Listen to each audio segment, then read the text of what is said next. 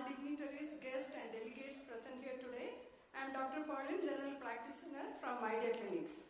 I extend my warm greetings to all luminaries here for the second day of the summit. Welcome to the second day of the Idea Clinics Diabetes and Endocrinology Research Update 2022. Allow me to give you all a short introduction of our organization, Idea Clinics. The name IDEA in the Idea Clinics is the abbreviation of Institute of Diabetes, Endocrinology and Adiposity. Idea Clinics is a preventive healthcare provider addressing premature deaths, particularly from diabetes and other non-communicable diseases. Over the years, Idea Clinics have pioneered a predictive model for healthcare that shows precision in the continuity of care with the right blend of human touch and technologies. With hybrid omni-channel platforms and cutting-edge technology, Idea Clinics integrated healthcare with a vision to reduce the burden of these prevalent conditions. Idea Clinics aspires to process, automate and make reliable healthcare simple, quick and preventive. Idea Clinics was created by keeping the customer experience in mind, using cutting-edge technologies and collaborations with the finest medical specialties at Idea Clinics. By keeping track of health indicators and using digital wearables, smartphone apps and at-home services, Idea Clinics aims to provide much-needed ease and speed in bringing the treatment to patients' home.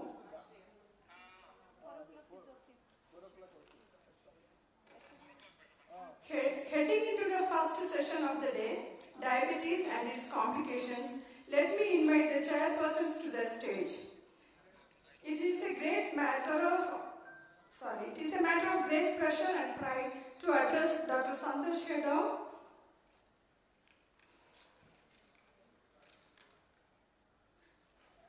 Dr. Santosh Hedao is the consultant nephrologist and transplant physician. With more than 10 years of experience, he has expertise in nephrology. Dr. Santosh Hedao works at the CARE Super Specialty Hospital and Transplant Center in Banjara Hills and CARE Super Specialty OPD Center in Banjara Hills. He has completed the DNB in medicine and nephrology. He specialized in treating all complex kidney diseases including dialysis, transplant, vascular accesses, peritoneal dialysis, etc. He is very active in academics and research with multiple publications. Welcome Dr. Santosh Hedao to the stage.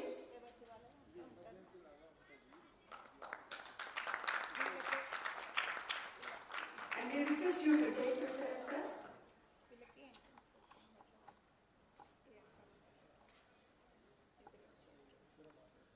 Thank you, sir. The next dignitary to honor us with his presence is Professor Dr. I. Shyam Sundar Raju.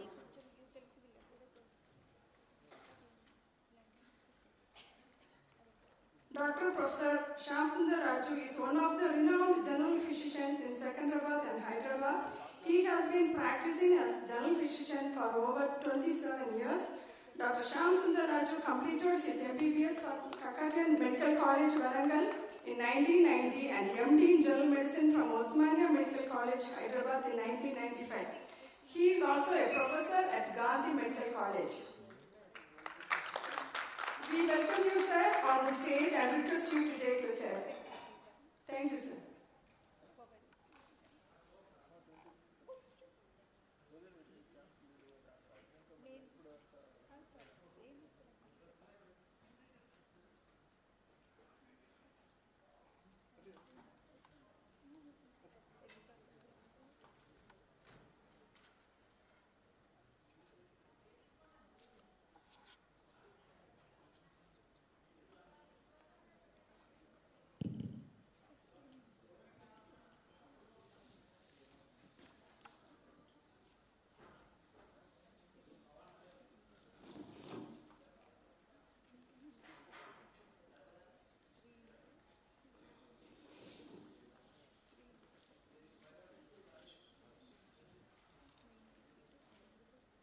Very good morning of Sunday today.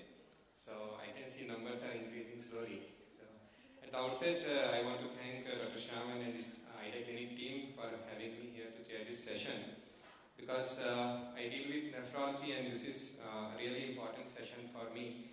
One of the end organ is kidney, which is damaged in diabetes.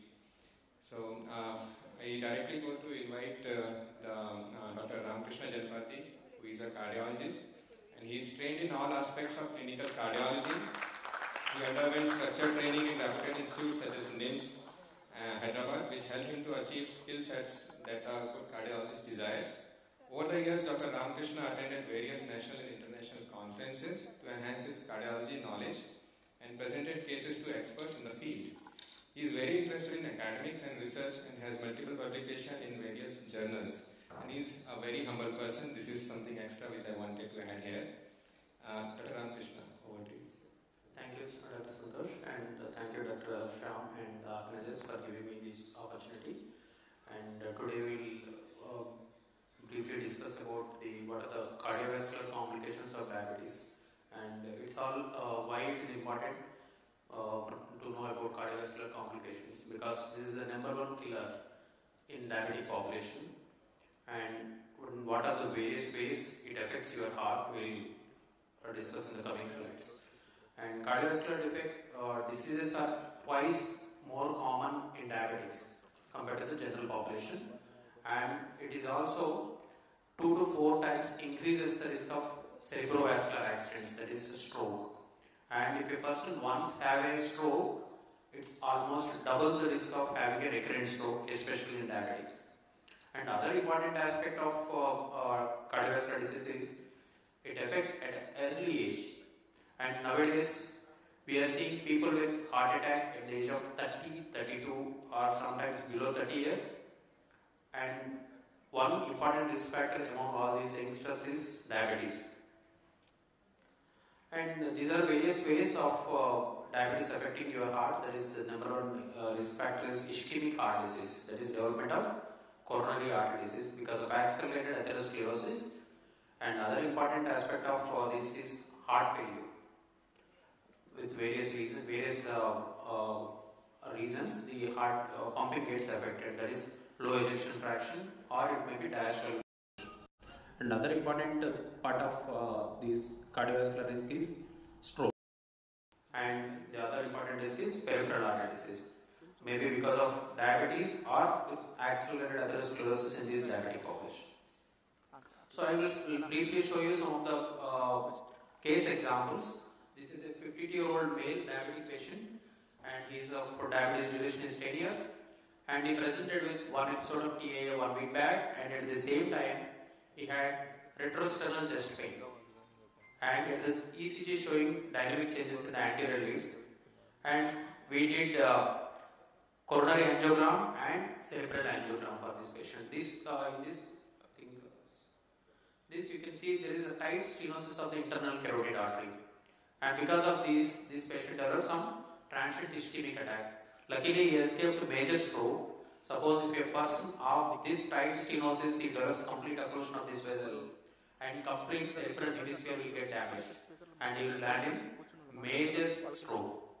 And you know, it's the morbidity and mortality of the stroke is very high if he develops this sort of large stroke. It's not like microembolic, it's like major. One complete cerebral hemisphere gets affected if he had major stroke in this patient. We did intervention, and you can see here some pointer is that. You can see here we placed a filter in this because this is very high thrombotic. This white thing is thrombus. We want to protect the thrombus to migrate into the cerebral, the brain. So we placed a filter above this, and we did intervention for this patient. We placed a stent here, and immediately after stenting, the entire vessel went into spasm. Patient developed on table some altered sensorium and loss of sensation on one side, and luckily within 1-2 minutes and he recovered, and these cerebral vessels are protected now, and he did not develop any stroke after 48 hours also. So this is one staring example of this stroke in diabetic populations, and we did stenting to LAD also because he also had left-handed LAD stenosis. And this is another example of 63-year-old male diabetic patient since 13 years, and he presented with non-healing ulcer of the left great toe. It's 1 month. So he doesn't have any cardiac symptoms. No chest pain, no breathing difficulty, and no other comorbidities, no hypertension, no smoking, nothing. Only diabetes is he had risk factor. If you see his coronaries, and there is diffuse disease in the.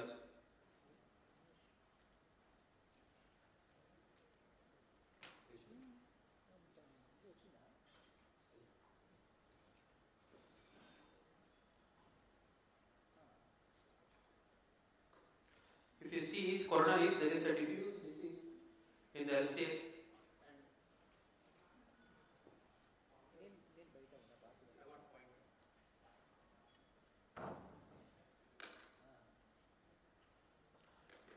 This is the coronaries on the left side. That is, the upper one is left anterior descending artery and the lower one is left circumflex coronary artery.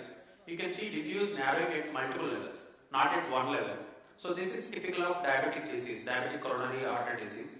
And he also had calcification in the entire LADs. And similarly, this patient also had a right-sided blood vessel. That is, all the three vessels are significantly getting affected. And at the same time, we did the peripheral angiogram of this patient. And we injected the contrast in the left common femoral artery. And you can see there is complete occlusion of the superficial femoral artery in this segment. You can see here, from here onwards, there is diffuse atherosclerosis and there is complete occlusion of this.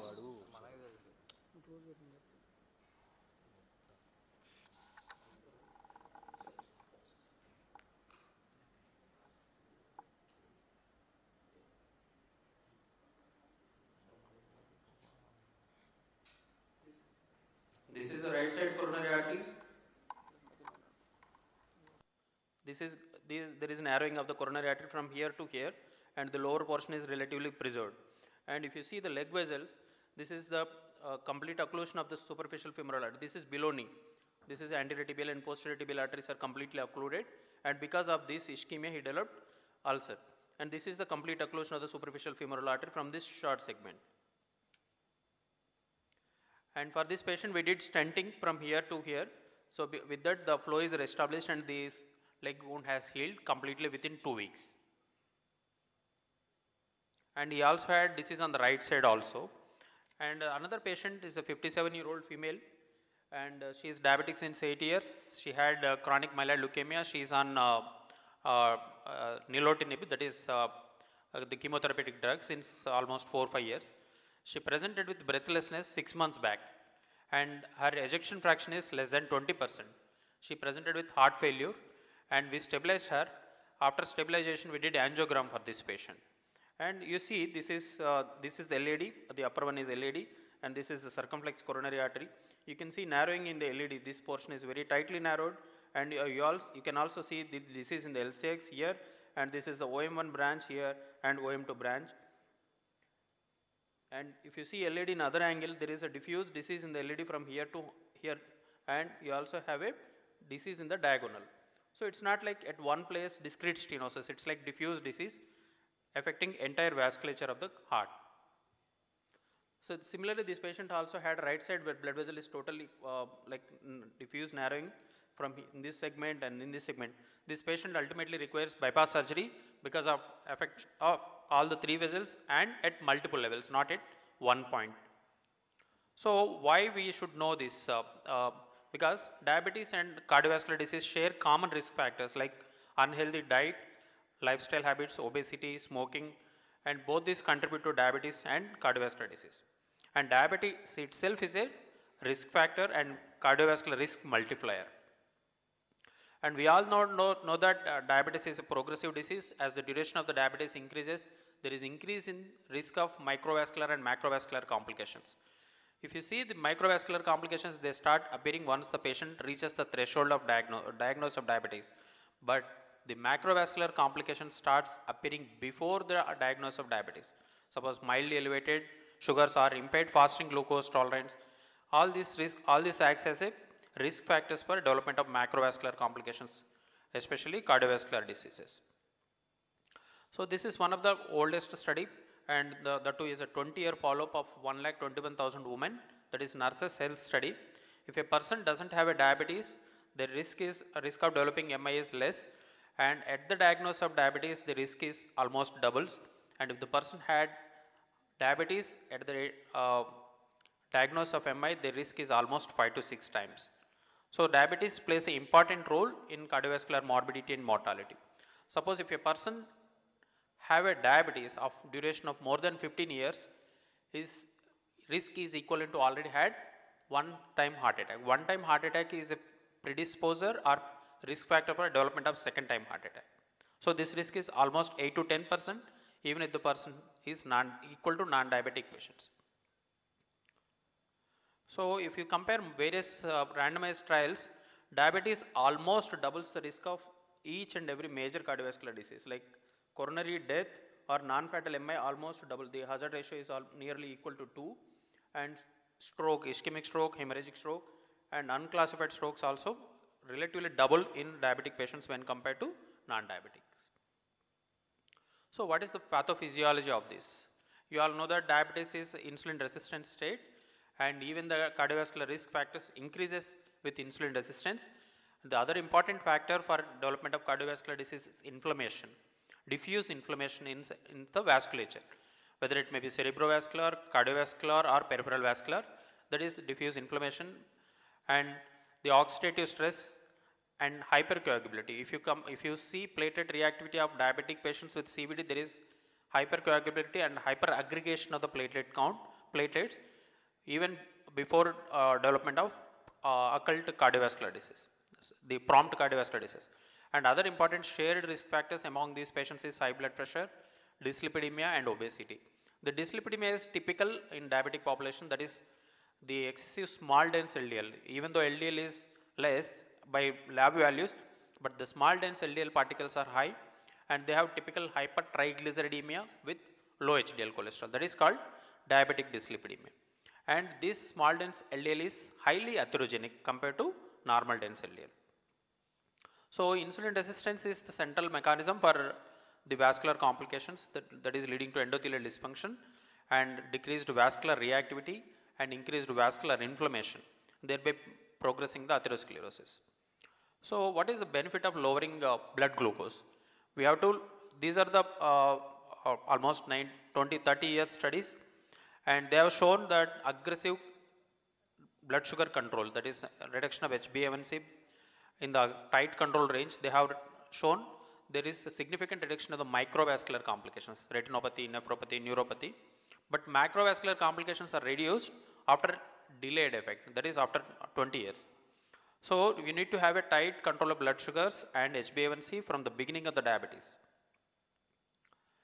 So these are some of the landmark trials, that is UKPDS trial. You all know that there is a 15% reduction in the MI and 13% reduction in the all-cause death with intensive glycemic control at 10 years follow-up.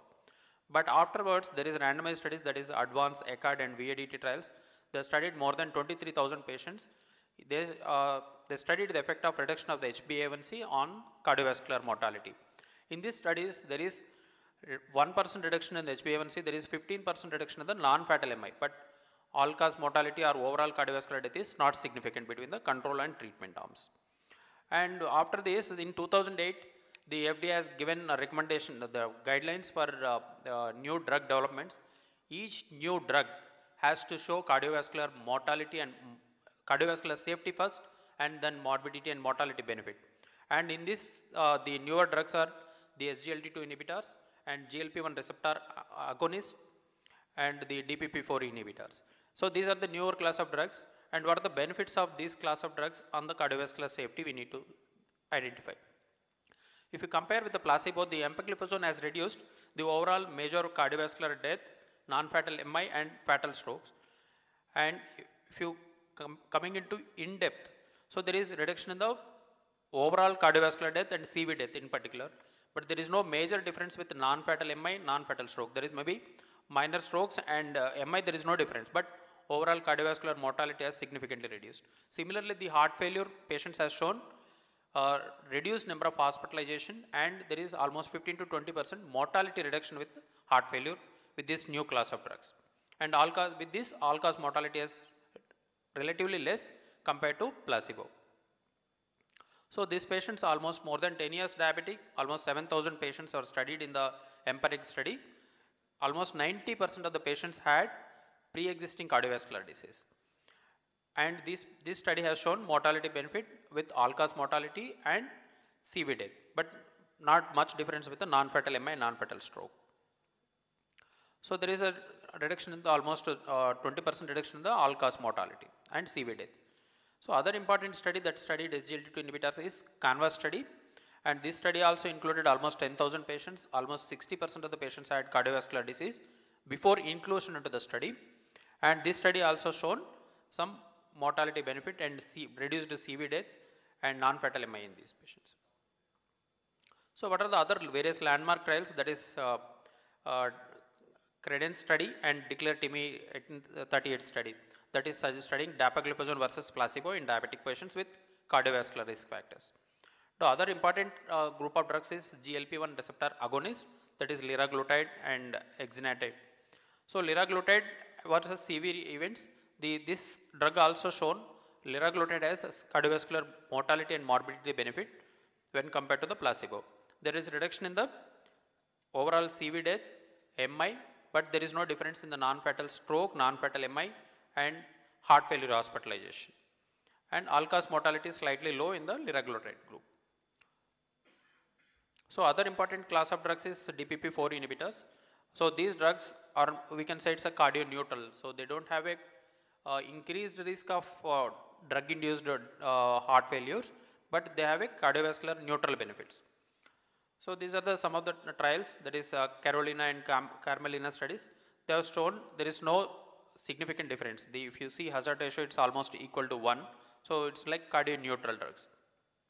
So meta-analysis of these three class of drugs, there is, if you study this GLP-1 receptor agonist, there is reduced in the overall major adverse cardiovascular events in the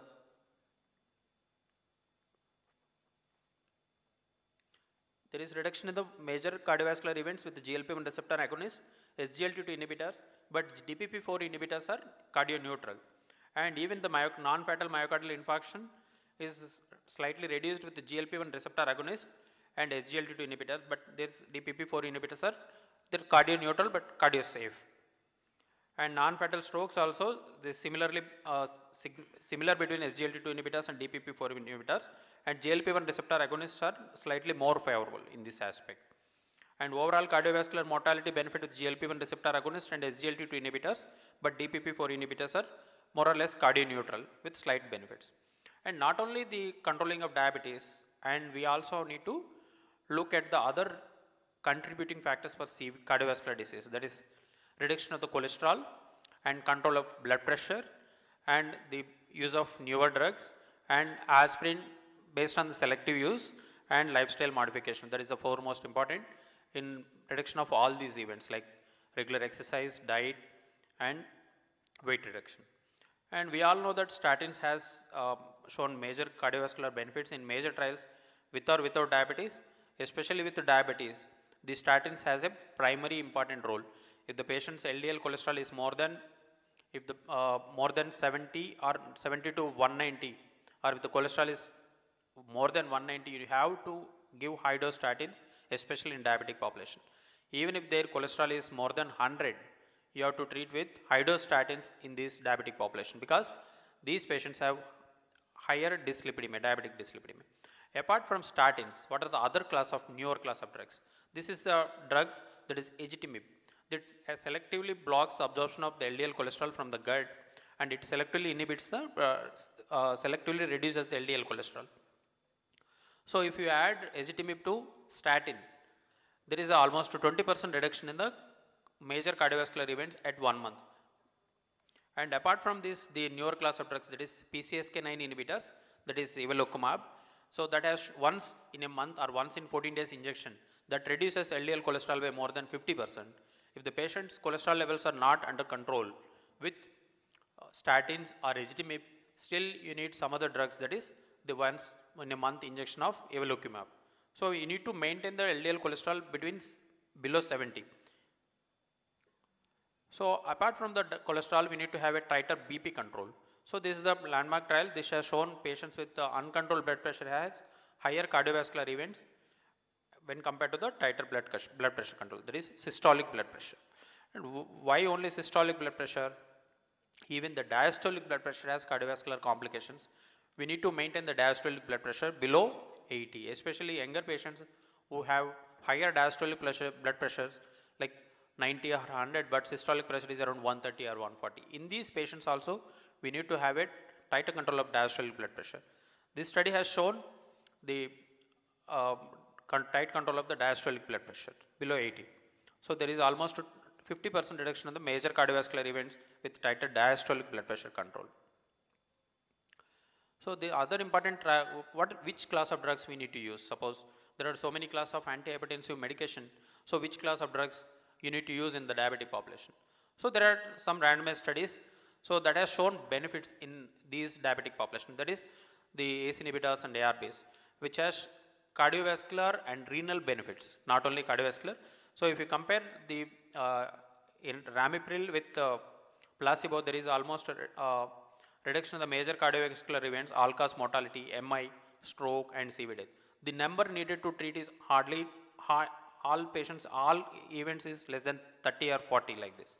So you need to give this medication to save almost one life if you give like 30 patients like this. So what is the benefit of ARB? Nowadays the most favored drug is ARBs. Because of little side effects with ACE inhibitors like ramipril and enalapril, they have cough.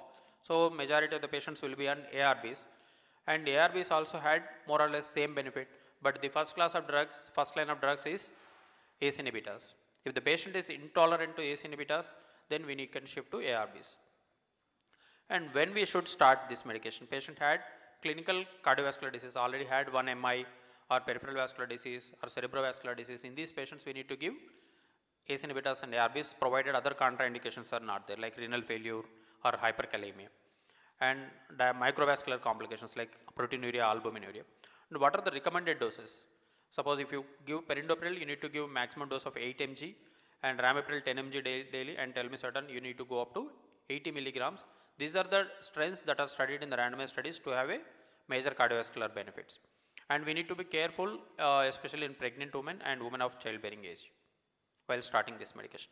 And what is the algorithm for managing these patients? If a patient's blood pressure is more than 140 but less than 160, and if the patient is diabetic, you need to select one agent. Like if the patient doesn't have albuminuria or CAD, you can start ACE inhibitors, ARB, or calcium channel blocker or diuretic. If the patient had any of these like microalbuminuria or already a clinical CAD, you need to first line drug is ACE inhibitors and ARBs. If it is not under control with this, then you can add other class of drugs like calcium channel blockers or diuretics. And if the patient had CAD, you can add beta blockers. And if the patient BP is more than 160 by 100, you need to start with directly two drugs like ACE inhibitors, ARBs, or calcium channel blockers. Or the third line drug is diuretic. If the patient is not under control with any of these medications, then you can add this spironolactone. If the patient is like resistant hypertension, then you can add this spironolactone. And at each step, you need to monitor the side effects of the drugs like renal function and potassium. And what is about aspirins? Nowadays, many patients will be on aspirin. And there is a limited data. There is a controversial findings. Some of the studies have shown increased mortality with aspirin use, and some of the studies have shown benefit. And this is some of the meta-analysis of the studies. There is no overall major benefit with aspirin for major reduction of the major CV events, MI, stroke, all-cause mortality, or CV mortality. So this is the conclusion from the randomized studies. But we need to have a balanced decision of risk of bleeding and CVD protection. Why there is increased mortality with aspirin? Because aspirin produces a lot of gastric irritation. Along with diabetic drugs like metformin, it has a lot of gastric irritation, and it produces increased risk of GI bleeding. That is the only major side effect, and cerebrovascular bleeding with the use of high dose aspirin. And that too, we should not use indiscriminately. We should take a balanced decision of risk of bleeding and CVD protection. Suppose if a person already had GI bleed or APD symptoms, we should be careful with starting aspirin. And when we should give aspirin? So we will come to know after risk stratification which patient will get benefit, and in those patients we can give aspirin as a primary preventive measure. In secondary prevention, there is no role, there is no doubt in that. If a patient already had CVD, cardiovascular disease, you have to give aspirin. If the patient already had stent, you have to continue aspirin. So not only blood sugar management, we need to have a multifaceted approach, like you have to control diabetes, hypertension, lipids and weight, everything. So this is one small study, 160 patients that followed up to 20 years. There is aggressive reduction of all these risk factors, there is significant reduction in the microvascular complications and macrovascular complications too. Nephropathy, retinopathy and autonomic neuropathy are significantly reduced if with intensive blood control, and the macrovascular complications like CVD mortality, MI and non-fatal MI, all these are significantly reduced if you have a stringent control of all these risk factors over a period of 20 years. And except peripheral neuropathy. Peripheral neuropathy is still, even if tight control, there is some patients are predisposing to this. So we need to identify high risk patients from the beginning. There are various criteria that is proposed for identifying high risk patients who will benefit from the multifaceted approach. We need to have patients with established cardiovascular disease comes under high risk category, or if the patient had already had target organ damage like microalbuminuria, proteinuria or renal dysfunction, this comes under very high risk category, or 3 or more major risk factors like diabetes, hypertension, smoking, obesity, these comes under very high risk population, or longer duration of diabetes. And if the person diabetes duration is more than 10 years without target organ damage, but other comorbidities are there, they come under high risk category. And moderate risk are other patients like less than 35 years and diabetes duration less than 10 years without any target organ damage. This comes under moderate risk category. So similarly, the ACC-AHA uses other risk calculator, that is ASCVD risk calculator, atherosclerotic cardiovascular disease risk calculator, that uses various parameters like gender, age, race, total cholesterol, HDL and systolic blood pressure, are already on drugs, diabetes and smoker status. Based on this, they will calculate the risk percentage. If the patient's risk category is more than 10-year risk of developing atherosclerotic cardiovascular disease is more than 7.5%, those patients comes under high risk category. If the risk is more than 20%, 15 to 20%, they comes under very high risk category patients. In this, based on this risk calculator, we need to give aggressive reduction of the cholesterol. That is, we need to start high dose statin or low dose statin based on this risk calculator. This is European classification is relatively easy for clinical application in day-to-day practice. This test we need to have a periodic in these patients for periodic assessment is yearly cardiovascular assessment like resting ECG and other atherosclerotic tests like carotid femoral ultrasound plaque detection and screening for coronary artery disease. Minimal symptoms also we need to have at least coronary calcium scoring or CT coronary angiograph based on the symptoms, and ankle brachial index, and routine carotid intermediate thickness is not recommended in these patients. So what are the newer treatment algorithms for managing diabetes with CVD?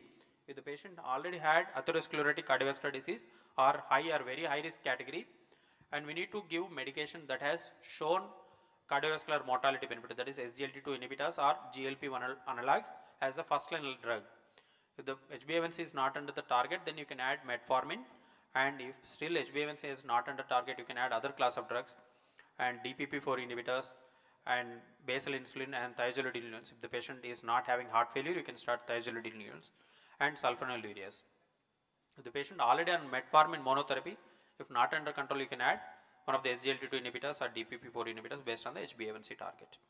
If the patient already on metformin and atherosclerotic cardiovascular disease is there, you need to add SGLT2 inhibitors or GLP-1 receptor agonist as the first line drugs.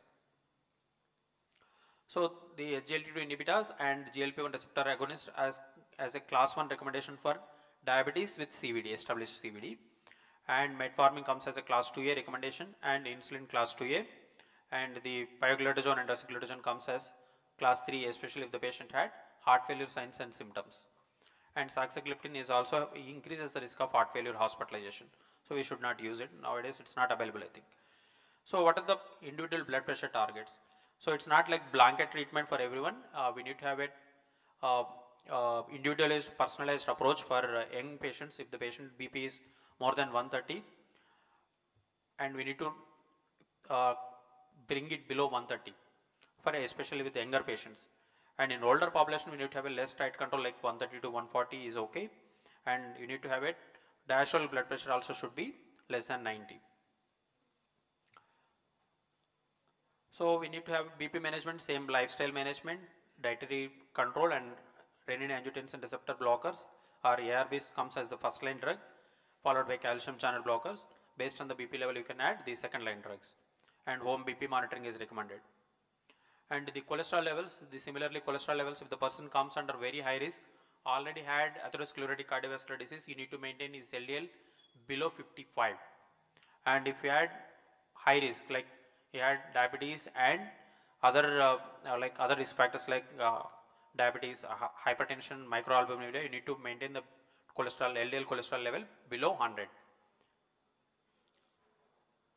So coming to the what are the newer recommendations for revascularization in these patients, like the PCI or CABG, there is no difference with the diabetes and non-diabetic, but based on the vessel anatomy and complexity of the lesion, and we'll discuss in this coming slide. Suppose if the person had one vessel or two vessel CAD and low complexity, that we calculate based on the syntax score, depending on the calcification, bifurcation lesion. If there are various scoring systems, that is syntax score is one commonly used scoring system. And if the person had one vessel or two vessel, not a proximal, that is ostial LAD lesion is not there, then PCI is preferred. If the person one vessel, two vessel CAD and proximal vessel lesion, that both are equal, that is CABG and PCI. If the person had left main disease with less complex lesion, you can PCI or CABG, both are equal. If the person had triple vessel disease with complex lesions in the LAD, LCX and LMCA, then CABG is the preferred option when compared to PTCA, that is stenting. And drug-eluting stents are preferred over bare metal stents. Nowadays, we hardly use bare metal stents. And the heart failure medication, we have another lecture, and we need to have the drugs that have shown mortality benefit in heart failure is, that is SGLT2 inhibitors and metformin, and DPP4 inhibitors we need to be careful, and the pioglitazone and rosiglitazone we should not use if the patient had diagnosed heart failure. And what about aspirin? Aspirin is not indicated in each and every diabetic patient. It is indicated in selected group of patients with high risk features. If the patient already had coronary calcium scoring more than 400 or established atherosclerotic cardiovascular disease, already MI or any microalbuminuria, in these patients there is a selective use of aspirin with careful monitoring of bleeding risk from the GA. So if the person is on aspirin and if he is high risk for bleeding, then we need to use proton pump inhibitors. And with continuation of dual antiplatelet, that is aspirin and clopidogrel after stenting, especially in the normally we continue up to 1 year usually, that is as per guidelines. After 1 year we can shift to either aspirin or clopidogrel based on the patient risk of bleeding. Especially in diabetic patients, we need to continue, there is a benefit of continuing the DAPT, that is dual drug, beyond 3 years too. So coming to management of arrhythmias, if the person had atrial fibrillation, then we need to the NOVAX are preferred, that is rivaroxaban or apixaban or dabigatran, when compared to the warfarin or acetram. So management of arrhythmias, if the person had frequent ventricular premature contractions, we need to look for structural heart disease or any atherosclerotic cardiovascular disease.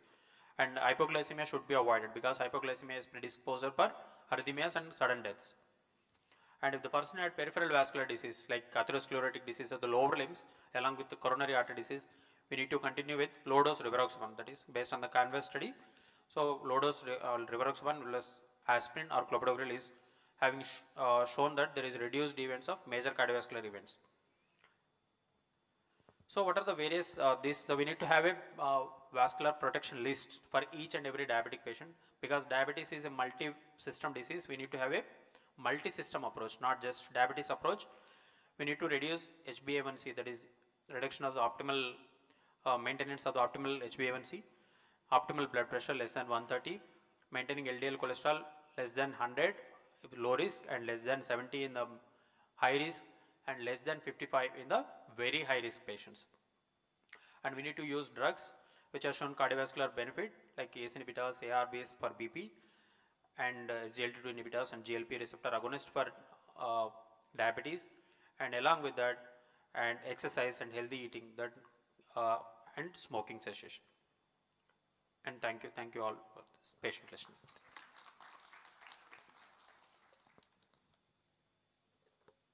One small update. Kindly scan your QR code on the table for the updated agenda of this day, and we request all the speakers to stick to their time. Thank you. Thank you, Dr. Ramakrishna. Yes, sir.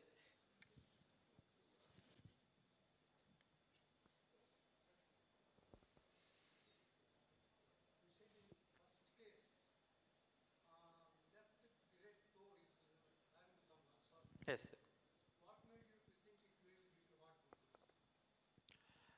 If you screen from the randomized studies, if you screen all peripheral vascular disease patients for coronary angiogram, you will see almost 50 to 60% of the patients had coronary artery disease. If the person, this is like systemic disease, it's not like one system disease. If a person had peripheral vascular disease, you usually have coronary artery disease, you usually have cerebrovascular disease also. From the previous studies, if you screen 100 patients, almost 50 to 60% of the patients had coronary artery disease, whether it may be mild or moderate or severe. And second small question, there is one injection, tirazepeptide. It is weekly injection for diabetes. Is it useful? I think that is liraglutide, congenital. Sorry? Is it useful? That has to show cardiovascular safety or benefit only, then only it will come into the market, sir. I am not aware of that injection. You were saying in Indians, there is high risk of cardiovascular disease, but paradoxically, peripheral vascular disease is not as common, no, compared to Western populations. So what could be you said is multi-system disease, vascular pathology. Any particular reasons? So Asian race itself is high risk for coronary artery disease, sir, mainly. And peripheral vascular disease, I think we don't screen for many patients. So that is the reason for we screen them only if they develop symptoms, like already developing some ulcer, or many patients, many educated patient comes after claudication pain after 1 year or 2 years. Recently, I have seen one patient, 42-year, some veterinary doctor from Nagpur. He had claudication pain since 1.5 years. And he recently had stroke while traveling from Mumbai. And he had CVA, and he also had coronary artery disease, and his abdominal aorta is totally occluded. So mainly because of lack of screening. And that too, our patients are relatively younger compared to the Western population. Thank you, Ramakrishna, for the lucid talk. Due to the less talked incidence of cardiac autonomic neuropathy, many of these events are silent. Yes, sir. So, what kind of screening tests we can use in a symptomatic patient because of the cardiac autonomic neuropathy? Many of these events are silent. What is the role of fractional flow reserve in detecting the lesions? Fractional flow reserve for coronaries will, based on the coronary anatomy, we will see that, sir. It's not for everyone. So, what kind of screening tests we use, because these events are silent? We need to apply it for a large majority of the patients. We need to have a non-invasive test first, like at least a treadmill test, ECG, echo treadmill test every once in a year. So we can detect at least some majority of the asymptomatic patients. FFR is for mainly for if the person had borderline lesion, we will use that test, sir. Okay. Thank you. If there's no questions, we'll move on to the next topic, the diabetes and kidney. To speak on this topic, I invite Dr. Chandrasekhar. Briefly about Dr. Chandrasekhar. Dr. Chandrasekhar completed his MBBS from Andhra Medical College. He did his MRCP UK, where he stayed for 8 years. Then he did his internal medicine at Boston, USA. He pursued nephrology fellowship at the University of Vermont Medical Center. He was assistant professor and medical director of dialysis at UVMMC, while he also practiced as a consultant nephrologist. He moved back to India. Thank you, sir, for that. 1 year ago, currently practicing at Sri Sri Holistic Hospital as consultant nephrologist. Welcome, Dr. Chandrasekhar. Thank you very much. Am I audible? Well, thank you very much for the introduction. I really like to thank Idea Clinics for their vision and the sense of direction they have. I feel like this is what is really needed for our country, and I'm sure it's going to reduce the burden on our nation because of the value creation and the value addition they have. I thank my chair before I get into the presentation, diabetic kidney disease. This is a humongous topic, and really I was struggling to find, just the relevant things for me to present in this 20-minute presentation. There's so much data to present, there's so many slides that I can make, but I really tried to stick to my, just the basics that are needed. And I also should thank my predecessor, my presenter, Dr. Ramakrishna, because a lot of the things I excluded from what I thought I'll do, like the studies and the slides. I saw him present them, the AMPA-REG study and all these things, so I really thank him because he set the stage for me to do this presentation. So, diabetes, as we all know, is the leading cause of chronic kidney disease and end-stage renal disease in India and actually all over the world. Right now, China is leading in the number of diabetics probably because their population is the most as of now. But within a year, we are expected to beat China in terms of population, and maybe by 2030, the most number of diabetic population will be there in India, not in China anymore. So both diabetes and kidney disease are now in the top 10 leading causes of death as per the World Health Organization health estimates in 2019. So we expect as the Indian population is growing with the number of diabetics growing, there will be an epidemic of kidney disease patients and all the other complications of diabetes in India. So we should be well prepared. And as on 2021, we know that there are about 7 crore 42 lakh diabetics in India. Now, how does diabetes cause problem with the kidney? Diabetes causes, the diabetic milieu causes so many different problems, and one of them is RAS inhibition, RAS activation, leading to renal hypertrophy, increased renal plasma flow, and the single nephron GFR will be elevated. So initially, when the diabetes is causing its problem, there will be hyperfiltration. There will be hyperfiltration leading to increased GFR paradoxically, and that seems to cause reduced longevity of the kidney in the long term. And the same thing happens in, like for example, in hyperglycemia, when there's a lot of glucose coming into the proximal tubule, the co-transporters, sodium glucose co-transporters type 1 and 2, SGLT2 and 1, they'll be upregulated, and there will be a lot of glucose that is being absorbed in the proximal tubule, and along with it, because it's a co-transporter, sodium will also be absorbed. When there is a lot of sodium that is getting absorbed back into the circulation, the sodium loading causes hypertension and increased pressure.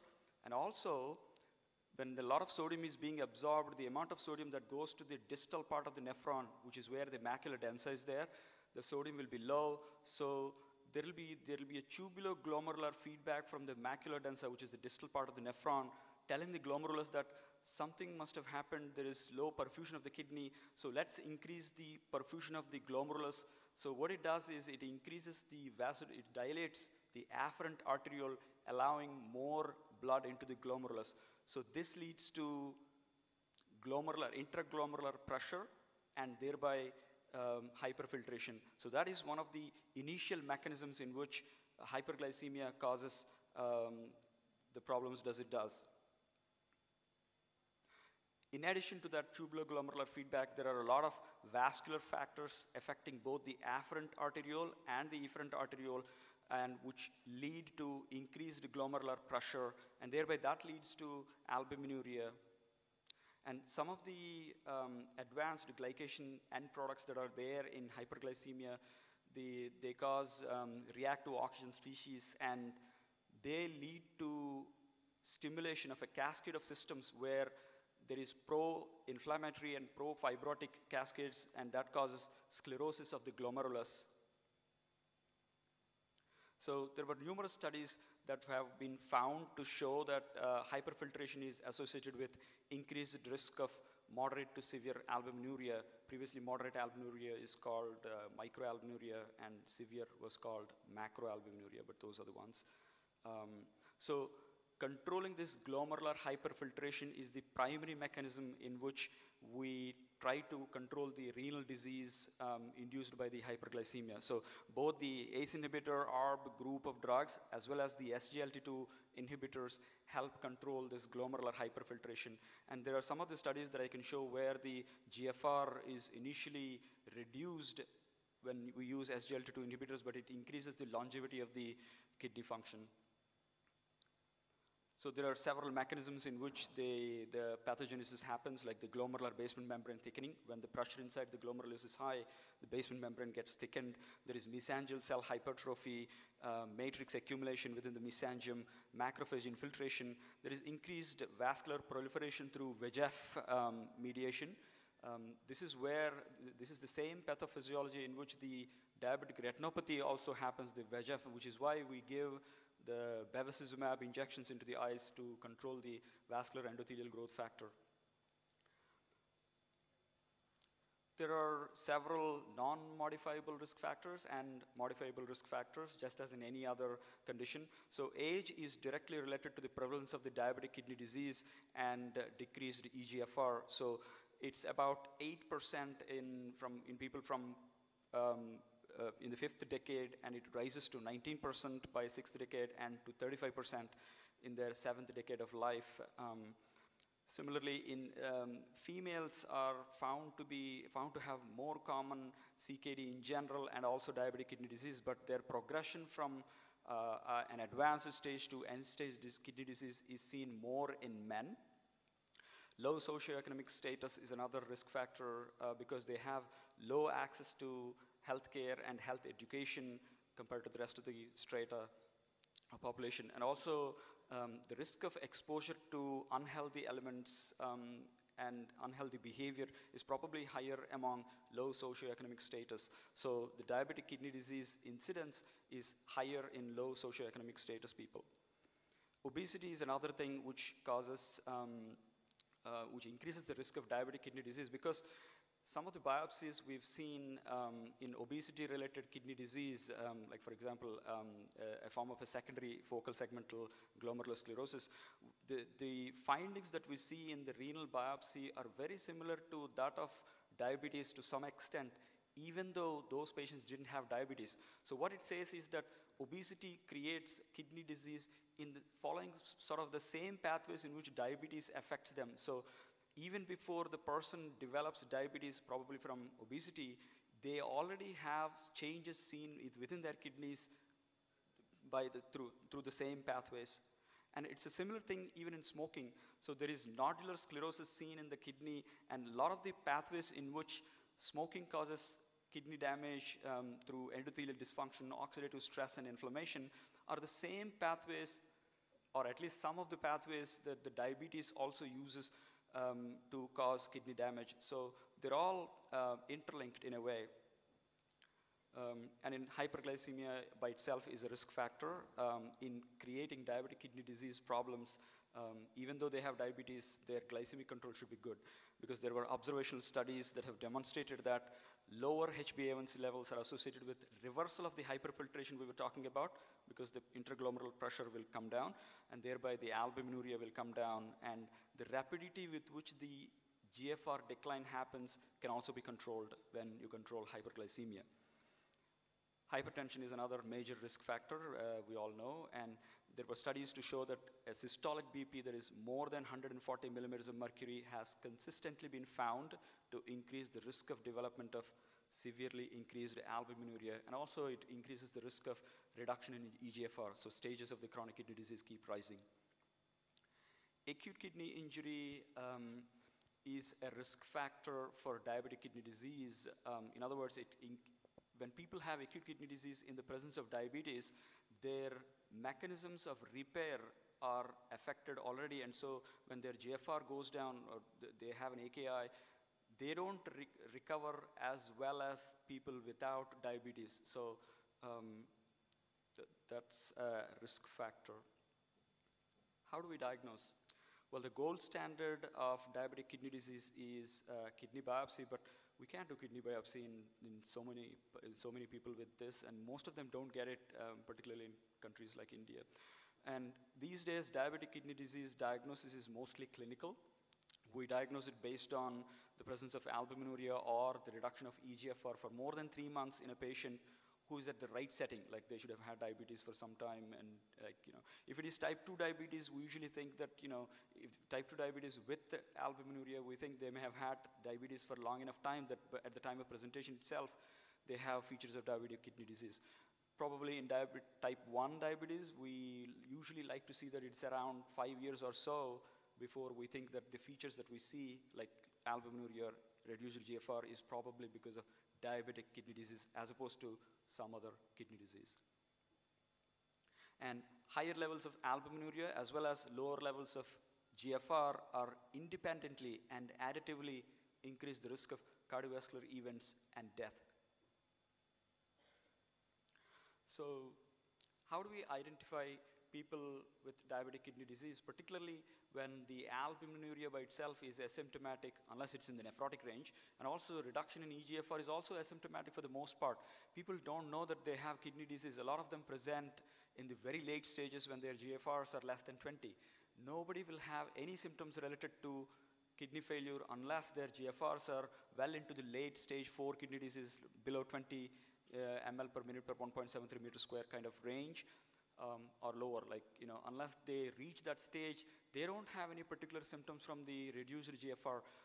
Most of the time, even when they have symptoms, they don't know that they have to attribute it to the kidney, because a lot of them have non-specific symptoms like I feel generally weak, I'm fatigued, I've no appetite, kind of symptoms that they don't know that they have to attribute it to the kidney and come to a nephrologist.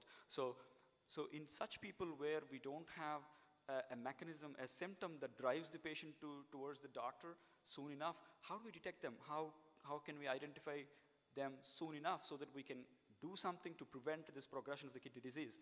So what we do is we have to do this annual testing of diabetics where we think they may be having kidney disease. So we check albuminuria, we check GFR measurements through indirect ways, like this is estimated GFR through measurement of creatinine. So usually we check them once every 3 to 6 months, and depending on how well they are controlled, we can change the frequency of how often we can check.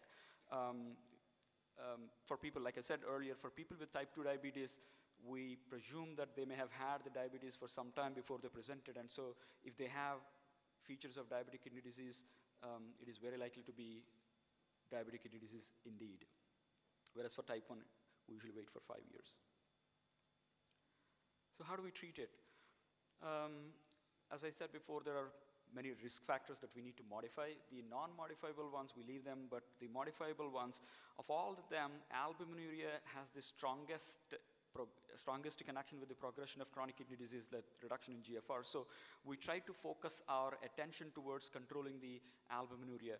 And like I was saying earlier, the rise in intraglomerular pressure is the first thing that happens, which then leads to several cascade of changes that will lead to sclerosis of the glomerulus. So we should keep our attention in controlling this part of the cascade early in the course of the disease, and thereby we can control the albuminuria and the risk factor. The other things we already talked about earlier were like hypertension control. The goal should be less than 130 to 80 for the most part, but sometimes depending on the patient, we may have an individualized target depending on, like somebody is old enough, they have Parkinson's disease or some other autonomic neuropathic condition. We want to be a little bit careful about trying to control the top number, the upper limit of the blood pressure that we want to control. Same is the case with glycemic control.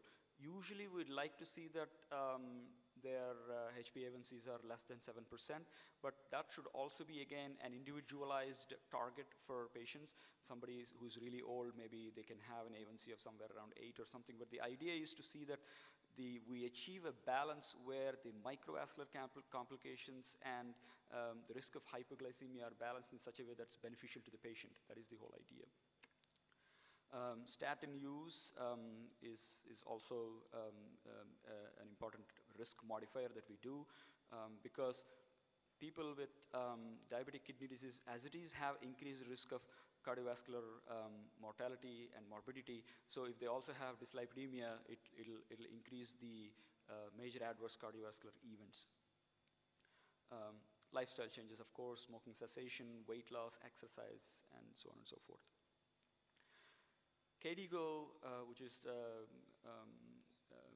kidney disease improving global outcome, in 2022, early 2022, I think in January, released some clinical practice guidelines for diabetes management in chronic kidney disease patients.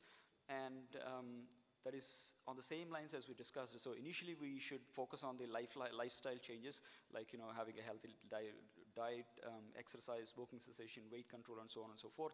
And on top of that, there will be first-line drug therapies like metformin, SGLT2 inhibitors, RAS blockade.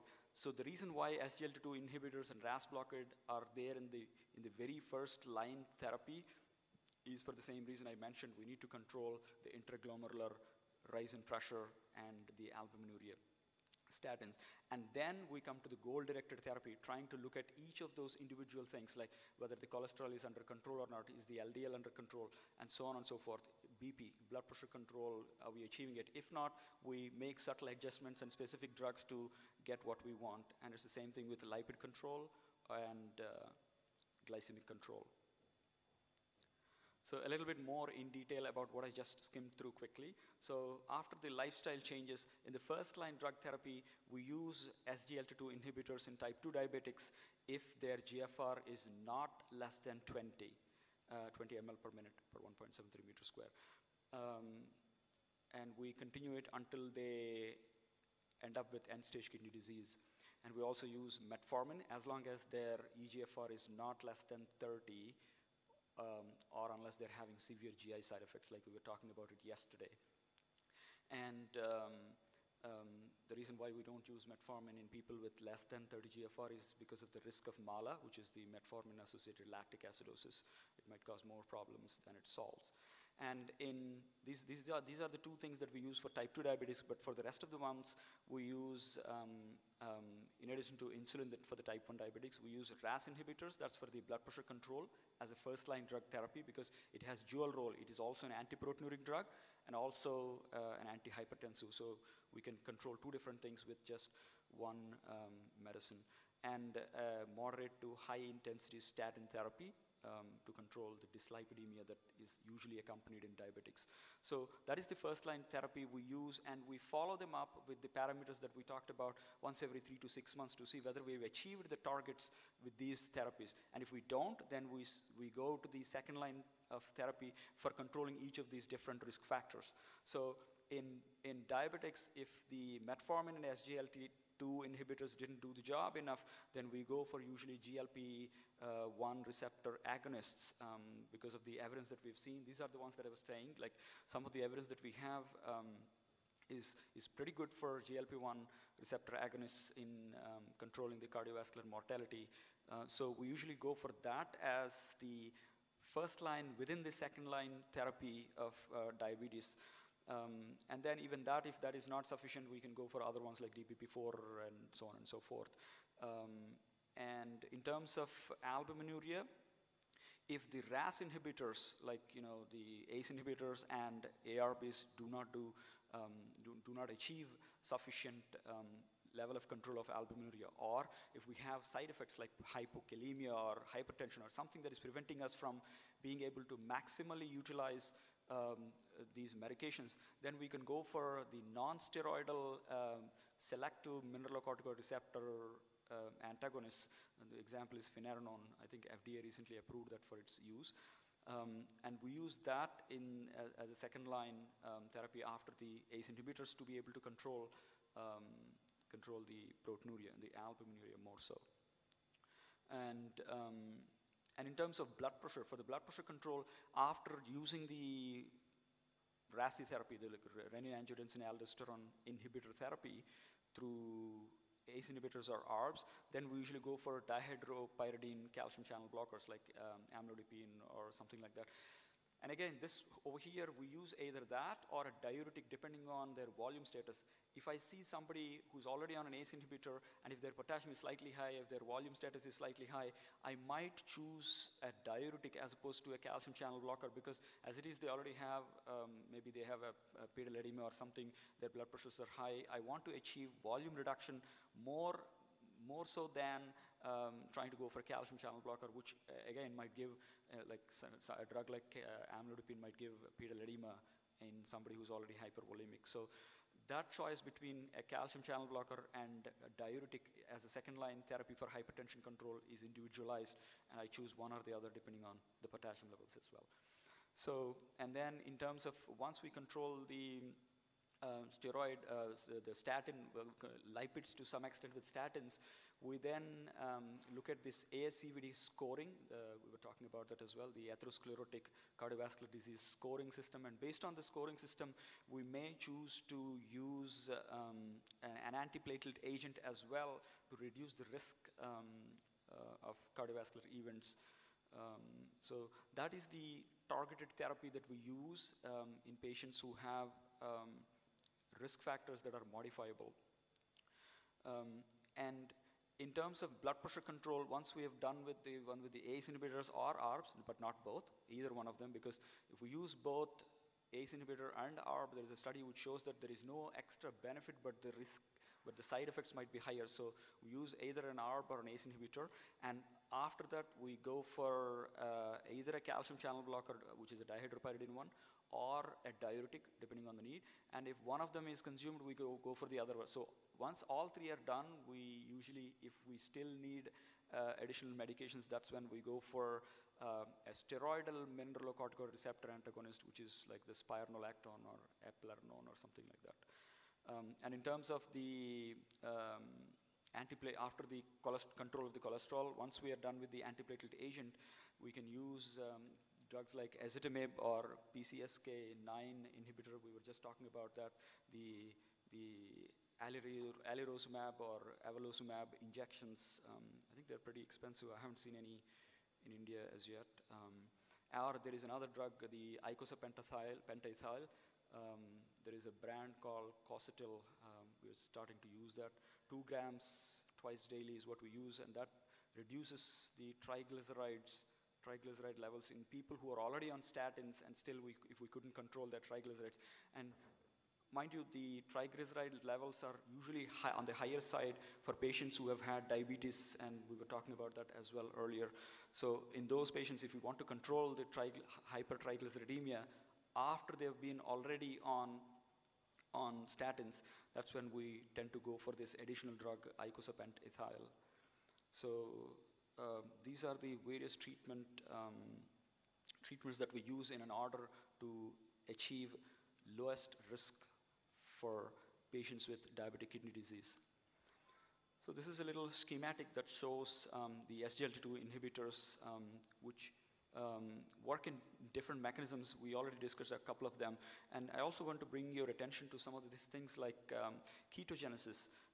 People who have a lot of glucose getting excreted, they'll be in a relatively starved situation, and so that promotes lipolysis and fatty acid oxidation.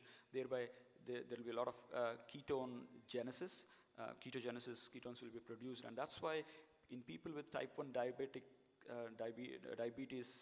SGLT2 inhibitors are probably not used because they end up with more often DKA. Some of the other problems with SGLT2 inhibitors are like, because there's a lot of glucose coming into the kidneys, the chances of a urinary tract infection is higher.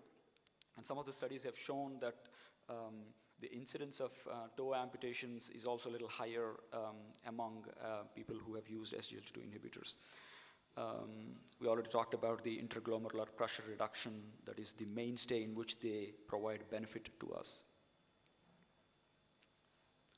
So this is a study, it's called DAPA-CKD study that got published in the New England Journal somewhere around late 2020. Basically, in this study, about 4,000 participants with eGFR anywhere between 25 and 75, and with a proteinuria, urine album creatinine ratio between 200 and 5,000, they were randomized to receive either 10 milligrams of dapagliflozin or a placebo. And the primary outcome of this study was a composite of either a sustained decline in GFR by at least 50%, or development of end-stage kidney disease, or death from either renal or cardiac causes. And in this, you can see that the hazard ratio is 0.6 with a pretty good 95% confidence interval, and that interval is far away from 1 mark, and so it gives the statistically significant P of less than 0.001. So the probability of this analysis being statistically wrong is less than 1 in 1,000, so it's a pretty good study. And the same thing you can see the same evidence across different participants and different risk groups. You can see that the dapagliflozin did much better compared to placebo. And the hazard ratios for all of them are really good. The same study, the same thing, but this time it's a renal specific outcome. So compared to the primary outcome in this, death from renal causes alone were included in this composite. And you can see here also dapagliflozin did much better in the incidence of the composite outcome. The inset you see is just a magnification of the y-axis. And in the same study, death from any cause is also better among the dapagliflozin group, as you can see here. So this is an interesting slide that is from the EMPEREG study that we talked earlier about, or Dr. Ramakrishna talked about. So if you observe, there are 3 lines in this graph. The red and blue indicate the groups that were randomized to receive either a 10 milligram empagliflozin or 25 milligram empagliflozin, as opposed to the black line is the placebo. So initially, within the first 4 weeks to 12 weeks sort of time, you can see that the GFR has like precipitously dropped in both the groups of the empagliflozin as opposed to the placebo one, but over a period of about 192 weeks, I think it's just short of 2 years sort of time, you can see that the GFR, the mean adjusted GFR of the placebo group has slowly come down, whereas the GFR in the SGLT2 inhibitor use group has remained more or less stable. So what this says is that when we use these drugs, initially there will be a decline in the GFR, which is the same thing that you see in ACE inhibitors and ARBs as well. There is an initial reduction in the GFR, but that is only there to protect the glomerular apparatus to function for a long time. The longevity will be higher, the end result will be good. This is a study called Figaro DKD study. So this is a study that shows the advantages of finerenone, that is the non-steroidal selective mineralocorticoid receptor antagonist finerenone. And the primary outcome of this study is also a composite of death from cardiovascular causes, non-fatal myocardial infarction, non-fatal stroke, or hospitalization for heart failure. And as you can clearly see, with time, finerenone fared better. This is a little algorithm to help us manage people on ACE inhibitors in people with diabetic kidney disease. Usually when we start people on a low dose of ACE inhibitor, the problems we might encounter are reduction in GFR, which is kind of the expected thing, and increase in potassium levels. But if the reduction in GFR is more than 30% from the baseline, or the potassium level is high enough to worry us, then we cannot maximize the dose of the ACE or ARB. And so that is when we tend to go for these things. Like sometimes when the potassium is high and I know that there is no other problem, I choose a diuretic or something to try and bring it down and still be able to push up on the dose of the ACE inhibitor or ARB. Similarly, if we notice more than 30% reduction in GFR, then we usually look for other probable causes like, I don't know, there is a renal artery stenosis or some other reason for acute kidney injury. So we look for all those reasons, and if we're able to mitigate those reasons, we will be able to push up on the dose of these benefit-giving medicines. If not, we may have to cut the dose back down or completely stop those and choose some other drugs. Anything else? Questions? More than welcome.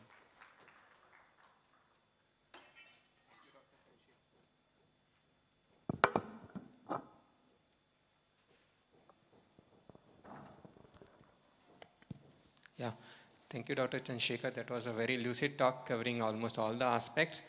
I have a question I'll start with. So, when do you suspect a non-diabetic kidney disease in a diabetic? When do you say we have to biopsy this patient? So, a non-diabetic kidney disease is basically reduction in GFR among diabetics without proteinuria, without much proteinuria. So often I try to look at the urine microscopy or complete urine examination to see if there are reasons to suspect another kind of pathology, like for example glomerulonephritis, is there hematuria. By the way, hematuria can also be there in diabetic kidney disease, but usually it presents when the albuminuria is pretty high. So in people who do not have albuminuria but they have had diabetes for long enough time that you suspect that this could be diabetic, this could be non-albuminuric non-diabetic kidney disease or something like that, I usually look at the urine sediment to see if there is features of glomerulonephritis, red cell CAS, white cell CAS, some clue to say that there might be something else going on, or something like euglycemic glycosuria, some pH disturbance in the urine, some other clue for me to think that there is some other condition, and in which case then I usually discuss the risks and benefits of getting a biopsy, and I usually have a low threshold for doing biopsy for the most part, like since I've come to India I've observed, maybe it's the financial reasons for the patients or whatever, but I have a low threshold to do biopsy, and like I said, usually when I go through the urine, if I find some clue that makes me think that this is not a simple diabetic case, then I usually prefer biopsy. The non-proteinuric diabetic kidney disease, the problem mainly in the tubulovascular rather than the glomerular. And why it's not related to the retinopathy as proteinuric DKD? Could you repeat the last part? The proteinuric, the conventional DKD with proteinuria, and if you compare with it with the non-proteinuric DKD, the retinopathy is not, in all cases of proteinuric DKD, you'll see retinopathy. Right. Whereas in non-proteinuric DKDs, the retinopathy incidence is comparatively less. Is it because of the involvement of tubule and the vascularity rather than the glomeruli? No, I think in a way, say for example, in the retinopathy, to my understanding, like I was saying earlier, the vascular endothelial growth factor plays a role in causing the diabetic retinopathy, and some of the pathways cause problems in the retinopathy are common in kidney as well, but they're not the same. They're not all the same. Some are slightly different in the way the kidney works and in the way the eye works. So there are some differences in the pathology. Some are more associated with the proteinuric kidney disease and the diabetes, not so. And what I can see some association is like in people who receive bevacizumab injections, and it tends to cause proteinuria among people with non-proteinuric kidney disease. Till then they have, and suddenly their proteinuria increases. So there is an association with the vascular endothelial growth factor and its inhibition that has an effect, and that creates the proteinuria part. So I think that's what I can say. So the pathways are not all the same. Some of them are common, some are not, some are not. Well, it's more common in the type 2 rather than type 1. Right. That non-proteinuric variety is more common in type 1. Correct. And what is the role of podocyte, and where do we see the drugs affecting the podocyte? Drugs affecting the podocyte? Podocyte mean because, as you said, one of the pathogenesis is also in the... Right, right. So the podocyte effacement happens, and there is a slit diaphragm in the glomerular basement membrane sort of area, and some of the medicines that we use, I think, affect that area and cause leakage of the protein. And acting on nephrin. Right. I think, yeah. Acting on nephrin, podocyte effacement and nephrin. Right. Thank you. Is there any role for routine screening of kidney size in diabetic patients? Role for kidney size? Yep. For detection of kidney disease in diabetics. So it's partly with the question he asked earlier. So usually diabetic kidney disease doesn't cause a constriction or a stricture like a smaller kidneys. It's one of the reasons why where the kidney size remains the same. So if I'm suspecting some other cause for rise in creatinine or kidney disease, I usually scan them as well. And if I see a shrunken kidney, I would be more in favor of some other etiology for the kidney disease as opposed to only diabetic related kidney disease. So probably that's the only role I have.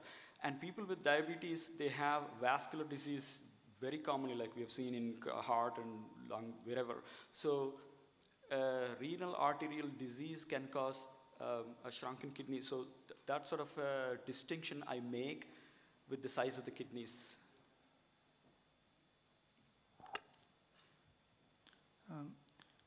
What is the role of acetylcysteine and taurine in proteinuria? I haven't been using them very much. I'm not terribly convinced of the grade of evidence that I've seen before. And in US, which is where I used to practice, we weren't using them as much, and here in India we use them quite a lot. I'm a little still ambivalent in their use as of now. I have a question. Not everyone with microalbuminuria progress into end-stage renal disease. Apart from looking at the quantity of microalbuminuria, are there any predictors to look at end-stage renal failure and dialysis in patients with microalbuminuria? So microalbuminuria is one of the strongest risk factors. That is, the association is there, but that's not the only thing. So maybe it's some of the other ones that play a role. And also in people, in most of the diabetics, when they have albuminuria or not, before they reach end-stage kidney disease, if you see the number of diabetics and the number of them reaching to end stage, that's not a lot, because a lot of them die before they end up at the end-stage kidney disease because of cardiovascular disease most of the times.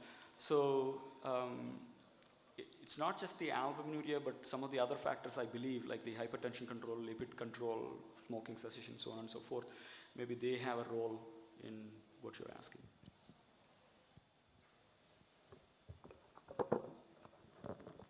You mentioned quite a lot of estimated GFR. Which scale, which tool do you suggest for calculating? I couldn't quite hear. What? No. With regards to calculating, estimating glomerular filtration rate, which tool do you suggest and why? So there are studies to measure the GFR, and there are formulae to estimate the GFR. So most of the times we do an estimation, because for the most part the estimation is very similar to what the measured one will be, and to some degree they are very reliable. And so there is no added advantage for the most part in trying to measure a GFR, and so unless there is the chemotherapy drugs we are giving or something, then we go for CR51 EDTA measurements and other things for GFR. So in estimation we have CKD-AP and MDRD and some of these equations that we use. There are online tools that we use to come up with the estimated GFR. And that for the most part for our management is good enough for our purposes. Which Goldcroft, which tool do you suggest? Yeah, Cockcroft and Galt, and it's a formula. We just plug in things and we come up with a number. That's an estimation. Are you asking which one do I use? Yeah, which one? Okay. It's interesting you ask me. So for my daily management, I think the labs, most of them give me an MDRD-based equation. And I have this online tool that gives me values for both CKD-AP and MDRD-based numbers. And when I've seen a lot of patients and estimated them, the numbers are not that different for me to make a clinically significant decision difference. So I use MDRD one for the most part. Cockcroft and Galt, we used to use them back when we were in the oncology segment. We were trying to make chemotherapy drugs, and we needed, so it's just a different estimation. I use MDRD.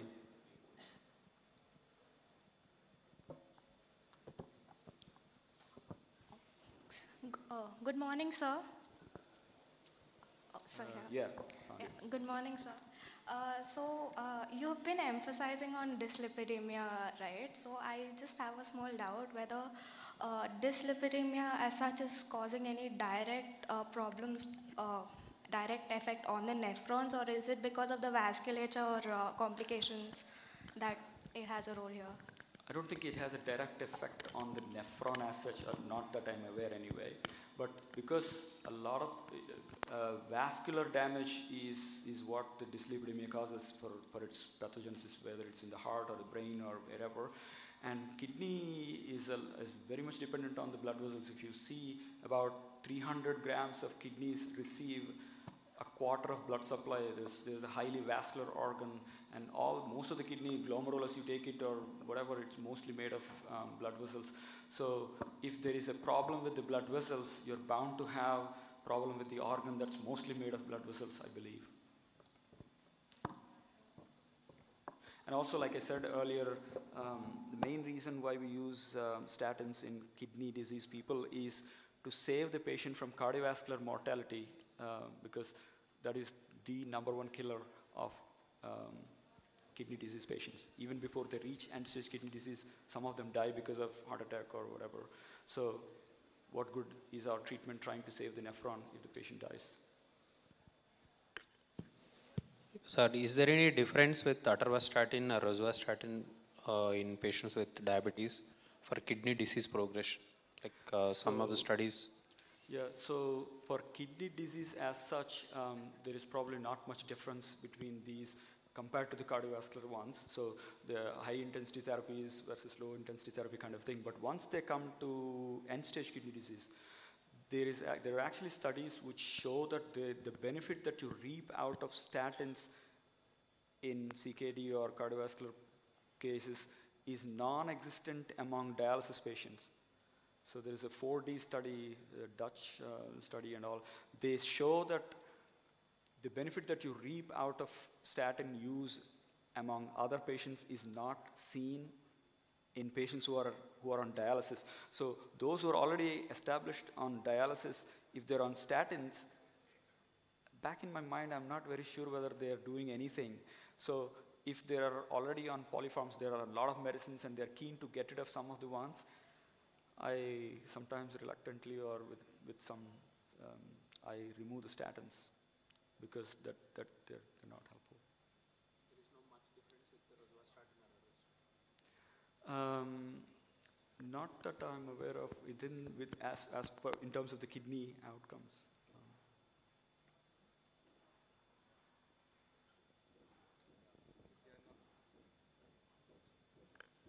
If there are no further questions, we'll close this session of complication of diabetes with respect to heart and kidney. They have a question, I think. One last question. So is there any specific way to know that the diabetic patient may be more prone for stroke? Is there anything that we could do for diabetic patients who are prone for stroke? Or how do we know that he is prone for stroke, which is causing mortality in some patients? How do we know that a diabetic is... Any markers or anything? Diabetic kidney disease patient is more prone for stroke. Is there any specific markers which we could... Any markers? Predictive factors. For stroke and all, I'm not aware of any predictive markers, but the risk factors that we see, we try to mitigate them. Particularly for stroke, I'm not aware of anything that in the diabetic kidney disease and stroke particularly, I'm not sure if there is Now, anything mostly I think not aware of. albuminuria is the thing which is, I think, the risk factor for all cardiac issues, neurovascular probably. So I don't think there is any other specific marker for stroke prediction. One might be tempted to use the ASCVD score, which is basically the atherosclerotic cardiovascular disease scoring, that might help in putting people at a different risks group, and then you may want to address, but not specifically stroke and I'm not aware of any such thing.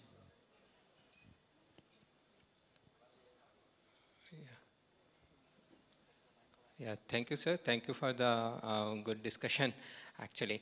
We'll move to next session. I hand over to Perlin. Thank you.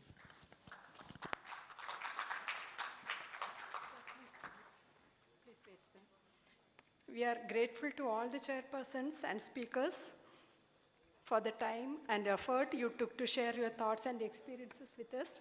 Thanks a lot.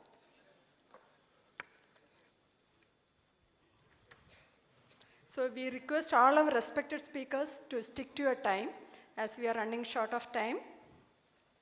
Moving on to the next session, let me begin by inviting the chairs of this program onto the stage. The first dignitary of this session is Dr. Aloka Hedov. Dr. Aloka Hedov is the pediatric ophthalmologist in Hyderabad, currently working at Dr. Aloka's Eye Care, Kukatpalli. She's a senior pediatric ophthalmologist and squint surgeon. She treats complex squints and crossed eyes disorders for adults and children with extreme care and expertise. She has been extensively trained by national and international doyens of ophthalmology and brought her expertise to Hyderabad for a decade.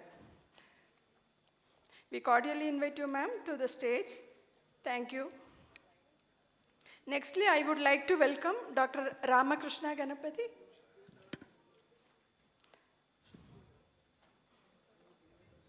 Sir, please come to the stage and take your seat. Thank you. A very good morning to all. We start with the mind. So, inviting for diabetes and mind, Dr. Sunil Reddy. Dr. Sunil Reddy is a consultant neuropsychiatrist based in Hyderabad. He is a medical doctor who facilitates speedy recovery for people suffering from mind-related issues like anxiety, work-related stress, depression, addiction, bipolar mood disorders, schizophrenia, marital problems, child psychiatry, anxiety spectrum disorders. He holds MD in psychiatry from Government Hospital for Mental Care, Vizag, and he is also a civil assistant surgeon, medical officer for Telangana state government. Thank you, Dr. Sunil.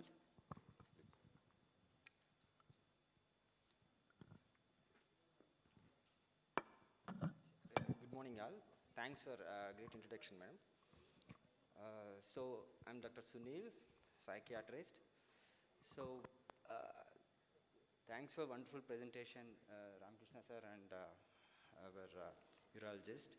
So, we have a multidisciplinary team. We deal with a particular organ, but what psychiatrist will deal? So, always a question. Except from psychiatric organization, CMEs, we know what we deal, but other than that, like multidisciplinary team, what psychiatrist will deal? That's the question. So, of course, in later slides, I will show.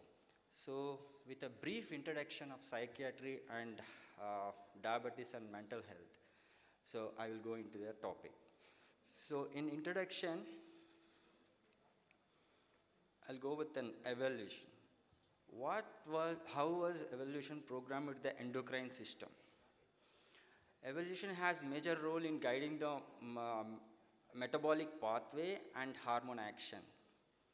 In evolution, humans have faced scarcity of food, warmth, water, salt, and calcium. Of course, these are the stress parts of what our ancestors faced. So, evolved to conserve this limiting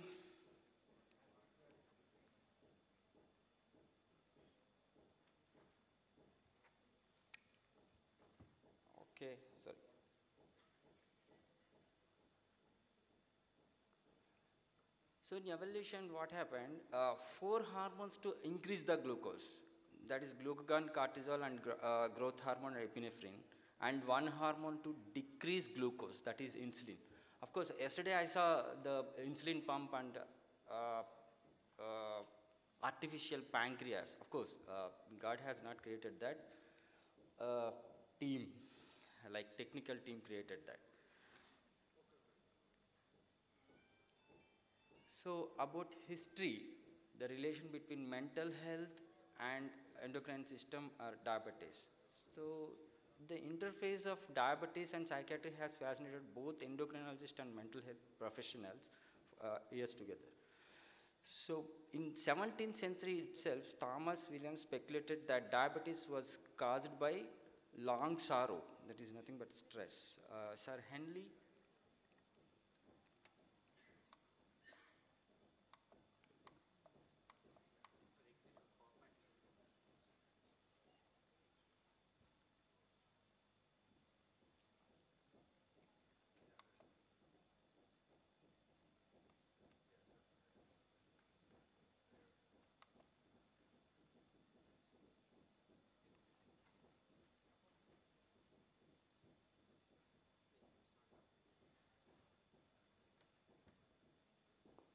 Sir Henry Maudsley commented that diabetes is a disease in a family is in insanity.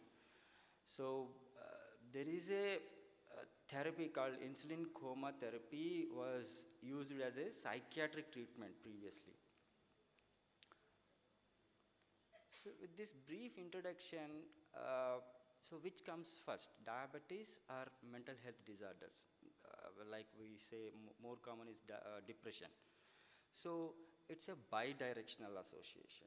If diabetes established, obviously most of the patients are going, of course, we come across the epidemiological evidence, what are the patient, how many patients we get the depression when they go to a diabetes, and how many patients of psychiatric disorders may get diabetes, but it is bidirectional, even they are individually present in the patient. So major psychiatric disorders like major depressive disorders, either schizophrenia, either bipolar, all may lead to diabetes. It's a reciprocal, like major depression may lead to diabetes, diabetes lead to a major depressive disorder. So mental illness increase the risk of diabetes and diabetic complications. Major depressive disorder increase the risk of type 2 diabetes by 60%. So why it happened? Because of non-adherence to medication and self-care, and functional impairment, risk of complications, healthcare cost, and risk of mortality, early mortality. So depressive symptoms are present in 30% of the people with diabetes. So major depressive disorder, so-called clinical depression, of course, when we encounter the patients, we see a subclinical depression too. So here I'm going to talk about major depressive disorder. Occurs in 10% of the people with type 2 diabetes, which is double the rate in general population. Usually general population may have, we see 6% as per WHO guidelines, WHO predictions, there are 6% of population are depressed, but in diabetes 2, there is 10% of population who go to major depressive disorder. So comorbid depression worsens clinical outcome in type 2 diabetes because lower levels of physical fitness and reduces medical adherence, medication adherence. So what is the major, as we are discussing about diabetes and mental health, what probable cause in diabetic patients lead to depression? This is nothing, we have to evaluate the diabetes distress. What is diabetes distress?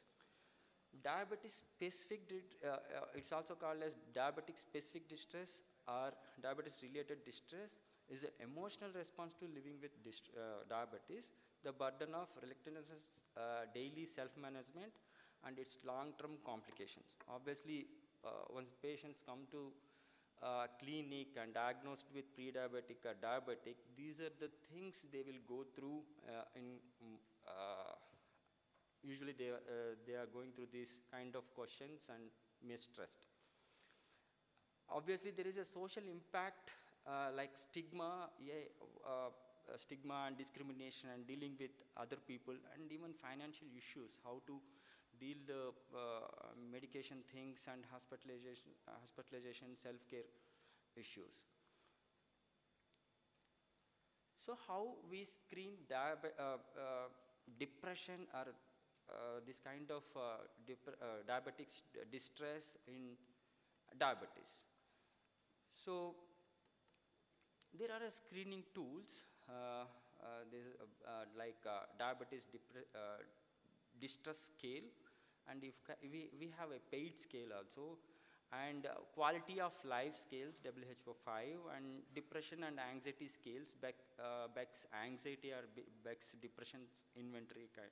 These are the scales we can use to evaluate and assess the depression and anxiety in diabetes patients.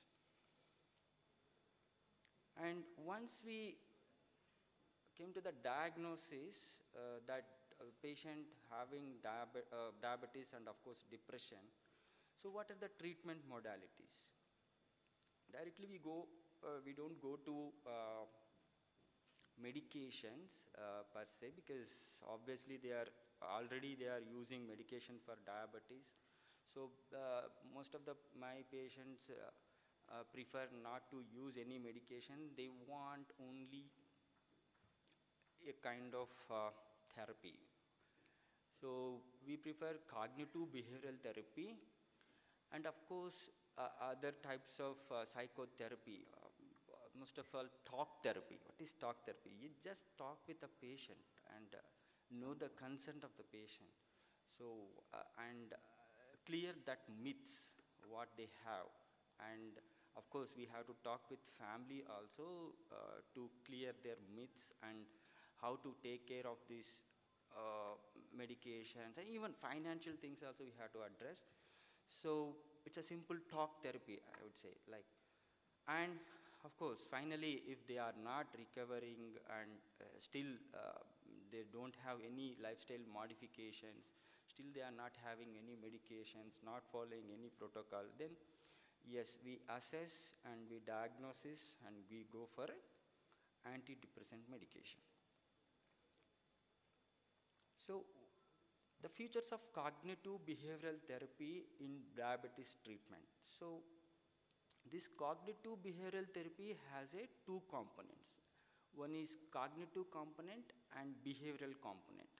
What cognitive component deals with and how to do this? So we have to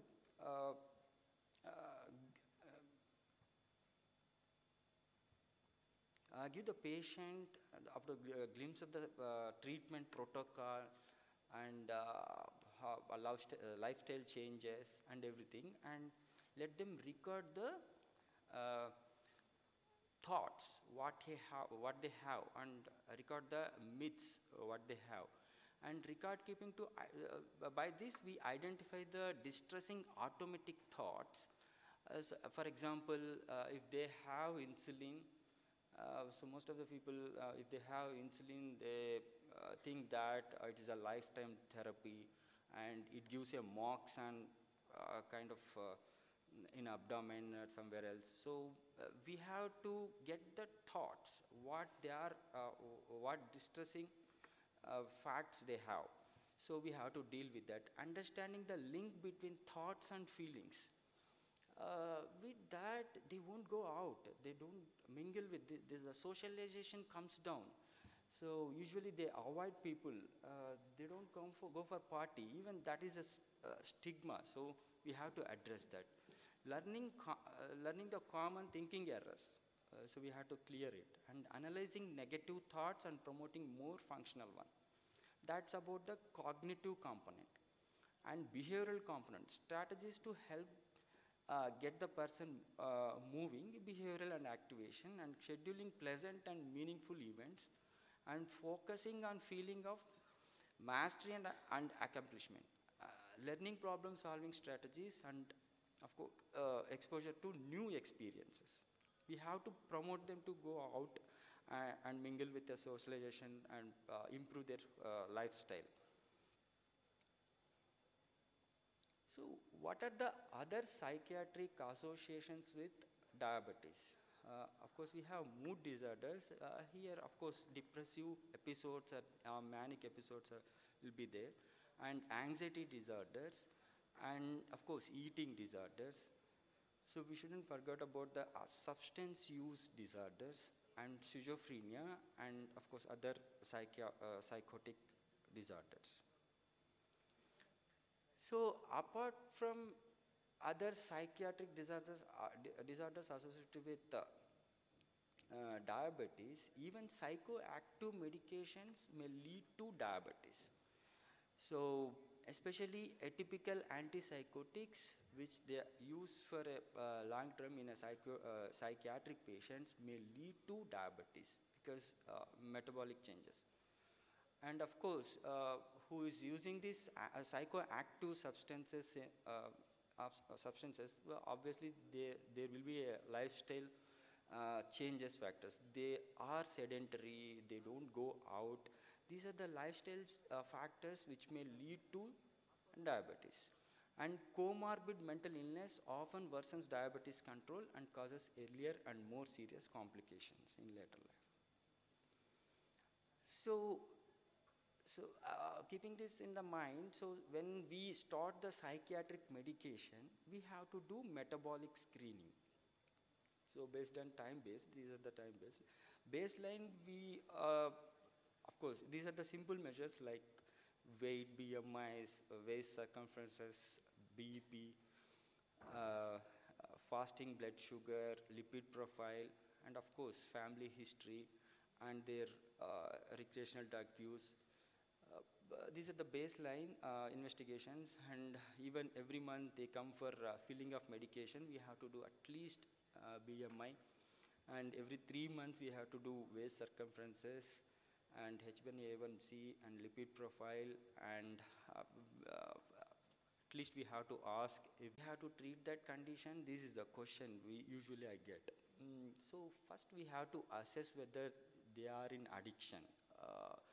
There is a few criteria to assess whether they are addicted to alcohol. But in a primary care, at least we have to go through few questions like cage questionnaire, have you ever felt the need to cut down on your alcohol drinking? This is the first question. So if they say that I don't drink much, but yes, I don't want to quit.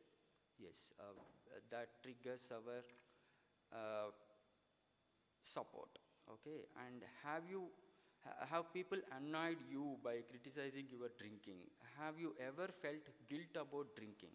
Have you ever felt, this is early eye opener, early morning drinking. If we have 2 questions positive, then yes, we need to refer to a psychiatrist, and particularly these people need psychiatric support to quit their alcohol. And with this brief, I would like to give a few key messages regarding to diabetes and mental health.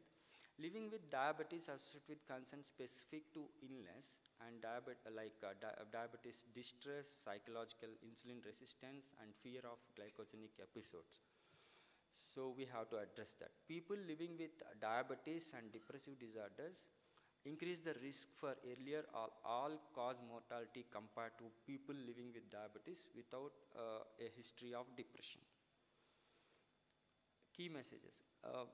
All individuals with diabetes should be regularly screened for the presence of diabetes distress as well as symptoms of common psychiatric disorders. Common psychiatric disorders, I'm not mean to say for schizophrenia kind of, but at least substance abuse. Compared to those with diabetes only, individuals with diabetes and mental health concerns have decreased participation in diabetes self-care, a decreased quality of life, increased functional impairment, increased risk of complications associated with diabetes, and increased healthcare cost, obviously. So, cognitive behavioral therapy, patient-centered approach like motivational interview, as I said, talk therapy, and stress management, coping skill training, family therapy, and collaborative case management should be incorporated into a primary care itself. So, self-management skills, educational interventions that facilitate adaptation to diabetes, addressing co-occurring mental health issues, reducing diabetes-related distress, fear of hypoglycemia, and psychological insulin resistance are all helpful in successful managing the diabetes. Individuals who are taking psychiatric medication obviously benefit with the regular screening of metabolic parameters, as we discussed previously, how frequently we are to do weight thing. Apart from that, glucose dysregulation, dyslipidemia, hypertension, and weight gain throughout the course of illness, so that appropriate interventions can be. And few key messages to the people with diabetes. Who is living with diabetes can burdensome and anxiety provoking, with constant care demands taking a psychological toll. As a result, many people experience distress, decreased mood, and disabling levels of anxiety, distress over the self-regimen, and stress in relationships like family and friends, and even healthcare providers. Even some people don't trust on their physicians that he is treating me well, though he is giving a list of tablets, I am not getting control of diabetes. These are the things we have to deal. For the patient, they have to approach a support who gives a clarity about that. Mental health disorders can affect your ability to cope with and care for your diabetes. It is just as important to look after your mental health as it is your physical health. People diagnosed with serious mental illness such as major depressive disorder, bipolar disorder, and schizophrenia have a higher risk for developing type 2 diabetes than the general population. So, acknowledge emotional response. Talk to friends, family, and diabetes healthcare team about the feelings. Team can help to learn effective coping skills and direct to support services that can make a difference. Mood and anxiety, eating, and even sleeping disorders and stress-related disorders are particularly common in patients with diabetes. Speak to healthcare providers about these many concerns.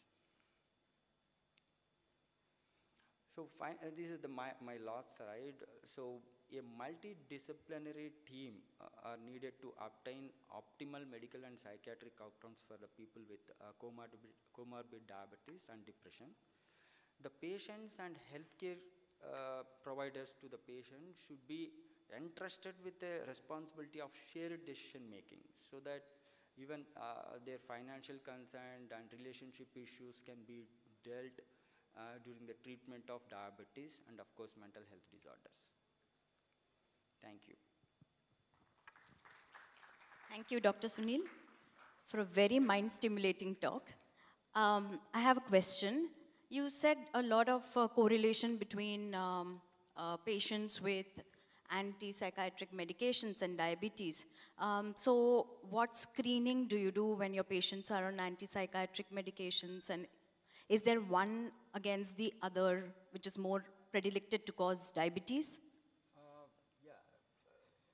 Especially, madam, when we initiate any antipsychotics in a psychiatric patient, we have to screen the patient for metabolic disorders. And of course, each and especially antipsychotics, like atypical antipsychotics, may lead to a metabolic disorder. So, but every patient won't affect with this kind of. So, if we screen regularly, if we change the drugs regularly, we can't find, like, they won't go into diabetes. Especially olanzapine and clozapine are most common drugs which may lead to diabetes in psychiatric patients who are taking regularly, at least more than a year or two.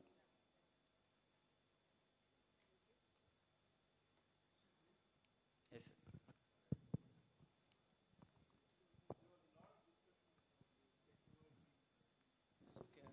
Do you have any specific tools, tech-based tools for assessment of stress and mood disorders? Excellent, sir. Thank you.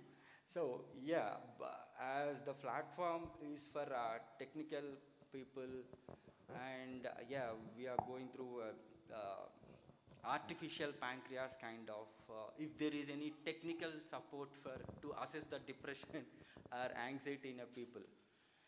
So, as a traditional method, we have to talk with the patient, and we have a list of questions to ask them, and we get whether they are depressed or if they are going through a kind of anxiety thing.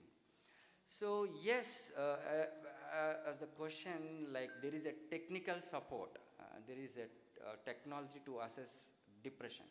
Yes, there is a biofeedback mission, so which assess the depression and anxiety by taking 5 parameters like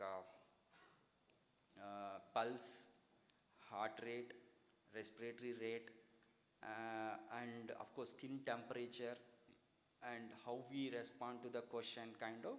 They assess, and it takes time, like half an hour to 1 hour time. And if there is any changes in these measures, yes, that gives a clue that yes, person is going through anxiety or depression. With that, I would say, like, it's not a gold standard method, but if you give a medication for a patient with a depression or anxiety, we get the biofeedback thing, and after a month giving cognitive behavioral therapy, and then if they go through again that biofeedback, the parameters are very less and good improvement. So for the prognostic view, we can take that biofeedback as a assessment. Yes, yes, sir. Thank you. What about stress? Yeah, that's why. Actually, in psychiatry, there is no word or disorder like stress, but the stress, what we name it as depression or anxiety. With biofeedback, there is a feedback that yes, this guy is doing better with whether he is having stress also, he is doing better, and he has good coping strategies to do that, and he can able to manage that stress. We can give that feedback. Yes. I have one question. Yes, sir. You know, there is one condition called as a diabetic raise. Diabetic raise. Yes. Yes. For that, is there any preventive measure, like any tablets, how long we have to take treatment?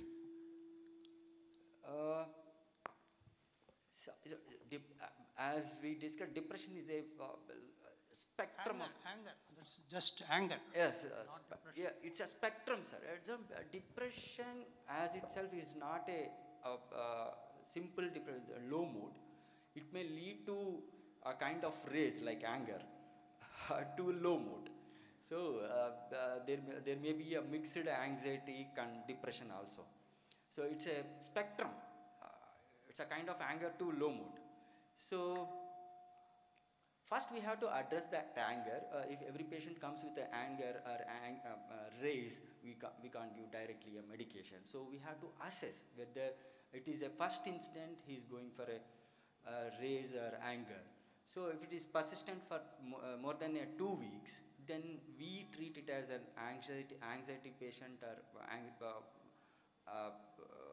we can give anger management therapy kind of. Then if it is not getting down, then we can think of medication. Yes, antidepressants are the main medication to control this anger. Yes. Anger may related to psychotic spells also. In that we have to go for antipsychotics. Do you think there are any anti-angry tablets? Great. So, anti-anger medication. So our tranquil speech itself is a medication for them. I think, yeah. Tranquilizers make them sedate, no doubt. But once the sedation comes down, obviously they become paranoid kind of, yes. They become more anger. Usually sedatives are not prescribed in psychotic things because they may lead to anxiolytics. Even sedatives acts as an anxiolytics. We can give it for a transient period, not for a longer time. It's an anger issue, so we have to give cognitive behavioral therapy. We have to talk with them. We have to clarify the issues. And if it is not getting down, if he is not changing his behavior, then we can go assess for psychosis or things, and we can go for a medication. Sorry for interruption. We are already running late. And if there are no further questions, and I would like to welcome next speaker. There is a slight change in schedule, and I would like to welcome Dr. KVS Harikumar for his next talk. Dr. KVS Harikumar served in the Indian Army for more than 24 years and currently is working as a consultant at in Hyderabad. He also works as editor-in-chief for International Medical Journal and editorial board member for 6 other journals. He published more than 200 research papers, and he was awarded with various prestigious medals across the country. And he also had Best Research Award from RSSDI and UPDA. And without further delay, I would like to go ahead with this talk. Good afternoon, everybody. Thanks to Team Idea and Dr. Shyam for inviting me. And before, there's some slight change, so as chairperson has rightly said, before I start, let me just ask simple question. How many of you have used insulin in your clinical practice? Just raise your hands. Okay, not many. So then my job is more easier, I should say, because should not be having more questions. We are talking about generation 2 basal insulin, addressing some of the aspects of clinical management, what we are going to make a difference in the lives as what a normal drug would otherwise be unable to do. I'll cover the topic under the following headings, 15 minutes or so. Few concepts about the time in range and glycemic variability, what are the global recommendations, and how do we address with the current generation basal insulins, and obviously I'll conclude soon. This is the evolution of basal insulin. Any insulin requirement in a body is just divided into 2 components, the basal and a prandial. The basal giving you a 50% and a prandial another 50% of it. Even in your fasting state, there is some role of insulin in the body. It is not only to decrease the glucose, insulin is there in the body. So that is the basic understanding, that you have a insulin production throughout the day, irrespective of your meals. Obviously, the moment you consume meal, it goes up to cover up for that extra glucose load. Right from insulin, we are in the centenary year of insulin, and after about 2-3 decades of insulin, there was some component to suggest that now we should have a better control of the fasting glucose. So there, how to prolong the action led to development of NPH insulin, which progressed, had some issues, and then we had last 3 decades, we had the first generation basal insulins, the glargine and detimer, and last 3-4 years now we have the second generation insulins, which are the degludex and the glargine 300 units. Okay. Now, when we look at the management of glucose, there are 3 different components initially, that is the fasting, postprandial, and later on now A1C is well established that A1C also should be equally good control. But further extension to it have come to these additional parameters what we look at. One is glycemic variability. The second is the hypoglycemia all day or nocturnal hypoglycemia. So you should be able to control the glucose without giving the patient any hypos and without causing wide fluctuations in the glucose. So that is what is the basic aim. And that is what is that glycemic variability meaning.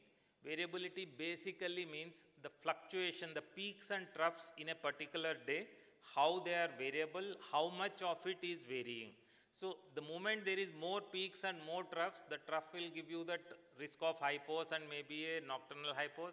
The peaks will lead to endothelial damage and lead to a more cardiovascular dysfunction. So you should have as narrow range as possible.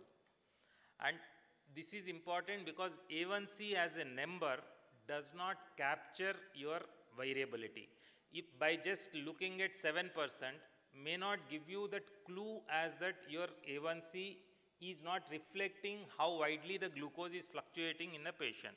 So that is important to understand that you should be, you may be having an A1C of 7% with a high variable and your outcomes are still bad. So that is where actually when you look at why more number of diabetics are still having vascular events, some of these things are coming into place and then you are looking at how to address them in the clinical practice. So if you look at now the usage of what is the continuous glucose monitoring systems have come established well in the clinical practice. So that is where the concept has come of the time in range. Basically what it means is how much of the time in a day you have spent in an ideal glucose environment.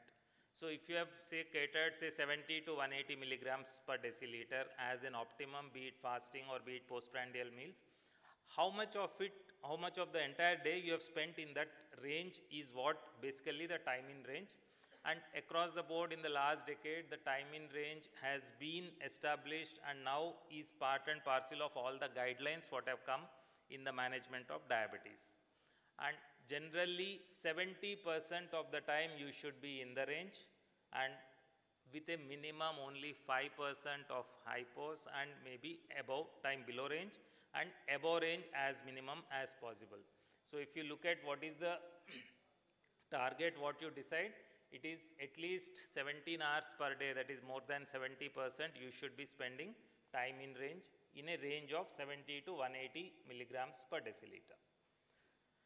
And as akin to A1C, your time in range also is associated with all complications of diabetes. It is an indirect marker you can say because somewhat A1C also reflects that, but beyond A1C, your time in range as an independent marker also is associated with retinopathy, nephropathy and neuropathy.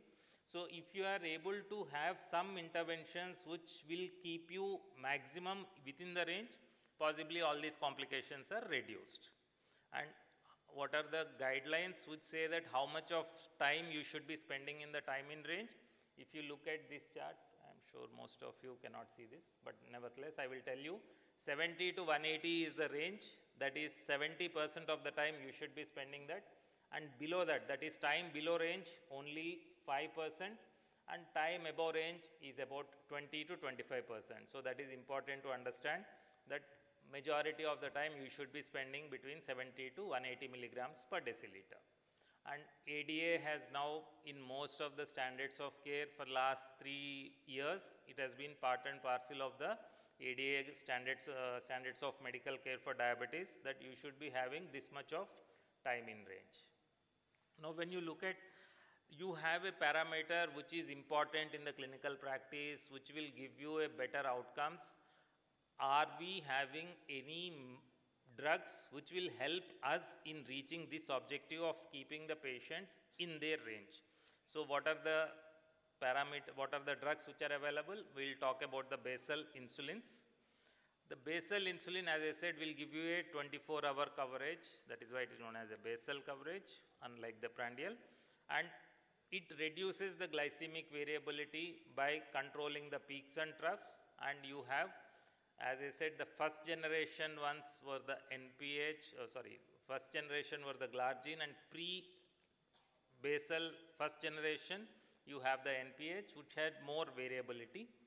And currently available basal insulins, if you look at the NPH, most of the times we are limiting our use of NPH because of its high variability, lack of action to a predominantly 24 hours. So glargine is the benchmark as far as the basal insulins are concerned, the first generation one, which has almost a duration of action of about 20 to 22 hours. And detimer to a certain extent almost falls there. And you have the good second generation ones, the concentrated glargine and degludec. And why it is actually more beneficial, the second generation basal insulin, is because the glargine 300 is basically a 300 units compact in a per ml strength. So what it means is, earlier you had a glargine of 100 unit per ml, now you have 300 units in the same ml volume. So what happens is the microprecipitate is further narrowed size and it diffuses more slowly in the system, and because of the reduction in the volume, the compliance and the injection, all things will become more smoother. So it is just a microprecipitate and further concentrated insulin of the glargine. The degludec has a different mechanism of prolonging its action. It forms a long chain of multi-diaxamers, and the zinc and phenol gradually dissociates, and then that keeps releasing the insulin over a regular times. If you look at comparison between first generation and second generation basal insulins, glycemic efficacy is the same. That is, the ability to reduce A1C is the same between first and second generation, but marked difference being the PK/PD properties, which will say about your hypoglycemia risk.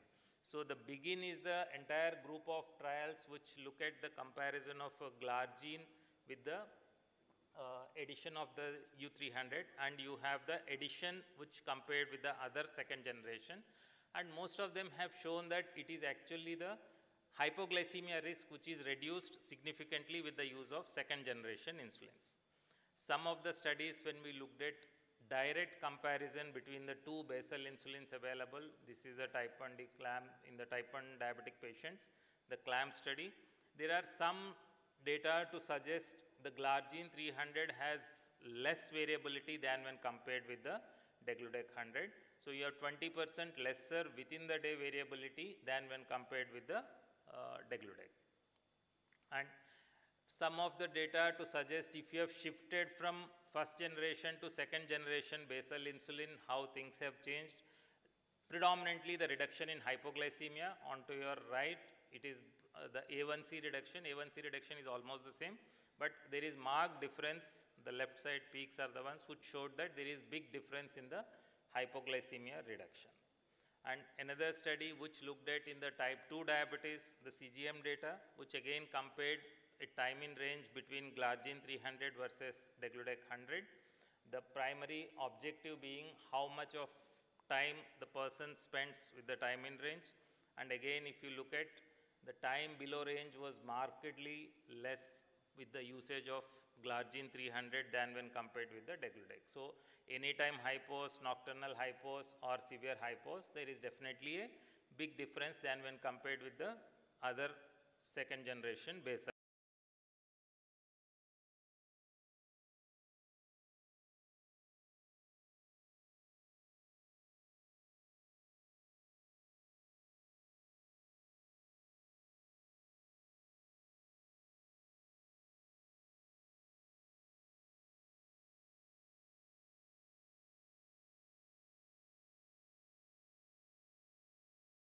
If you look at the second generation basal insulin analogs actually score over the first generation for the extraneous benefits of reducing the hypos, reducing the nocturnal hypos, and ease of administration.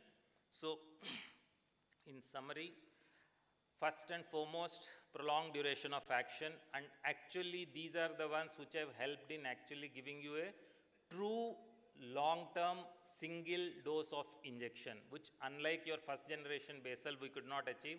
Higher dosages of glargine or detimer, we had to split the dose and give twice, but here you can give only once.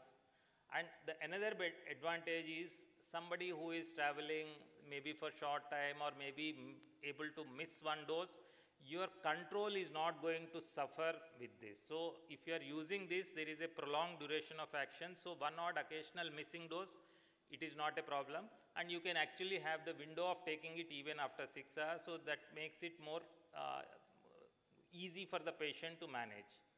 Second important thing, the less volume of injection. So if you are looking at say 100 unit per ml and 300 unit per ml, obviously it's 1/3 of volume. More relevant for somebody who are requiring higher dosages, so you don't actually have any problem in injecting. The ease of administration is very much there, and there are less chances of nocturnal hypos. And because of the better actually action and better hypoglycemia profile, there is no defensive snacking with the usage of this, and that will actually translate it into a benefit of less weight gain with these patients. Real world evidence and RCTs have shown robust evidence with the usage of generation second basal insulin, and glargine 300 in direct comparison studies with the degludec has shown better time in range and variability with reduction in hypoglycemia. So this was the basic difference between the first generation, second generation basal insulins and some direct comparison. How many have you seen this movie?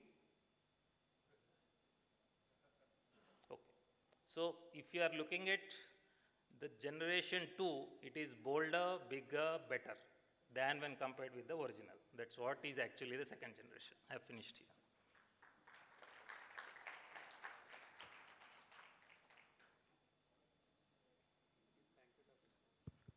Thank you, Dr. Harikumar, and very illustrative and evidence-based talk.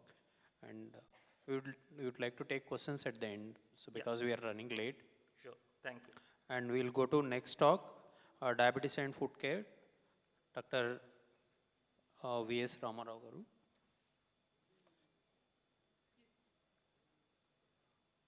Yeah, Dr. Ramarao has 16 years experience in the general laparoscopic and diabetic foot surgery. He was trained at Nizam's Institute of Medical Sciences, and he was trained in various hospitals in UK. He was worked in surgical oncology and other specialties. And his areas of interest are mainly laparoscopic surgery, complex hernia repairs, general surgery, non-healing ulcers, and diabetic foot ulcers. And I would like to go ahead with your talk, sir. Thank you. Thanks, Dr. Ramakrishna. Thanks, ma'am, for kind introduction.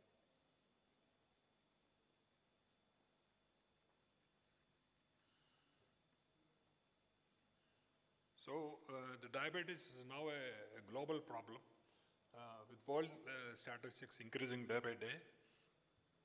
That is the global diabetic map. The bluest stone shows the highest incidence. India is almost at the second level. We're going to achieve a 10% incidence of diabetes soon. So with that, all the complications like cardiac complications, foot complications, kidney complications, wherever there's an end organ injury, the complications are proportionately going to increase, and the foot complications being one among them. We have approximately 20 million diabetic patients in India, that is 2 crores. Diabetes is one of the largest, one of the single most cause for the neuropathy. And foot ulcerations is most common cause of hospital admissions in diabetes. We see people getting admitted for diabetic ketoacidosis and related complications, but not for other reasons other than the diabetic. We rarely admit any patients for diabetic control. And the diabetic foot ulcers or complications are very expensive to treat. They need hospitalization and huge costs involved in treatment care. If one of the limbs at some level is amputated, the risk for the other limb for amputation is approximately 30% in 3 years. And more than 75% of these patients will die in the next 5 years, because if there is a progressive disease in the foot, that means there is a progressive disease in the heart, kidneys, and other organs as well. They die with end organ complications. So this is an indication for future complications to come. And the incidence of development of diabetic. Unfortunately, when we speak about diabetic foot, we almost mean like diabetic ulcer. We never speak about a non-diabetic, non-ulcerative, uncomplicated diabetic foot. So diabetic foot is something what we mean is the development of muscle damage, nerve and vessel damage. Nothing could be obviously seen outside, but once this pathology is there, it is a diabetic foot. So what we can do for a diabetic foot with bad ulceration or vascular complications is very little compared to what we can do to prevent those complications. So what happens, diabetes has a very long natural history, slow progressive disease. For example, if you take a diabetic and go back 20 years and see, probably during the last 20 years, either undiagnosed or undertreated condition. So there is a progressive rise in blood sugars, glycosylation and tissue damage. Probably you see nothing for the next 10 years. And then there is involvement of peripheral nerves and peripheral neuropathy. And once there is a involvement of nerves and loss of sensations in the foot, then they cause trophic ulcers, trophic changes and neuropathic ulcers. And the last 5 years, probably they develop complication related to the blood vessels. Initially, there will be some amount of microangiopathy, and then medium size and large vessel involvement, and frank vascular complication like pre-gangrene and gangrene and other things. So whatever we can do, we should be aiming at a normal foot rather than a foot which presents with an ulcer or arterial compromise. So, the taking care of the normal foot is much more important, and we at IDEA have a home care package. I think these people are one of the first people to do something sort of screening for the foot. So in that diabetic package, they do the screening of the foot, basic physical examination and sensations and all that. And we have a graphic representation of all that in a form. So what we can do? First is the caring for the blood vessels. So in other words, we want to prevent atherosclerosis from going on. So we have to control blood sugar and all other atherosclerotic factors like dyslipidemia, smoking, alcohol, blood pressure, and other things. When it comes to preventing neuropathy, peripheral neuropathy, there is very little we can do other than controlling blood vessels and correcting any vitamin deficiencies. So the last one is a physical examination, and you do whatever to identify risk factors like abnormal bony outgrowths, bony deformities, and all that, and then give protective footwear, bigger shoes with wide toe box, deep shoes, insoles, and soft cushioning soles and all that. So we should be spending more time saving a foot from developing complications rather than dealing with it. So a typical 5-minute examination of the foot should involve examining in rapid sequence, inspection, and then reverse order palpation. So we have to pick up structural abnormalities. See, skin may be involved.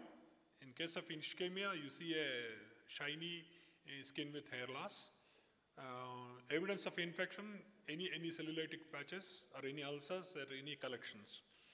And you feel the sole for any excess weight bearing areas for callus formation. And range of motion should be tested. Charcot foot is a grossly deformed foot with osteopathy and neuropathy.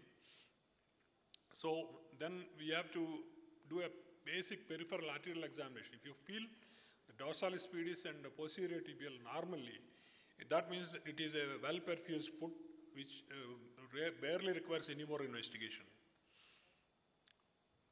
And then obviously a skin temperature which is colder means there is a badly involved circulatory system.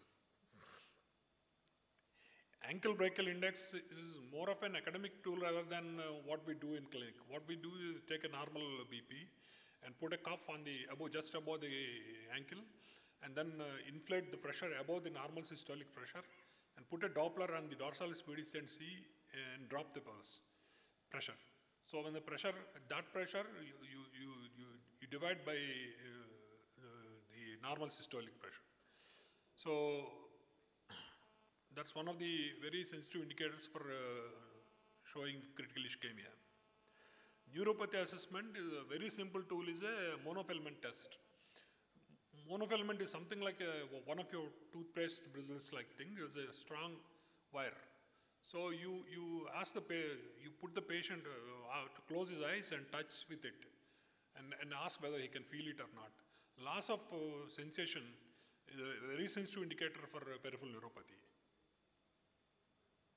So end of 5 minutes examination, you should be able to conclude whether it is a normal foot, a neuropathic foot, or ischemic foot, or a combination of neuropathy and ischemia, or you should be able to find out where any bony anomaly like hallux valgus or a clato or any of these bony anomalies you should be, because they form the pressure points and high risk for ulceration there.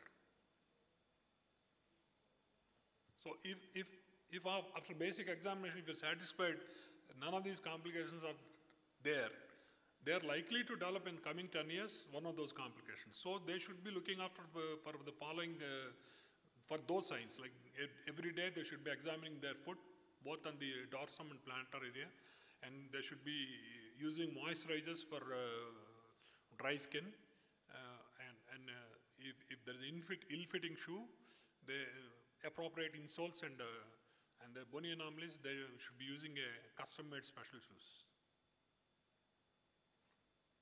So no matter what, see, all the basic, at some stage, all these diabetic foot should undergo basic vascular and neurological examinations. So ABI is what we have already discussed. So anything that is below 4 is a critical ischemia. 4 to 9 is borderline, and above 1 is a normal foot.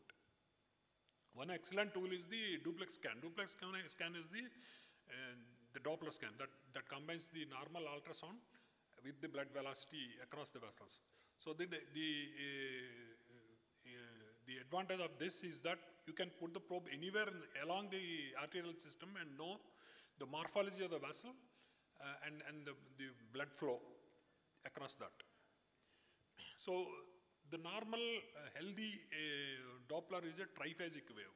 There are 3 phases in that wave, which shows an healthy, and it progresses to biphasic, and in ischemic or very compromised things, they become almost monophasic.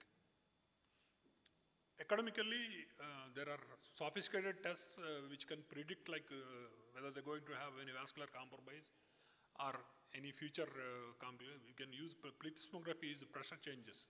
The pressure, they measure the pressure changes across the limb by applying differential levels of cuffs and volume changes. These are for more predictive and sensitive values. And there is a measurement of oxygenation across the limb also. We have a tool for that also. And the latest, if there is a vascular involvement, if you want to do any vascular procedure, or if you want to predict any necessity for future vascular procedures and beneficial value, we need a CT angio. CT angio is like a roadmap. With contrast, you do a CT angio, it gives a roadmap like a picture of the whole limb. This is the Doppler wave we're talking about. The first one is the systolic wave, and then the 2 ones are the diastolic waves. If all 3 waves are present, that means the normal good circulation. If one of the vessels, the phases are gone, that means the compromise are present. This is how they do the monofilament test. You hold the monofilament in one instrument and ask the patient to close his eyes and then touch it in a normal area so that he knows how to feel it, and then test it across the foot in 2-3 points. These are the minimum points we should test. If out of 3 times, if he misses 2 times, if he can't perceive that, that means there is neuropathy.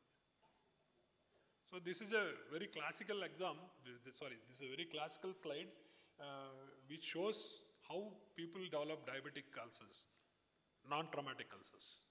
So if you see the middle one, so what happens is there is a silent, once there is a peripheral neuropathy, the blood vessels get crushed between the bony prominences and skin because of the abnormal moving patterns and shearing forces. Initially it will start as a small subcutaneous hematoma, and then it expands and ruptures the skin. So for everything you need a sort of scoring, so to know the severity and for comparative studies. So you can always say stage 0 is normal and stage 5 is the maximum. So one of the commonly used clinical classifications is the Wagner's classification, where a normal foot is score 0, and then a superficial ulcer is grade 1, a deep one is grade 2, with pre-gangrenous and gangrenous changes in the forefoot at grade 4, and frankly gangrenous foot at grade 5. So these are the examples of how these grades look like. Grade 1 is just like a very superficial involvement of the skin, and they almost heal like any non-diabetic ulcers. Same principles of management. So grade 2 ulcers need a little bit of specialty care, debridement and continuous dressings, monitoring and all that. Infection treatment and infection prevention.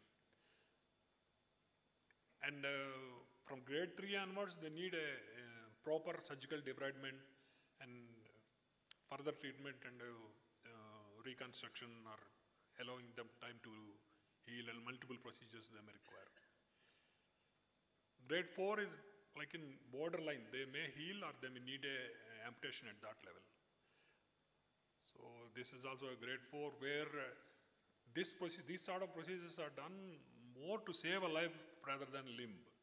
Because the moment you incise, let the pus off, you buy time to plan further procedures.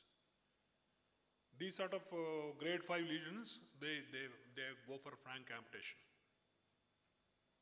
So though the distal part looks normal, if you see the major part of if you see through that opening, you see the major foot of is gone, and that is the area where the foot arteries are there. So they're non-salvageable. This is a more academic classification where they use a combination of location of the ulcer, depth of ulcer, and infection and neuropathy combination. So all these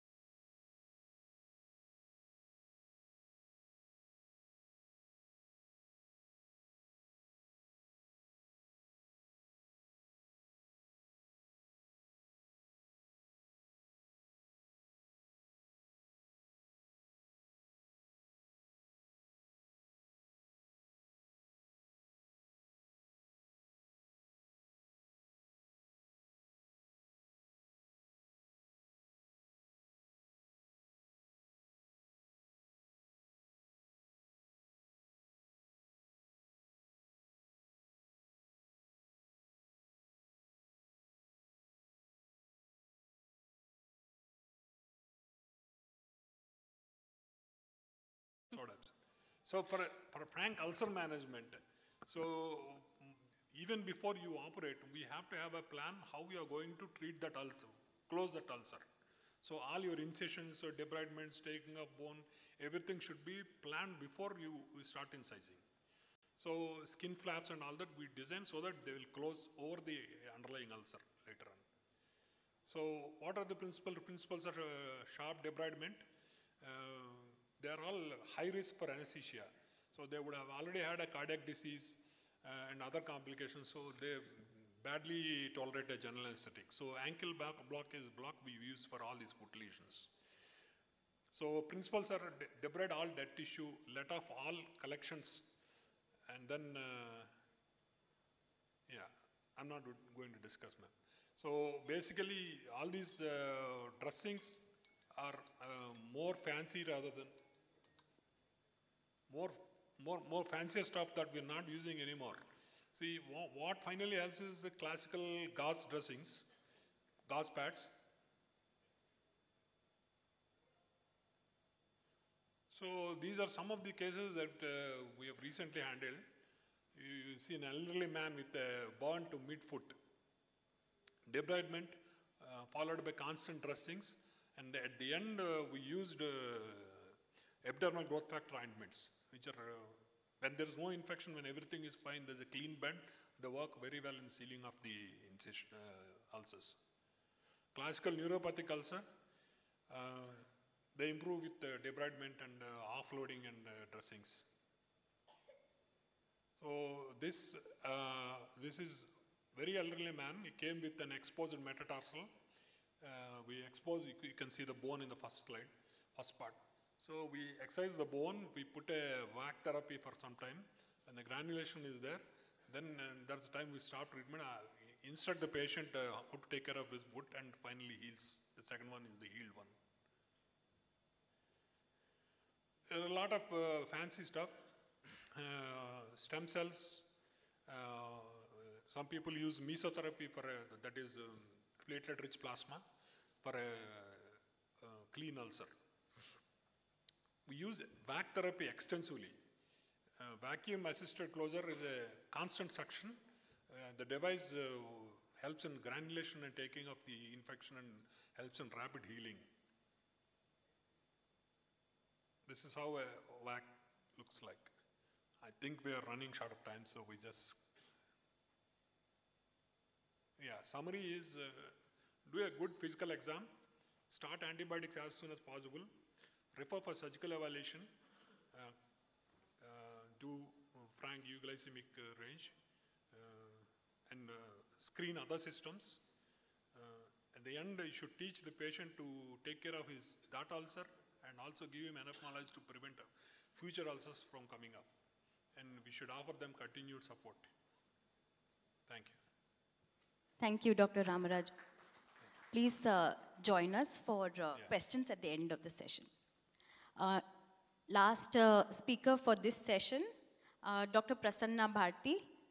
She is an ophthalmologist and a medical retina specialist. She has an experience of 13 years in this field, and she did her ophthalmology from Osmania Medical College and then did her medical retina fellowship from Sarojini Devi Eye Hospital. And she's also specialized for retinopathy of prematurity from LV Prasad Institute. Topic is diabetes and eye. Thank you, ma'am. First of all, I'm very thankful to the Idea Clinics for giving me this opportunity.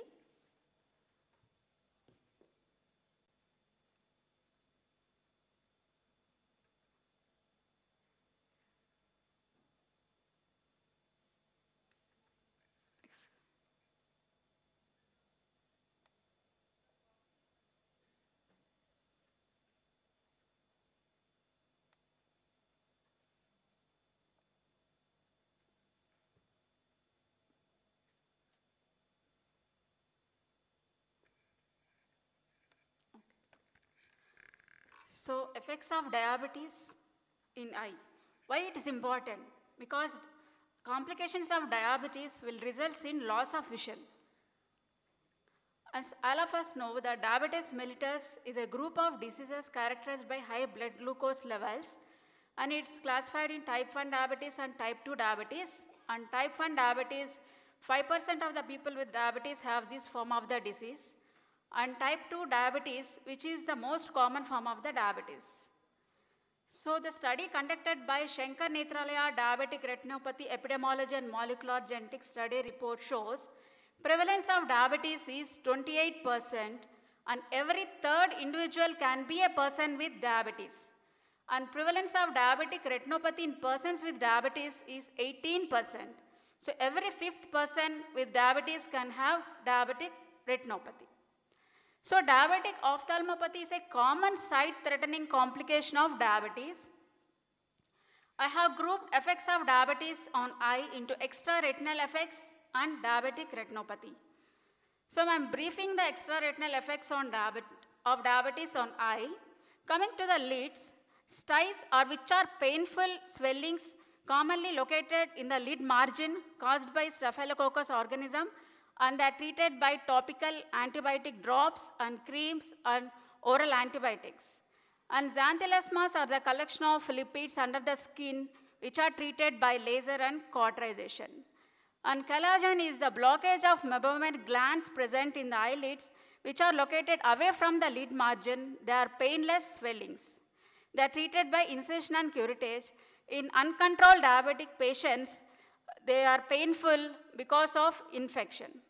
So the other conditions like corneal keratitis, recurrent corneal erosions, persistent epithelial defects, and fungal corneal ulcers, which are commonly seen in uncontrolled diabetic patients. And cataractous lens is the commonest presentation in diabetes patients, especially snowflake cataract and posterior subcapsular cataract. The other cranial nerve palsies like oculomotor, trochlear, and abducens nerve palsies are commonly seen in patients with diabetes. So commonly myopic shift is seen in uncontrolled diabetic patients because of osmotic swelling of the lens. So this is the image, first image, showing the central retinal artery occlusion. Because of the emboli in the retinal arteries, which are end arteries, there is ischemia of the retina, which looks pale, and the cherry red spot in the center of the macula. Because a macula area is very thin, a reddish hue of the choroid is visible through this macula, which is responsible for the cherry red spot. And this image shows asteroid hyalosis, which are the cholesterol and calcium deposits suspended in the vitreous cavity, which are asymptomatic. If the patients have symptomatic features like floaters, then the patient should undergo vitrectomy. And this is a central retinal vein occlusion. Because of vein occlusion, multiple hemorrhages are seen all over the retina. The patient present with diminution of vision with macular edema, this patient has to be treated with anti-vascular endothelial growth factor injections and laser therapy. And the neovascular glaucoma, complication of ischemic effects of the eye. So coming to the infectious diseases like endophthalmitis, which is a dreadful complication in diabetic patients, and orbital cellulitis, and mucormycosis, which is commonly seen in COVID cases because of uncontrolled diabetes and irrational use of steroids, which results in mucormycosis, is a fungal infection which causes internal and external ophthalmoplegia, proptosis, and ptosis. And herpes zoster infection may affect the trigeminal nerve. It also produces corneal ulcers, keratitis, which is responsible for vision in patients with uncontrolled diabetes. So coming to the diabetic retinopathy. So I am discussing about definition, epidemiology, pathogenesis, and risk factors, classification of diabetic retinopathy, complications of diabetic retinopathy and their prevention, and screening protocol of diabetic retinopathy. So what is diabetic retinopathy? It's a progressive dysfunction of the retinal blood vessels caused by chronic hyperglycemia. It can be a complication of diabetes type 1 and type 2. Initially, it is asymptomatic. If not treated, it can cause low vision and blindness.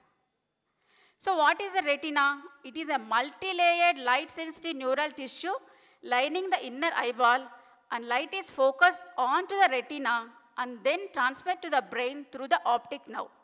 The macula is highly sensitive area in the center of the retina, which is responsible for central vision and color vision.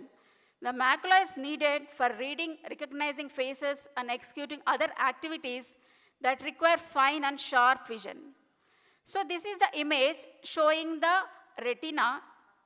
This is the optic disc, which is showing the retinal arteries and veins, and this is the center of the retina macula.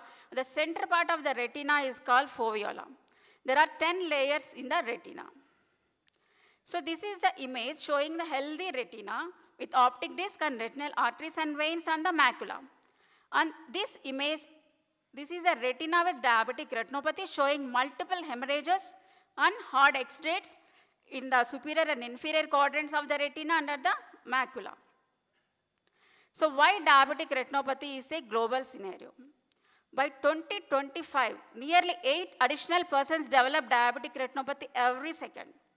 And 4.8% of the 37 million cases of blindness throughout the world is due to diabetic retinopathy. And every patient with diabetes have 20% risk of developing blindness when compared with the general population. And when compared with diabetic nephropathy and neuropathy, diabetic retinopathy is 10% increased risk of developing in the patients with uncontrolled diabetes. So this is the image chart showing that comparing the diabetes prevalence by 2020 and 2030, there is increased number of cases by 2030, approximately 79.8 million cases of the patients present with diabetes. So coming to the pathogenesis of diabetic retinopathy. So these are the retinal arterioles and venules. The anastomosis here forming the capillary bed. Because of occlusion of the retinal arterioles, it results in basement membrane thickening, endothelial cell damage because of increased accumulation of sorbitol levels in the endothelial cells, and increased growth hormone production because of increased insulin, which results in RBC changes like Rowlex formation, and platelet stickiness increases. And because of loss of pericytes between the endothelial cells of the capillaries, which results in the outpouching of the capillaries producing microaneurysms. So this microvascular occlusion produces ischemia, which results in increased release of vascular endothelial growth factors. These vascular endothelial growth factors helps in the production of new blood vessels in the retina that results in neovascularization. These newly formed blood vessels are very fragile. They are easily breakable, and they results in the formation of vitreous hemorrhage, which is responsible for the sudden diminution of vision in patients with diabetic retinopathy. And this vitreous hemorrhage on long run produces fibrovascular bands, which causes traction over the retina, pulling the retina, causing tractional retinal detachment, which is also responsible for sudden loss of vision in patients with diabetes. And this neovascularization, which is produced in the retina because of movement of vitreous from the retina to the anterior chamber, there is formation and development of new angle on the iris, producing neovascular glaucoma, which is very painful condition. The patient will have increased intraocular pressures in this condition. And because of infarction in the nerve fiber layer, cotton wool spots are seen in the diabetic retinopathy patients. And because of microvascular leakage, it produces edema, hard exudates are seen, and even the retinal hemorrhages. The risk factors which are responsible for the progression of diabetic retinopathy. Duration of diabetes is very important risk factor for the development of diabetic retinopathy. 90% of the patients of type 1 diabetes have a chance of progression of diabetic retinopathy after 15 years of duration of diabetes. When compared with type 2 diabetes, it's around 60% only the progression of diabetic retinopathy will be there. And in case of hyperlipidemia, hypertension, which is also a very important risk factor for the development of diabetic retinopathy. Smoking, obesity, and anemia, and pregnancy also accelerates the diabetic retinopathy. Because of poor metabolic control, the patient with HbA1c levels more than 7 gram percentage will have increased development of diabetic retinopathy. When compared to male, female have just 1% increase in the development of diabetic retinopathy. Heredity, nephropathy, And also age at the time of diagnosis is very important. If the patient is diagnosed with diabetes before the age of 30 years, there is 2 times increase in the risk of developing diabetic retinopathy when compared to the patient who develops diabetes after the 40 years of age. So when a patient comes to the ophthalmologist, so he will examine the patient, he will check visual acuity, slit lamp biomechanics, intraocular pressures, and gonioscopy before dilatation were indicated, and he will examine the patient whether he has iris neovascularization, whether intraocular pressure is elevated to rule out proliferative diabetic retinopathy, which is responsible for the loss of vision, and pupillary assessment for optic nerve dysfunction. So by thorough fundoscopy and stereoscopic examination of the posterior pole, we can diagnose the diabetic retinopathy. Dilated pupil is preferred to ensure optimal examination of the retina, because only 50% of the eyes are correctly classified for the presence and severity of retinopathy through undilated pupils. Because in mass screening, we will take images through undilated pupils. So those images, if there are any suspicious of having diabetic retinopathy, they have to be referred to the ophthalmologist. So coming to the classification of diabetic retinopathy, according to the International Clinical Diabetic Retinopathy Disease Severity Scale, patient with no diabetic retinopathy means he has no symptoms. And coming to the mild non-proliferative diabetic retinopathy, even a single microaneurysm qualifies for mild NPDR. It is the earliest ophthalmological finding of diabetic retinopathy due to loss of pericytes. So we have to examine carefully. This is the moderate NPDR, more than microaneurysms like cotton wool spots, hard exudates, hemorrhages, but it is less severe than the severe NPDR. And this is the image showing severe NPDR. So we have to follow the 4:2:1 rule, means all the 4 quadrants of the retina have at least 20 intraretinal hemorrhages, or 2 quadrants of the retina shows venous bleeding, or 1 quadrant of the retina shows prominent intraretinal microvascular abnormalities, and these irmas are seen commonly around the areas of ischemia. So even severe NPDR, we have to treat with panretinal photocoagulation. Proliferative diabetic retinopathy, proliferation means development of new blood vessels, whether it may be neovascularization at the disc or elsewhere in the retina. So when we call it as high-risk PDR, when there is neovascularization of the disc more than half to 1/3 disc diameter, or any NVD with pre-retinal or vitreous hemorrhage, or NVE, neovascularization elsewhere, more than half disc diameter with pre-retinal or vitreous hemorrhage. It is very important, high-risk PDR are the complication of uncontrolled diabetes. And these are the images showing, this is first image shows neovascularization of the disc mild, and the above left image shows neovascularization of the disc severe. Neovascularization elsewhere is mild and severe. So clinically significant macular edema, according to early treatment diabetic retinopathy study, retinal thickening at or within 500 microns of the center of the macula. So these are the hard exudates, what we are seeing here.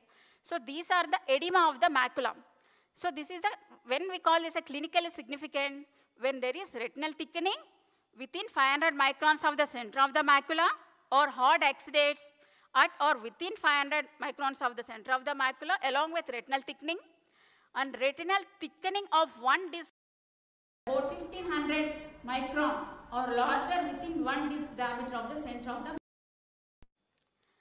So the above image shows the mild diabetic macular edema, means some retinal thickening or hard posterior pole, they are present distant from the center of the macula. Diabetic macular edema, retinal thickening or hard exudates approaching the center of the macula, but not involving the center. In severe diabetic macular edema, there will be retinal thickening hard exudates but involving the center of the macula. So the prevalence of diabetic macular edema in mild non-proliferative diabetic retinopathy is 3%, moderate to severe is 38%, and proliferative diabetic retinopathy is 71%. So macular edema is seen in mild, moderate, severe, and proliferative. So this is ischemic maculopathy. Because of non-perfusion of the macula, capillary dropouts, there is in patients with diabetic macular edema. This has to be treated with real triamcinolone and ozordex injections. Sorry to interrupt, Dr. Prasanna. Yeah. We can just speed it up for lack of time. So the complications of diabetic eye disease include vitreous hemorrhage, detachment, and neovascularization of the eye. So coming to the symptoms, floaters, diminution of vision, shadow or veil across the patient's visual field, and eye pain. So important key factors include glycemic control and blood pressure control and dyslipidemia regulation and lifestyle changes. So coming to the screening schedule, which is very important. In type 1 diabetes, within 3 to 5 years after the diagnosis of diabetes, we have to screen first dilated eye examination and thereafter yearly. And coming to the type 2 diabetes, at the time of diagnosis, so it's very important physician, endocrinologist to refer the patient after diagnosing whether the patient is having type 2 diabetes for complete eye examination. It even is a duty of ophthalmologist to examine complete retina, peripheral retina examination. In pregnancy, prior to the conception and during first trimester, after that if the patient is having diabetic retinopathy, we have to check every trimester, if not at the end of the trimester. This is the investigations. This is the OCT image showing macular edema, and this is fundus fluorescence angiogram showing the leakage in the retina, which is showing proliferative diabetic retinopathy. So this is the laser technique that we are using to treat the diabetic macular edema and proliferative diabetic retinopathy. So summary, only 5% of diabetic retinopathy patients are they're sight threatening. 90 to 95% of diabetic retinopathy patients are managed by good systemic control and regular screening. Glycemic control has metabolic memory and hypertension control lacks metabolic memory. So multifactorial approach targeting control of hyperglycemia, blood pressure, dyslipidemia along with lifestyle changes is recommended. So surgery is indicated in severe vitreous hemorrhage, fractional RD and premacular subhyaloid hemorrhage. So alone together we can do so much. Thank you. Thank you, Dr. Prasanna. For questions, Dr. Kumar and Dr. Hari, please join us for questions.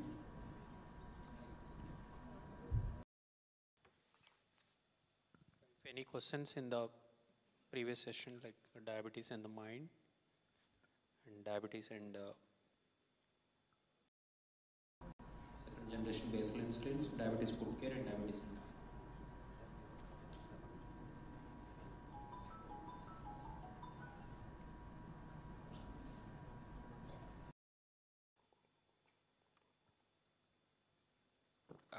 maybe I will start. See, you are all specialists in your own domain. So these are the 5 complications we come across in diabetes, whether it's heart, eye, foot, and nowadays mind is also a big factor because diabetes, it's a section of them have depression, anxiety, stress and all that. What is a correlation between all 5 of you as a specialist? Yesterday the minister was talking about one-stop healthcare. As endocrinologists, we see diabetic patient. As specialists, what is the risk of a retinal damage in terms of heart, in terms of kidney, in terms of foot and mind? Is there any correlation? We know there is some linkage between somebody with microalbuminuria will have retinopathy. So how can we explore this opportunity amongst our society? How we can come out with what is the risk prediction for our population? Because not everybody with diabetes will develop complication.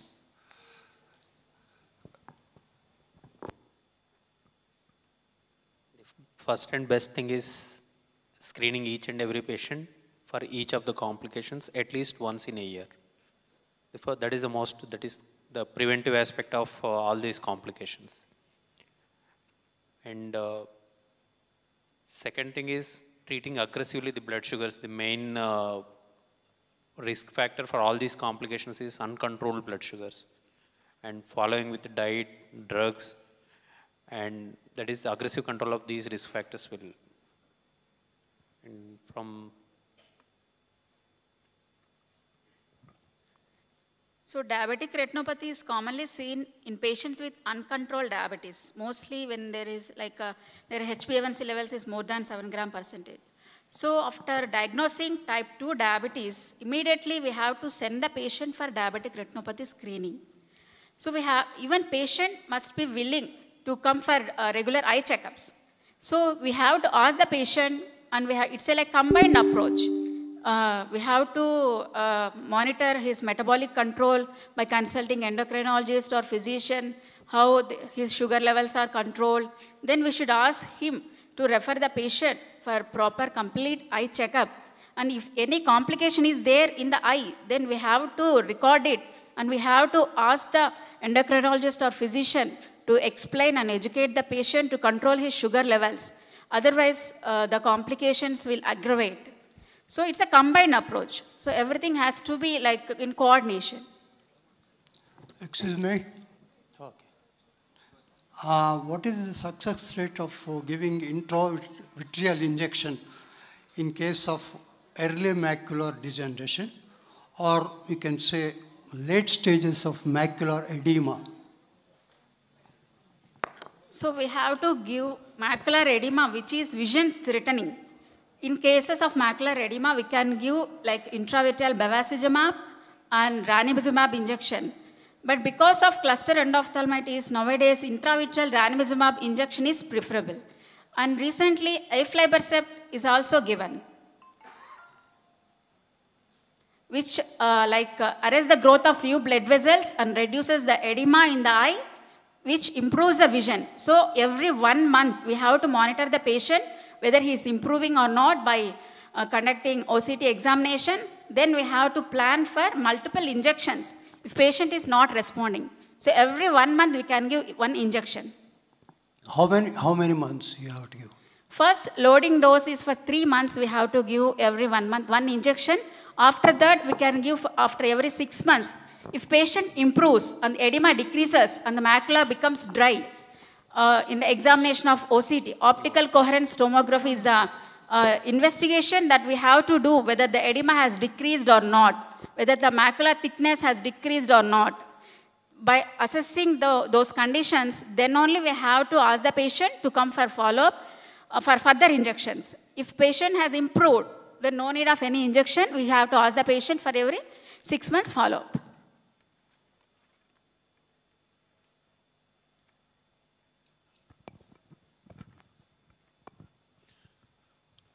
In response to what Dr. Sham has already asked, see, is there a relation between all 5 of us talking or involvement of organs together?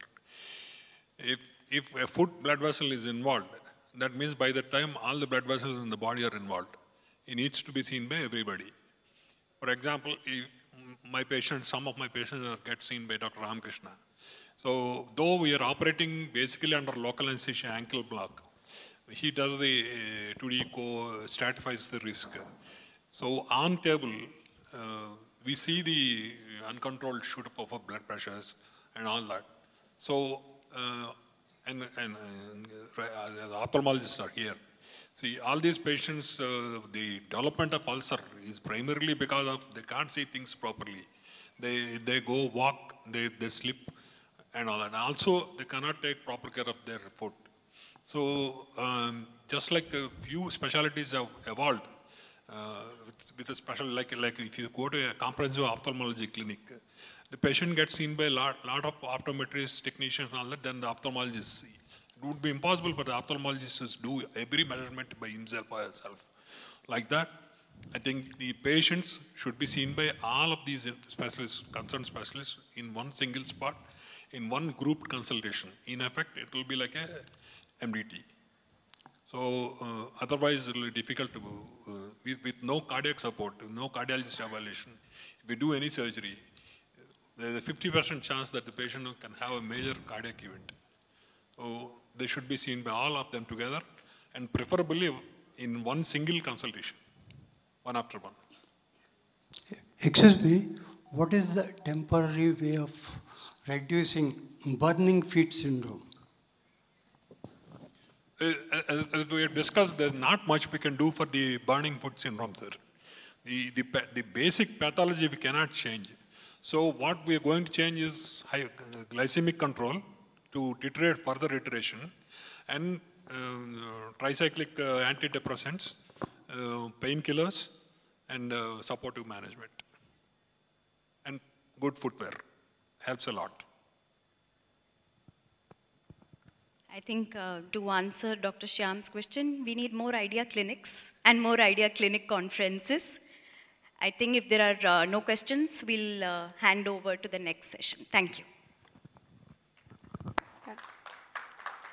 Yeah, we humbly express our gratitude to all chairpersons and speakers for sharing their time and knowledge with us today. Thank you all. So registration for endocrine QC is going on in our reception desk. The interested candidates and interested doctors can register their name. So as we are running short of time, we request all our respected speakers to stick to their time. Moving on to the final academic session, let us start by inviting the chairpersons onto the stage. I extend a warm welcome to Dr. Y. Meher Prasad. Dr. Y. Meher Prasad, MRCP, CCT, Endocrinology. He is a diabetologist, general endocrinologist, and obesity specialist in Kodampakkam, Chennai. He practices at Prana Medical Center and Chennai branch of Idea Clinics and Chettinad Health City.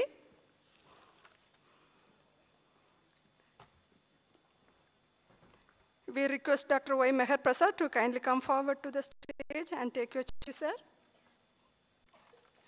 Now I kindly call upon Professor Dr. N. Sudhakar Rao, sir. Professor Dr. N. Sudhakar Rao, he is a ex-MLA, former professor and HOD of Endocrinology Department, Gandhi Hospital. He is the senior most endocrinologist. He finished his MBBS from Osmania Medical College in 1975. I think most of us were not born at that time. And DM Endocrinology in 1984. We now request your presence on stage, sir. Thank you.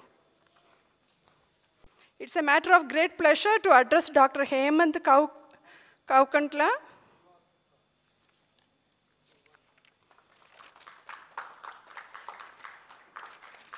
Dr. Hemant Kaukantla is a cardiac surgeon at Century Hospitals. He was in the UK for 14 years and is an expert in beating heart cardiac surgery, minimal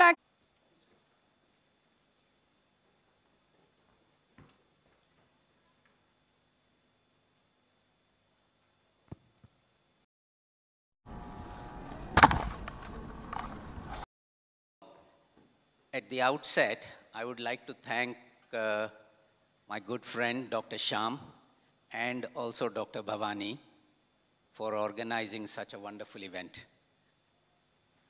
If anybody talks about diabetes affecting any organ in the heart, in the body, the first organ which will always come is heart, because the severity of the problem is already there, and then diabetes makes heart diseases even worse. I invite my good friend, Dr. Gokul Reddy, to give the first lecture, the guideline-directed medical therapy for heart failure with reduced ejection fraction in patients with diabetes, the GOLD heart. Dr. Gokul is a good friend. We have worked as colleagues in care. He's an interventional cardiologist interested in diagnosing and managing patients presenting with chest pain. He has an experience of over 15 years and has performed several thousand cardiac interventions. He's particularly interested in managing patients with heart failure, aortic diseases, and pulmonary hypertension. But more importantly, He is the founder director of one of the largest cardiology and cardiac surgery group practices, FACTS as we call it, cardiology professionals in Hyderabad. I welcome Gokul.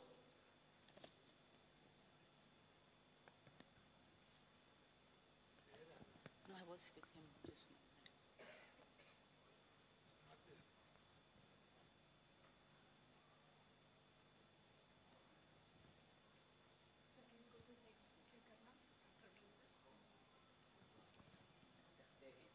Gokul.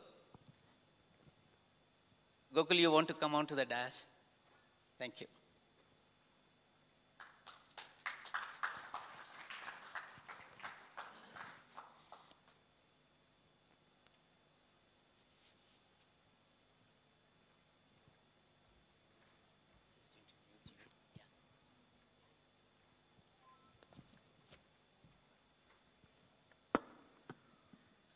Good afternoon, dear colleagues and friends.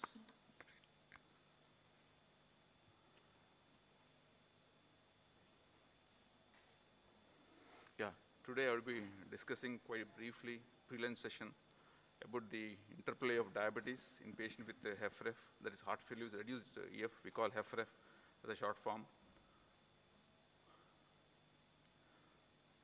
I would be happy if it's more interactive because you are experts in managing diabetes and probably this is a forum where we can actually exchange ideas about how best we can offer the cardiac solutions also. So as a prelude to the discussion, I would present only 2 cases just to stimulate some discussion. Before that, I would just spend a few minutes on a slide just to understand how the diabetes affects the cardiac function. We all know diabetes leads to altered free fatty metabolism, increased myocyte calcium sensitivity, microvascular dysfunction, RAS alteration, autonomic dysfunction, and direct glucotoxicity. All these together lead to something called LV dysfunction, via a lot of factors in which there's a fibrosis, there's a myocyte necrosis, there's endothelial dysfunction, there's altered metabolism, there's hypertrophy. These lead to cardiomyopathy. In simple terms, a heart ejection fraction comes down, and that leads to heart failure. And interestingly, the heart failure again lead to the cycle. Your heart failure, worsening diabetes control, again leads to dysfunction, again heart failure.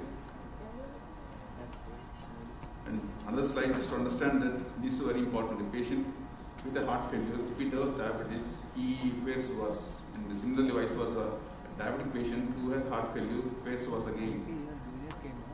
So that's the reason we understand these two are not a very good practice to have together. So go to the case 1. It's a routine patient, what usually presents to a physician or a cardiologist. A middle-aged man comes with a breathlessness, tiredness, swelling of feet. An examination typically has a normal level function, a BNP is elevated, EF of 25%. It's a classical heart failure with a reduced EF or HFrEF. These kind of patients, before we go into it, every patient, what we strongly believe, who comes to you with a LV dysfunction should have assessment for reversible factor. The reason is it's not very uncommon for us to see patients who have been treated for years together with a label of PCMP. And when we evaluate a couple of years, we find that he has a non-revascularized artery. So very important for us to identify patients who have a reversible cause of LV dysfunction. Like a diabetic patient, even non-diabetic, somebody has a tuberous disease or a proximal disease or left main, they can have LV dysfunction. These kind of patients, if we revascularize, the LV function improves dramatically, and patient is off the shelf of heart failure at all. So these slides would point to the patients in whom the angio is done, it's normal, or the angio is done when the arteries are clear, he's revascularized by the PTC or CABG, and still he has a reduced EF. So unless until we evaluate for the reversible factor, we should not leave the evaluation there. So typically whenever we have a patient with a heart failure or HFrEF, the first thing what we are supposed to do when he comes to the decompensated is to start diuretics and ACE inhibitors. And ARNI, in fact, ARNI is the first approach now. The most recent guidelines say that ARNI is the drug of choice. In case patient can't afford ARNI or a situation where ARNI is not available, then probably you should try to start a ACE inverse ARB. Otherwise, ARNI is the drug of choice. So when patient comes to the clinic first, he should be on diuretics and ARNI, probably investigate and wait for a couple of days. Once he is stabilized, then probably we'll start the beta blocker. beta blocker should be started only when the heart flow is compensated. Compensated means he doesn't have a raised JVP, lungs are clear, there is no S3. If we start beta blocker in a patient who is decompensated, like raised JVP, has an S3, has pededema, actually we can worsen him and we may actually has this hospitalization. So though these three are very important, the RAS system, the beta blocker, diuretics, these should be started stage-wise. Beta blocker after a slight stabilization of heart failure. Once the patient is on these three drugs, and one more important point I would like to mention is, when we start a patient on RNA, we should again call back the patient after a couple of weeks to check the creatinine and also the blood pressure levels. It is very prudent to start as low dose possible. As a practice, we start 50 milligrams. In fact, the guideline is 100, but as a routine, we start 50 milligrams twice daily. Wait for a couple of weeks, check the creatinine potassium. If they are stable, blood pressure is beyond 110, we increase to 100. And again, 2 weeks, if it is beyond up 110 blood pressure, we increase to 150 and 200. So typically the guidelines say 100 to 100, but we are comfortable giving 50, 100, 100 to 100, or slowly escalating period of 8 weeks. And in our practice, almost like 50 to 60% of them reach the 150 milligrams twice daily. Only very few people, less than 10%, might reach 200 mg twice daily, which is the recommended dose as per the trials. But a lot of patients are on 50 to 100. So once we are through the initial 3 drugs, like we stabilize the RNA, we started beta blockers of sufficient doses, we started diuretics. Then what? Then first thing what we are supposed to do is whether we can start aldosterone antagonists, because this is one group of drug which has proven to improve the mortality. But the only caveat is before we start this group of medicines in a patient already in RNA, there is a risk of hyperkalemia. So we should check creatinine. The guidelines say the creatinine is beyond less than 2.5 for a male or less than 2 for a lady. You can start spironolactone provided you don't have hyperkalemia. And after the starting of aldosterone antagonists, the next thing what to do is SGLT inhibitors. One more interesting point of SGLT is it's a good drug. If you start SGLT without checking the diuretics, patient can actually go for dehydration, the low blood pressure, then we are forced to stop the other drug.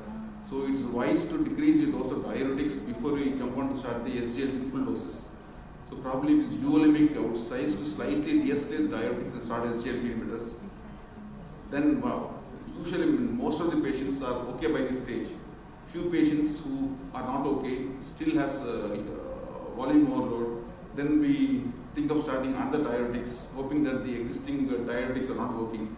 The diuretic what we generally use in practice is metalazone. We usually start at small dose 2.2 milligrams.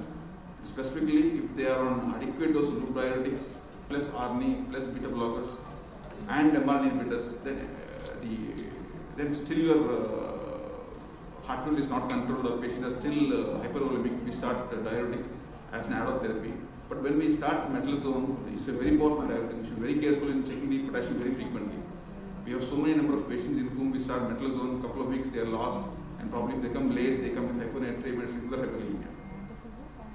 And there are very odd patients in whom we can't start RNA, or patients who can't afford RNA, or in patients whom blood pressure doesn't permit us to start RNA. These kind of patients, usually we go with a combination of hydrazine and nitrates. So it's available with isoleucine by the company, but this again is a drug with not a stage 1. Probably we should try starting this if we are not able to start RNA because of a reason. And then ibuprofen, which is actually used more nowadays, but we strongly suggest to reserve the medication for patients in whom the beta blocker cannot be started and the heart rate is still elevated, number 1. Number 2, in spite of using appropriate dose of beta blocker, your heart rate is not normal. Suppose somebody is already on metoprolol of 50 milligrams twice daily, and you don't want to jack up the dose because of heart failure, and the heart rate is still 110. Probably these kind of patients, we are comfortable starting ibuprofen. One more interesting thing is digoxin is missed here. Digoxin has a very limited role nowadays. We usually give digoxin in patients who have airway dysfunction with the air with heart rate. Probably that's the only situation where we use digoxin, nothing else. Heart failure, decompensated, atrial fibrillation with very fast heart rate, and we have very limited choice of the drugs. So what the consensus say, this point I just want to stress. Previously we used to start ARB, wait for 2 weeks, then change to RNA. But the recent guidelines say that probably RNA first approach is the right one. Whenever we have patient heart failure, provided you have a renal function normal, GFR within normal limits, probably first is to start RNA and IRS. So So RNA in our practice in the last 3-4 years, what we noticed is patients who are directly on RNA tend to do better. The quality of life, we are always perplexed with this. Patients who are on RNA generally say they are doing well. We don't know what happens, but their feeling of well-being, their quality of life improves, and similarly, their work capacity or work physical functioning is also much better. And one more interesting point, cardiac reverse remodeling, we are seeing this past 3-4 years, the moment RNA came into the picture. Prior to RNA, usually we used to monitor the heart function. It used to remain stable. Like somebody is on enalapril of 10 grams twice daily, heart function 35%, LV size of 6 by 4.5 used to be same or slightly worsened. But with the onset of RNA, what we are seeing in the last 3-4 years is the heart function actually is improving. The LV size are actually coming down. There is data also. And consequent to this data, there is a new guideline came by the ACC saying that if you have a patient in whom the heart function improves from 30% to 40%, really we don't have an idea whether to stop the RNA or not to stop. The current consensus is to continue the RNA because we don't know what happens if we stop the RNA, probably till the trial comes. And suppose this patient, if he develops a heart failure, develops diabetes, then what to do? Just a small slide. The diabetes is very common in heart failure. So whenever somebody has heart failure, it's very important to have a regular glucose check done. A lot of people usually be present in incidental diabetes. Somebody has a 3-monthly sugars check, suddenly they come with a higher sugars. And one more thing is, whenever these kind of patients have a higher chance of getting hospitalized. Whenever there is a combination of diabetes and heart failure, it's generally deadly combination. So just slide for you to understand. We have a common thing. Statins lead to diabetes. That's a common notion among most of the RP doctors. Some patients too, but we tend to impress with them that statins don't cause diabetes. There's significant data. But yes, beta blockers and diuretics do have some effect on the dysglycemia. They do cause decreased control of the blood sugars. And similarly, there have been glitazones some drugs were replicated previously in the heart failure. You are the experts for those things. Generally, we should keep in mind the drugs which probably can affect the heart failure. And it's prudent to avoid those drugs which can lead to worsening heart failure. So the AD recommendation as of now is to start SGLT inhibitors in these kind of population with this heart failure because they have recently shown to have some mortality benefit also. So SGLT inhibitors are currently used as an add-on therapy to existing guideline-based medication for the diabetes. And one more thing in routine practice is when we start SGLT2, specifically when we escalate the dose, it's important for us to see the concomitant diuretic dose also. What happens is, it's not uncommon for us to see a patient who is on 3 to 4 diuretics. Then it becomes a mess. The potassium, magnesium, all these lead to a lot of electrical disturbances and there's increased chance of sudden cardiac death. A lot of diuretics leads to a lot of loss in potassium and magnesium from the urine. Those lead to arrhythmias. Very important for us to appropriate dose of diuretics. So this is an interesting slide just to see the benefit of starting these drugs in diabetic patients. You can see whether the patient is diabetic or undiagnosed diabetic or pre-diabetic or normal blood sugar, all of them, the RNA scores much better than the ACE inhibitors. Similarly, the quality of life also improves in these patients when we start ACE inhibitors.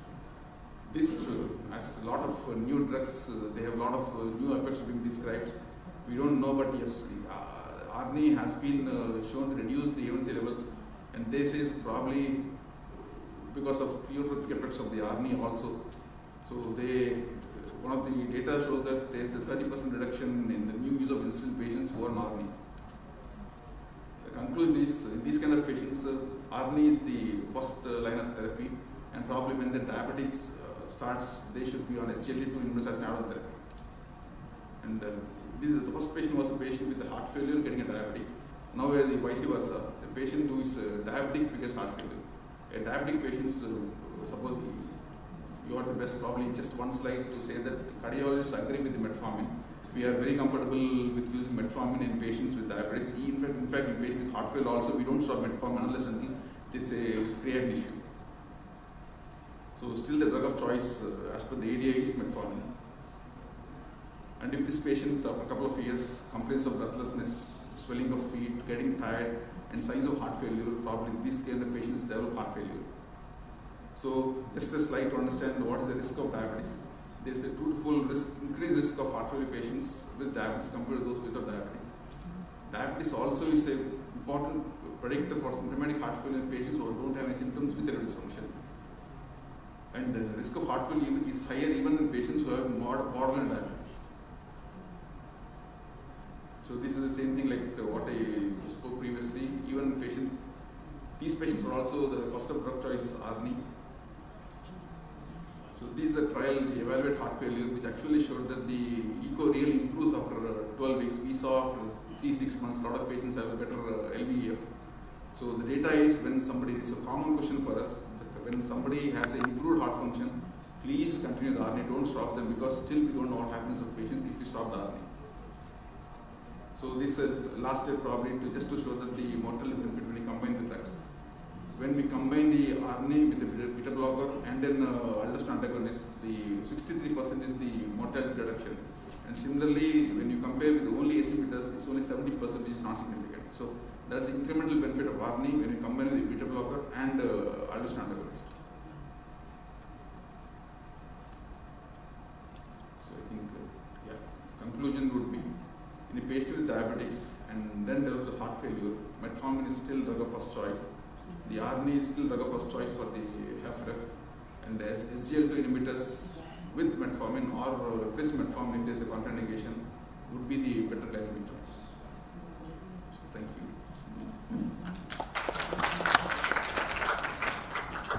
Thank you very much, Dr. Gokul. If you could just wait for a couple of minutes, we'll take questions. Thank you, Gokul, for a very in-depth and very clear and concise message and also presentation. Let me just ask a couple of questions and just a statement. The angiotensin receptor inhibitors, most of us will know this as Vimada or Asmada as in Indian market, have made a sea change in treatment of heart failure patients. As a personal experience, I'll tell you, I have 2 patients who were referred to me for heart transplantation. This is now about 6 to 8 months ago. We admitted the patients, started them under cardiology care. We started them on these agents. You have to start them slow, isn't it? You start them at 50 ml, then increase it up to 100, and then if blood pressure allows, go up to 200. These 2 patients are now different people. From a stage wherein they couldn't come from the main reception to my clinic, now they are having almost normal life. They can do their daily activities. That is what I'm saying by normal life. So these drugs makes a difference. So that's a comment. Question to you, first question before I throw it open. Which are the patients in which you will not use these drugs? Yes. And in diabetics, are there situations wherein you would not use these drugs as a first line agent? That was my question. Yes, but diabetes doesn't change the prescription patterns at all. It's drug of first choice. The only condition where we would not be using is the blood pressure. If somebody has a blood pressure of 100 or less, it's very difficult for us to start this medicine, because the moment you start medicine, blood pressure drop at 10 to 15, he comes back. So what we see is we try to see what other medicines are there which can drop blood pressure. A lot of these patients are on Nigrandil, nitrates, or some other drugs which can decrease blood pressure. We try to adjust those medicines, we remove them slowly, then start the ARNI. As Hemant has rightly said, in the last 5 years, we have seen so many patients of erectile dysfunction improving to an extent that we are worried how can patients improve. Then there was a discussion about probably there was a reversible cause in these kind of patients. There was big data came in, then they said that no, ARNI actually because of decreased afterload leads to some 10 to 12 percentage points in heart function. But yet there is no answer how long we should continue the ARNI. As long as the current data says that probably continue as long as the next oil is coming. Thank you. Any questions from the floor? Regarding beta blocker, Concar, I think you must have 2.5 mg. Is it useful for stage 2 of diastolic dysfunction? If we increase, will there be an improvement? Yes. Diastolic dysfunction grade 2, the drug of choice are the negative inotropic agents. Beta blockers are the perfect choice for negative inotropic agents. They generally work well. The ARNI doesn't work for normal heart function or diastolic dysfunction. The next drug what is supposed to work is SGLT inhibitors. They work for diastolic heart dysfunction also. So beta blocker, right, that works for it. Comcor is a good beta blocker, works for nectar endocrinology, improves the diastolic function. Yes, usually go till the blood pressure is adjusted. The problem is diastolic heart failure is you should have less of the afterload. The higher the afterload, the higher the diastolic function. Blood pressure has to be controlled. Not of the drug, blood pressure has to be controlled. Blood pressure is controlled with the beta blocker, probably the diastolic function is the best. Madam, can it be a quick question because we are running behind?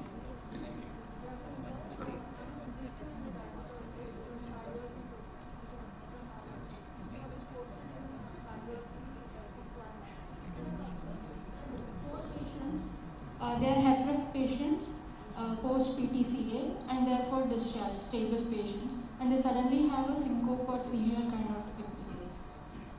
So my question is, am I missing something, or is there something I could do to prevent such episodes? Good question. When we have these patients who have angioplasty done and pre-discharge syncope, the commonest reason is the nitrates of drug which leads to postural drop in blood pressure. These patients are not used to medication previously. The moment we start nitrates, peripheral vascular agents, there's a lot of venous pooling. So suddenly they get up for discharge, they have syncope. Not very uncommon. The other thing what we are supposed not to miss is the arrhythmias. Whenever somebody has a heart attack, the first 1 month is the period where when somebody has a dysfunction, there's a slightly higher chance of getting a arrhythmic issue. So somebody has syncope, we default ask them to check the electrolytes and possible go back into check the rhythm whether we have a lot of ectopy or high risk arrhythmias. Madam, can I stop? Sorry, can I stop here because of lack of time, and you can have a conversation over lunch. Thank you. Thank you very much. Thank you, good Dr. Gopal.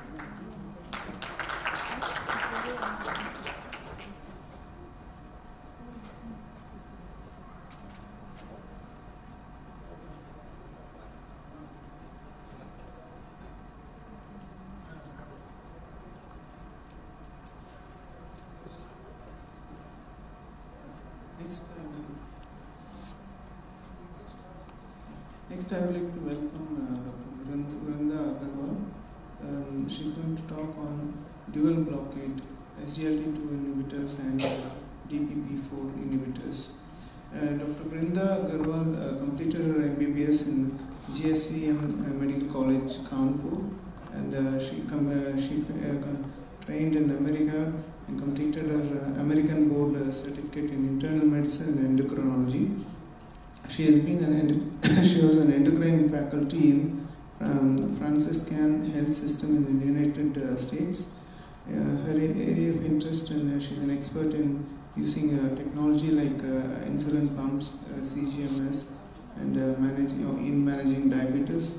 She trained in the performance of performing ultrasound, thyroid ultrasounds, and FNAC, biopsy of thyroid nodules, and interpretation of the results. She trained in the prestigious MD Anderson Cancer Center in Houston, managing endocrine cancers, endocrine-related cancers like thyroid cancer and adrenal cancers. She has had several publications in peer-reviewed journals and is an active member of many international professional societies. I'd love to welcome Dr. Vrinda. You can start your presentation. Thank you, sir. Thank you so much for a very warm introduction. I am Vrinda, and so I'll get started right away in the interest of time. So to set the tone right for the talk today, I would emphasize that it's very important for us to, be prompt or be more aggressive in managing our patients with diabetes. So initiate early and initiate right. So this is a brief overview of how the talk would be today. Goes beyond saying, I think we're all witnessing another pandemic of diabetes, and something we should not be proud of. India is actually at the epicenter of this epidemic. And what's striking to see is that more and more young Indians are being diagnosed with diabetes. So is that because of a change in our dietary habits, lifestyle? With COVID, a lot of people have started working from home, so reduced physical activity. And while we talk about the numbers always going up, the sad part is almost 50% of the individuals with type 2 diabetes fail to achieve their blood sugar goal, defined by an A1C of less than 7%. So, today I'm going to basically focus on two classes of medications, anti-hyperglycemic agents, which are basically the talk of the town today, DPP-4 inhibitors and SGLT2 inhibitors, with a focus on two studies. So, the first study is an initial study, which basically outlines to be initial combination therapy with vildagliptin, which is a DPP-4 inhibitor, plus metformin in drug-naive type 2 diabetic patients. This was a 24-week study from Asia. Essentially, the idea was to see that, if we use combination therapy early on for Indian subset of patients, would that, result in a more robust early glycemic control because of the complementary mechanism of action of the two drugs, and also subsequently improve compliance to medication. As I mentioned, with this study, we aim to identify the data, on the use of this combination treatment to assess its real-life effectiveness.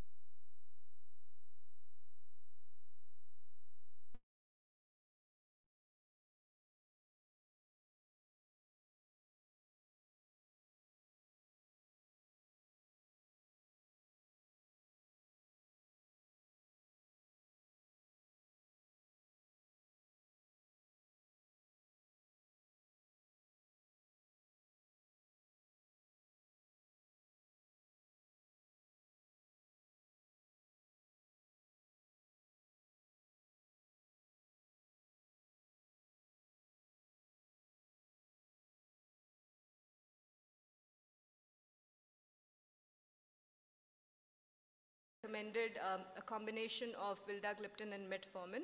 These patients underwent glycemic assessment at baseline, at 12 weeks, and at 24 weeks. Now, just to highlight, the cardiovascular risk factors for this group of subjects. The mean age of the patients was about 49.6 years, so relatively younger population. And almost 55% of these were men, and as I mentioned before, South Asians have a heightened predisposition towards cardiovascular risk. Other than that, 66% almost patients reported one medical condition which could heighten the cardiovascular disease risk, including dyslipidemia, hypertension, or being overweight. The primary endpoint was defined by a change in A1C, from baseline to week 24. Secondary endpoints included HbA1c change from baseline to week 12, and then, a proportion of patients achieving an A1C of less than 7%, change in body weight, and the change in A1C or glycemic improvement was also categorized by subgroups. So, for the primary endpoint, when we look at the change in A1C from baseline to week 12 or week 24, the initial combination therapy resulted in a statistically significant HbA1c reduction both at week 12 and 24. And almost about 40% of patients were able to achieve their glycemic target of HbA1c less than equal to 7%. When you look at the reduction in fasting blood sugars, post-meal blood sugars, again at week 12 and 24, they did show an improvement compared to baseline. There was also a notable reduction in body weight with the combination therapy at week 12 and 24.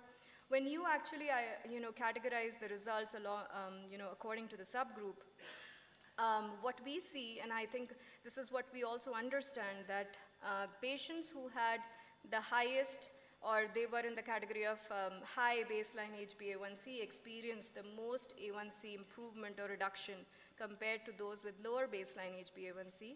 And this was demonstrated by the delta of change, which we see for baseline HbA1cs of more than 10%. That was the maximum improvement that was seen at week 24. The subgroup analysis also demonstrated that the glycemic improvement, the change in A1C, stood irrespective of the age of the patient or the BMI, or even the baseline comorbidities like hypertension, dyslipidemia, cardiovascular disease risk. So when you talk about the overall from this study, so we understood that almost 30% of this patient had cardiovascular disease factors, 21% were obese. They tended to have a higher baseline A1C of almost about 9.3%. They were drug naive, and they relatively demonstrated a younger group of subjects. So with this, what we understand is that the initial treatment with vildagliptin and metformin actually resulted in significant improvement in glycemic parameters, which was measured in terms of HbA1c at both week 12 and 24. Impressive was that almost 40% of these patients were able to achieve a target A1c of less than 7%. This was overall well tolerated, no significant concern for adverse events. And then when you talk about various subgroups, the HbA1c improvement, was consistent throughout all these subgroup analyses. Other observations from this initial study was somebody may notice that there was a higher reduction in overall HbA1c in this study population, but that could be attributed to a higher baseline A1c that this population demonstrated. And almost 40% of these patients were able to achieve the target A1c of less than 7%, again, maybe possibly because a higher proportion of this study population had a higher HbA1c to begin with. So, how is this relevant to us? Because, this study shows that, DPP-4 inhibitors, an early initiation of a combination of vildagliptin and metformin may actually, help our patients who are drug naive with poor glycemic control, younger of age, and also signifies that we'll be able to achieve this glycemic improvement more promptly. So something which could actually help routine clinical practice patients. So again, to summarize, this was a drug-naive population with type 2 diabetes, younger age group, Asian, with a high baseline A1c and associated cardiovascular risk factors, and they demonstrated good and prompt glycemic control with this combination. Now moving on to the next study, I wanted to highlight the importance of glycemic variability and post-meal hyperglycemia in Indian type 2 diabetic patients. So what is glycemic variability? Oftentimes our focus has been on glycemic control. We measure the fasting blood sugars, HbA1c, but glycemic variability, increasingly we are becoming aware that this is a very important variable.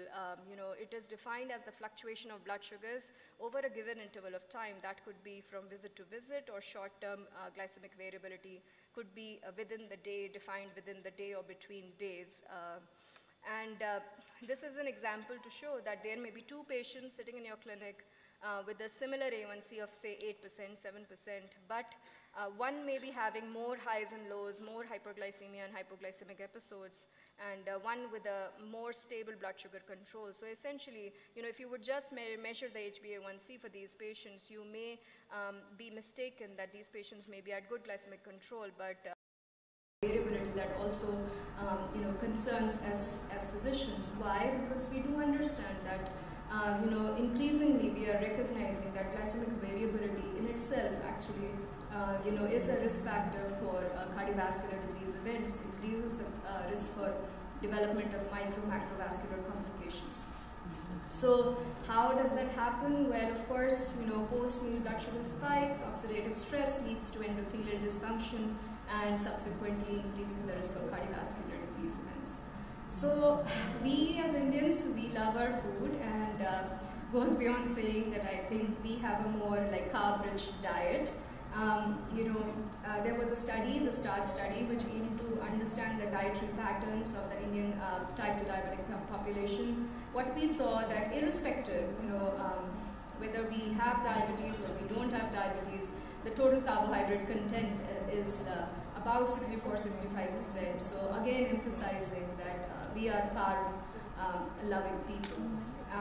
What's important to understand is that because of our dietary patterns, our dietary habits, we tend to demonstrate a higher prevalence of insulin resistance, metabolic syndrome. There is a greater risk for developing diabetes and prediabetes, and that has to be taken into account when we are, managing diabetes in our clinics. So this is the REMIT GV study, the glycemic variability study, which aimed to understand or compare the effect of remogliflozin versus dapagliflozin. These both the drugs are SGLT2 inhibitors on 24-hour glucose profile assessed by CGM in Indian patients with type 2 diabetes. As I mentioned, remogliflozin is a novel SGLT2 inhibitor. It's used twice a day. Dapagliflozin is another SGLT2 inhibitor which is used once a day. And this study was essentially to see whether twice-a-day dosing of remogliflozin could offer a better chance at post-meal blood sugar control. When you talk about the study design, this was a randomized 2-arm parallel group open-label study, uncontrolled type 2 diabetic patients on stable therapy on metformin monotherapy or dual therapy of metformin DPP-4 inhibitors were randomized to receive either remogliflozin in a dose of 100 milligrams twice a day or dapagliflozin 10 milligrams once a day. Again, the inclusion criteria: adults more than 18 years of age, diagnosed with diabetes, HbA1c more than 7% or less than 9%, 7 to 9% essentially. Anybody with a diabetic ketoacidosis or very high blood sugars were excluded. Now this is just a flowchart of the study design. So these patients underwent a CGM, a continuous glucose monitor implantation on day 1. From day 1 to day 7, this was considered as the pre-treatment phase, and baseline data was captured for this phase in terms of glycemic control.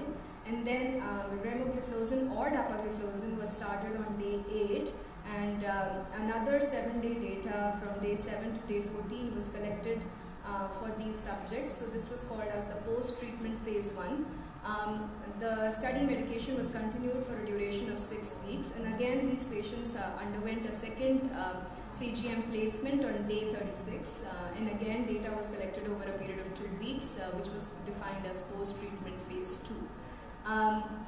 When we look at the demographics, essentially both the groups are very similar in their characteristics, except that the duration of diabetes in the remogliflozin group was slightly higher.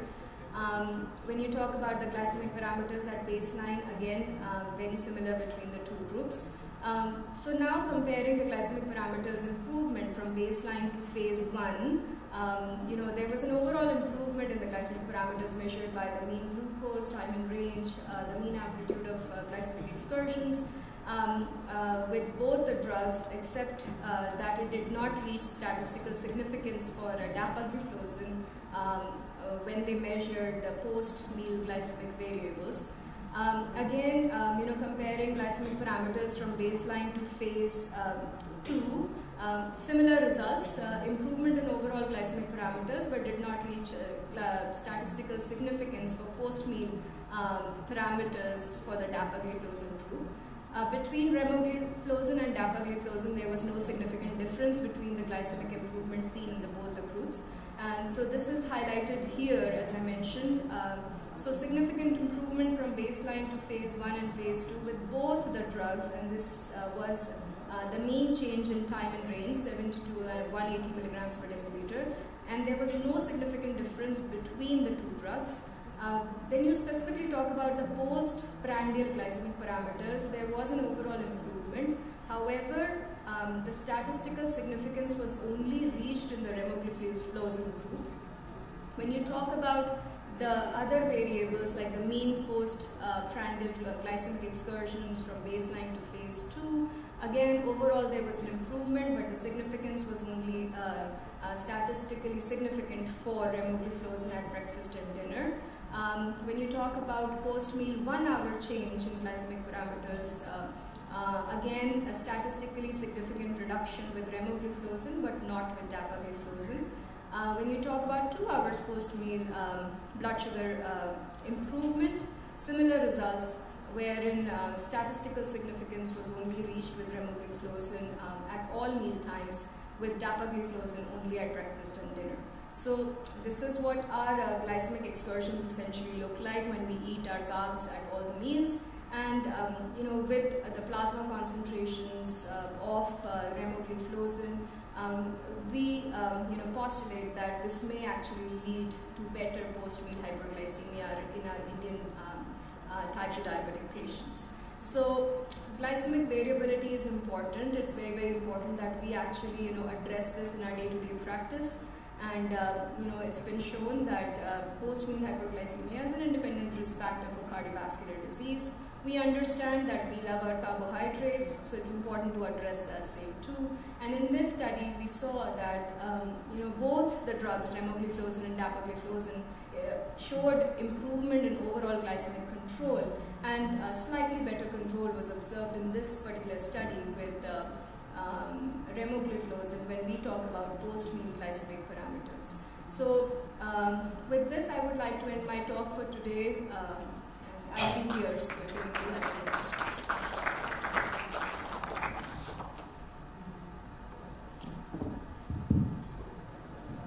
Thank you, Dr. Nanda, for the excellent presentation. Any questions?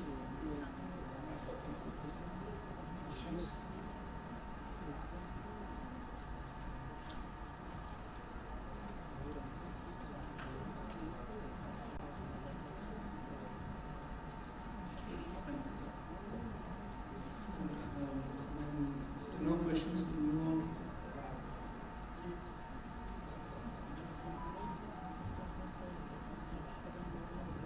Thank you. It's a pleasure to introduce my friend Dr. Kalyan Chakravarti, who is talking about diabetes, diet and technology. He has done MBBS, MRCP, UK, CCT, Endocrinology. He has been trained in reputed institutes in the UK for his super specialty qualification and trained extensively in London. His area of interest is endocrinology. Also, he is expert in the diabetes and thyroid.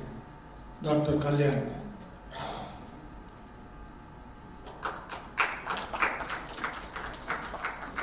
Okay. Thank you, everyone. Slideshows. Yeah. So I have two talks. I'll promise I'll finish by 20 minutes. So the first talk is about subclinical hypothyroidism.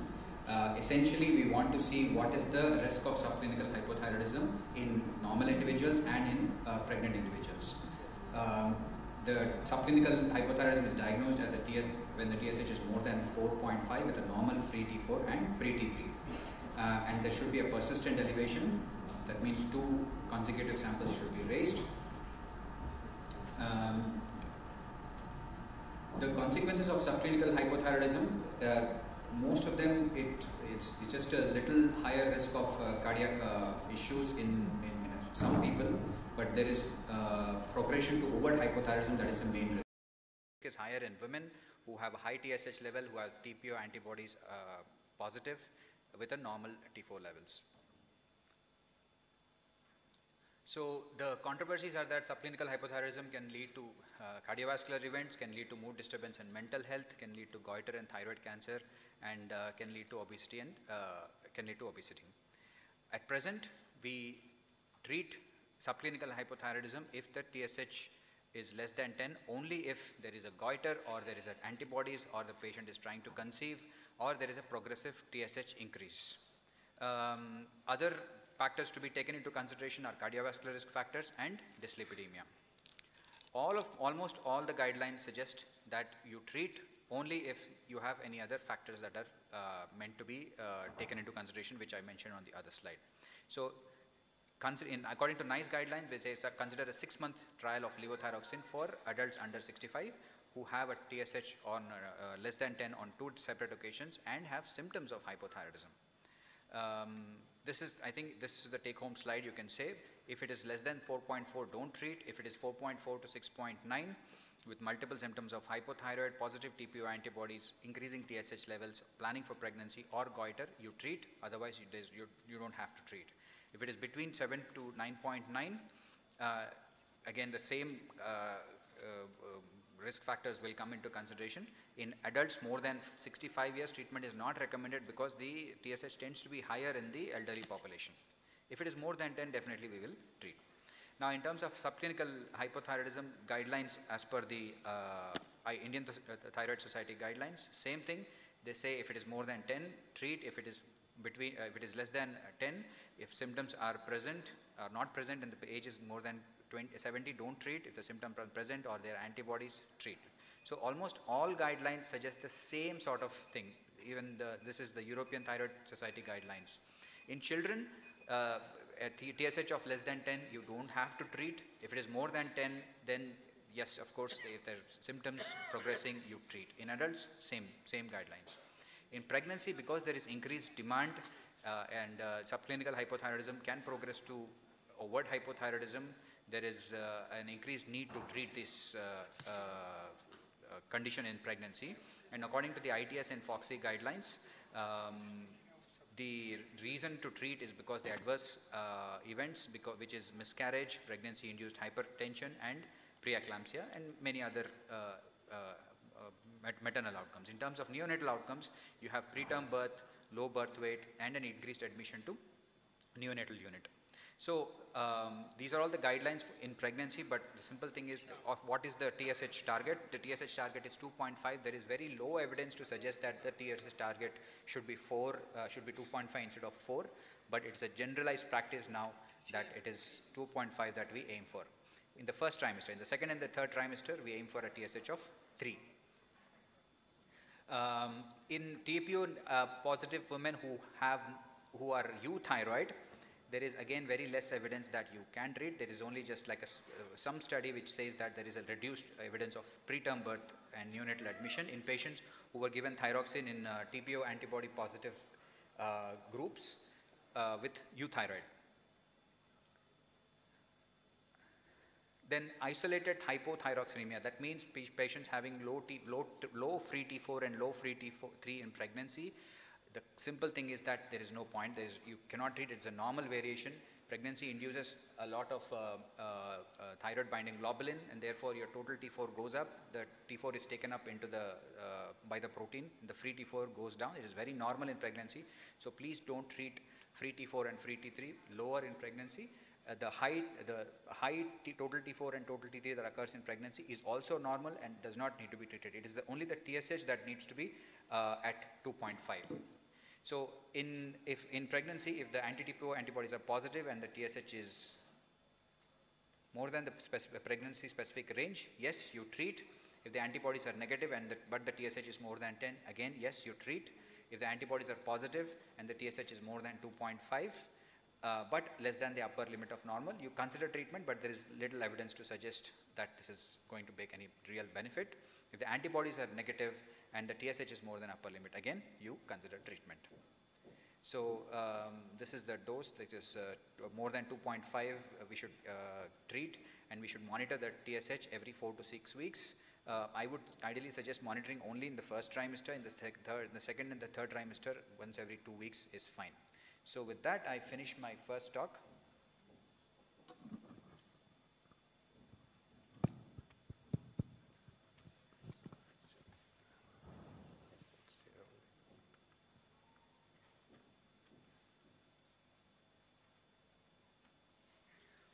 Now, this is my actual talk that I was supposed to talk. So I'm going to be talking about diet and technology. I am very interested in insulin pumps and technology, so I would be more than happy to talk about this. I'm going to talk about 3 things. What is the use of diet in CGM, use of diet with insulin pumps, and using medical nutritional therapy. What is CGM? CGM is a continuous glucose monitoring. We wear a sensor, which is it's a small filament that is there in the interstitial fluid. There is a chip which records all the data from the sensor, and then once we have a reader, it scans all the data onto the reader, which we can connect it to the computer and see what our trends are. Lot of advantages, and this is the new sensors that have come where the patient can actually see their own readings. It helps them to see what is the optimal diet, what they are eating that is making their sugar go up, what is the diet that is making their sugar be in the normal range. It gives a real-time dietary feedback on excursions of sensory glucose. They can know the hypo patterns during the day, where a timely dietary intervention is very invaluable. I'll come to a few personal experiences that I had with some patients. It helps clinicians in adjusting the in adjusting the diet rather than insulin, because when we are doing just a SMBG monitoring for 2 or 3 in a day, it doesn't give a timeline of the 24 hours. We have to really know what happens during the 24 hours. And it has helped me a lot to actually change the diet in the patient rather than just blindly up-titrating or titrating or down-titrating the insulin. and it also helps with the insulin dose titration for various fixed meals. So there are many paid dietary programs that are available which are using CGM, and they have got very good results. So I'm just going to be briefly talking about some of the patients I've seen. This was a patient recently I saw, and I think she was having a significant spike. This is at 6 p.m. So during the day it was okay. I increased her breakfast meal, but at 6 p.m. it is the main excursion that was happening. And she was having like a ridiculous amount of idli or dosa at that point, and I asked her to stop, and she actually became better after that. It was not completely resolved, but she became much better. So I wouldn't have known this 6 p.m. I thought if we would have checked pre-dinner or after dinner, I would have only known that this is actually a dinner dose that needs to be adjusted, but not the 6 p.m. dose. So sensor gives me that thing, and it's just a small dietary intervention that helped me control this. The second patient is again a patient who was having excess carbohydrate meal in night. This is 6 p.m., this is 8 p.m., about 9:30, 10. So I asked her to prepone the meal a little bit, and I asked her to reduce the carbohydrate intake with good results. If you see, there is no further spikes after this point. So the dinner dose is sorted. This patient was having frequent hypoglycemias at around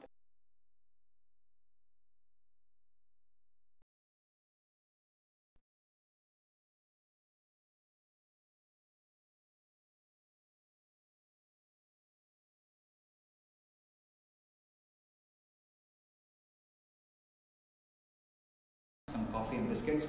If you see, there is no further hypoglycemia after that. This patient was having, she wakes up at about 5 o'clock. This is 6 a.m. The breakfast time is actually here. So she was having low sugars, and I actually put a sensor to see what's happening before breakfast. And if you see the nighttime, the sugars are fine. It is just that at 5 a.m. it was going up. She didn't tell me this, and I asked me, please tell me what you're taking. And she takes a big cup of ragi malt at 5:30 a.m. So I asked her to stop it. It was fine. In fact, she was having low sugars, and I had to reduce the dose. So these are all the things that have helped me actually to actually control the diet part with CGM. And there's a lot of evidence to suggest that the quality of life in patients will improve with CGM. This was an interesting study. What they said, this is a real-time study. They used around 600,000 sensors, and they monitored what their A1C was according to. So the more number of scans they do in a day, the more times they check their sensor, the more likely that they're going to do some intervention. They're going to make some adjustment to their meal pattern. And you see the more number of scans they're doing, the lesser is their HbA1c. This is a really good study, real-time study to suggest that CGM is the way to go. That is the future of diabetes. Now coming to next is the insulin pump. I'm just going to briefly talk about what is an insulin pump. We have a pump, we have a cannula which is placed in the infusion site. There is a sensor and a transmitter which transmits the data to this pump. The pump then regulates what amount of insulin that has to go into the infusion. We have pumps which are not fully automated to fully automated pumps which are available, where it takes care of everything. You don't have to do anything. It's like a pancreas, and I've been using those. It's brilliant. The time in range is more than 90%. So what is available to us? Currently we have a basic pump and an advanced pump. The basic pump only gives insulin. It has nothing to do with sensors. It maybe just takes the readings, but it will not do anything. The next level of the pump is it will take up the readings of the sensor. It will stop the pump when the sugar goes low. That's actually a very good, because a lot of type 1 diabetic patients and children are actually afraid of hypos during the night. So it just stops the delivery of insulin once it recognizes that the sugar is going low. The next stage of generation is this newer pump 780G, which it has this smart guard technology where it continues to reduce the insulin, and it will also give boluses of insulin if the sugar is going up. Now coming to the diet part of what happens with the pump is, the pump will work only if you put in what is the carbohydrate estimation that you have. So carbohydrate counting is, I just want you to understand what is carbohydrate counting. That's all from this talk. Carbohydrate counting is very useful to selectively, significantly reduce the amount of bolus insulin that we give in children or in adults. If you can calculate the amount of carbohydrates, you roughly estimate It's going to really help with even the subcutaneous injection, especially in the pump. We have something called a bolus wizard in the insulin pump. It will determine how much we have. This is the setting at which, even if it is a fully automated pump, it has to require my settings to tell it how much insulin it has to give, or the ratio of insulin it has to give based on what the bolus. Basal it will calculate on its own. The bolus it will calculate based on this. So I put in something called an insulin carb ratio. For example, I say tell to the pump, you give 1 unit for every 10 grams carbohydrate. So if the patient is putting a 50 gram carbohydrate, it will automatically calculate as 10 units and it will give. We also put in something called an insulin sensitivity factor. That means if the sugar is rising at a certain speed, how much amount of insulin we have to give. So if I put 1 unit, you give 1 extra unit. If the sugar is rising 50 milligram per deciliter, it will give 2 units. So for example, the blood glucose is 200. It was designed to be at 100. So it is 100 more than target. Therefore, it will give a further 2 units to the bolus. It will calculate 12 and it will give it. So it makes our life very easy. Now quickly coming to the medical nutritional therapy, there are many forms of specialized medical nutrition therapy available because diabetes needs an equal balance of macro and micronutrients to manage malnutrition, dysglycemia and other metabolic factors. These MNTs have low glycemic indexes and therefore are very useful as a supplement to the main meals. We have the requirement is about 40 to 60% of carbohydrates, 15 to 20% is protein, and a lot of it is also fat, because that also is required for our daily functioning, along with a lot of micronutrients. I'm just going to give you this slide. This just tells you what the ADA recommends, that how much we have to have, how much carbohydrate, how much fat, and how much protein we have to have. The DSNF, which is your diabetic specific nutritional therapies, or your MNTs, are close to what the ADA recommends. The ADA recommends this much amount of protein, this much amount of carbohydrate, this much amount of fat. It gives exactly that. And there are many other programs like the Atkins diet and everything, which give a high protein diet or a high fat diet, which is not valid on the long term. So MNT is a useful therapy to actually give as a supplement to our daily intake. So it is just shown that even if you replace it with a liquid formula, if you see that there is a very good reduction in your in terms of lifestyle. If it's only control, only with lifestyle, there is about a 7.3 reduction in the time in range with the CGM, whereas with your intervention and breakfast meal replacement, the reduction is much higher. So 13% reduction in time in range is a huge. So it really leads to a lot of improvements in glycemic variability. And, so suggest that. Summarize.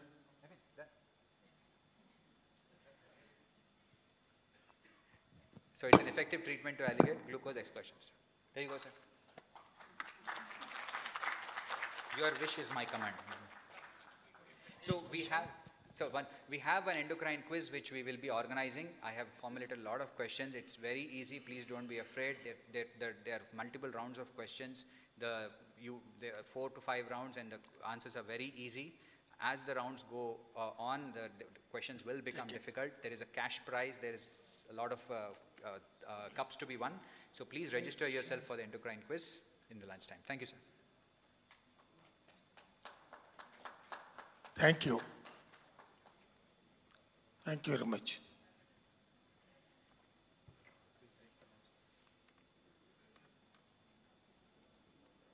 Memento.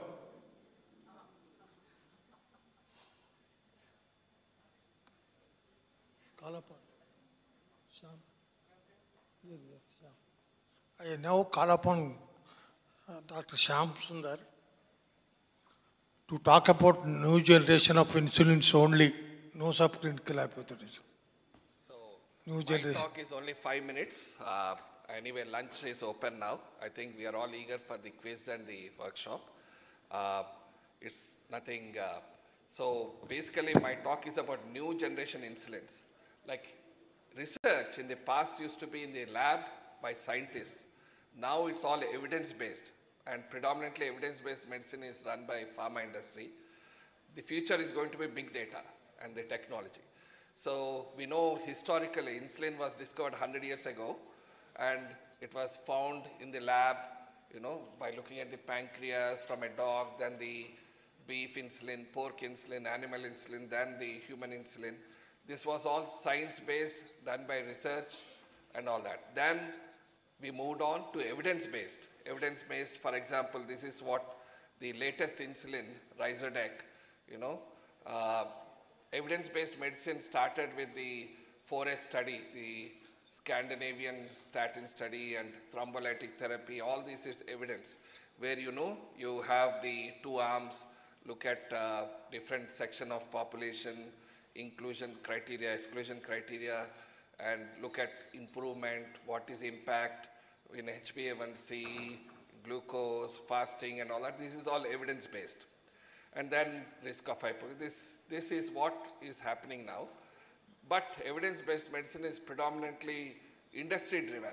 It's not so much because it takes a lot of time, effort, investment, and all that cost. So SMART study is something which was looking at this Ryzodec molecule, which was found to be superior to all previously existing molecules in terms of, and then after evidence-based, real-world study. As you can see here, Tresiba is a real-world use of study, where you see once a drug is approved and licensed by FDA, this is how it works. And again, there are different study designs. I think all this is changing now. I think future will be data-driven, artificial intelligence, machine learning, when we use the right drug, right dose, what is impact and all that. This is what the future is going to be. Young generation will have to step into this, whether you like or not. It's all about the tech-driven enabled, whether dose titration. Dr. Kalyan was saying new technologies are coming in, whether we can predict the insulin dose for individual patients. It's not just based on sugar. There are so many elements into it.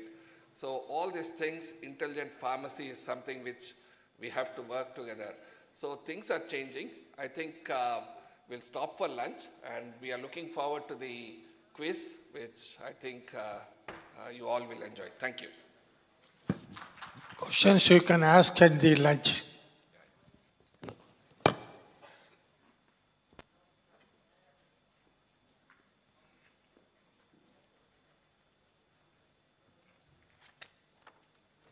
I would like to take this opportunity to express my heartfelt gratitude to all the dignitaries for making this session an enlightening one. Thank you, sir.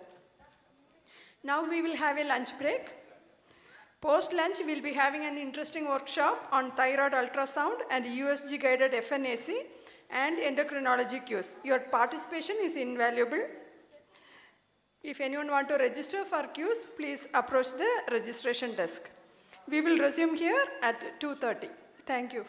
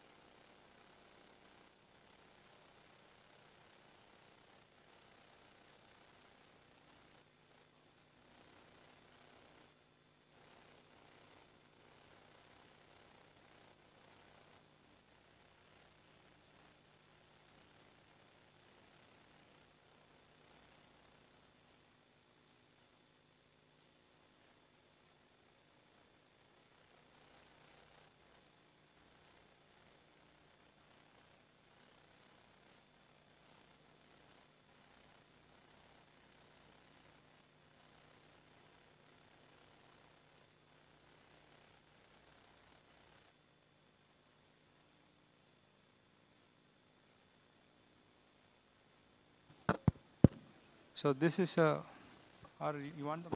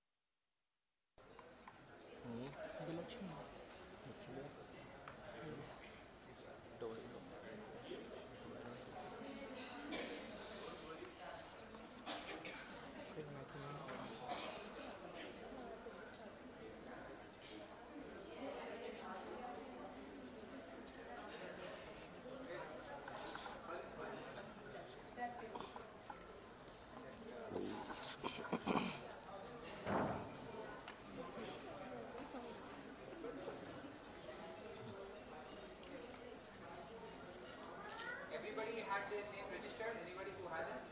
Here, this team.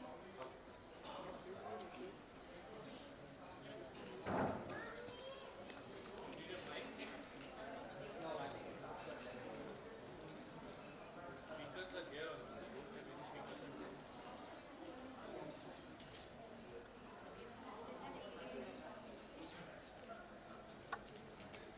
Mic on.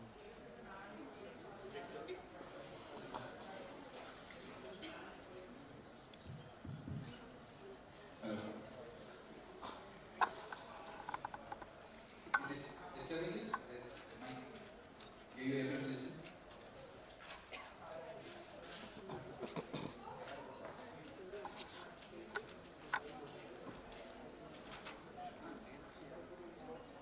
So, 18.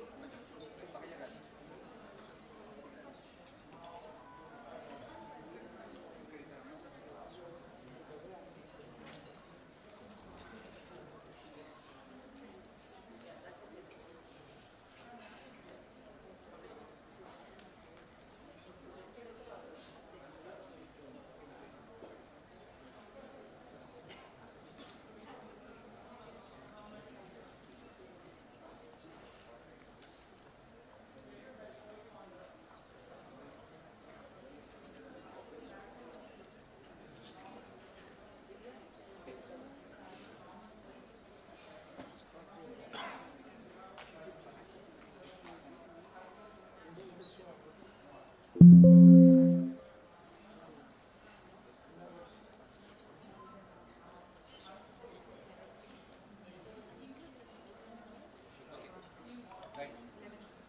So let's double check. Team 1, Dr. Anand and Soumya. Team 1, Anand and Soumya. Where is the mic?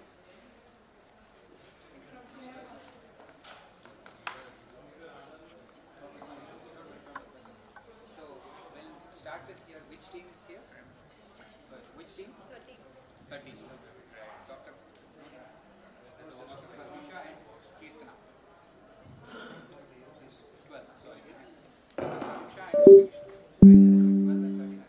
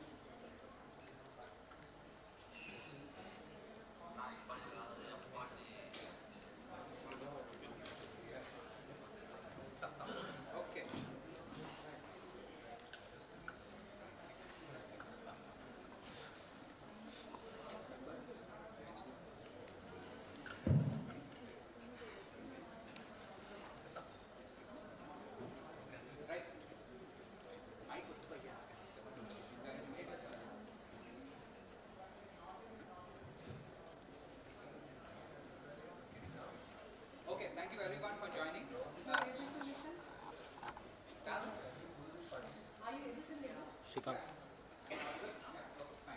So the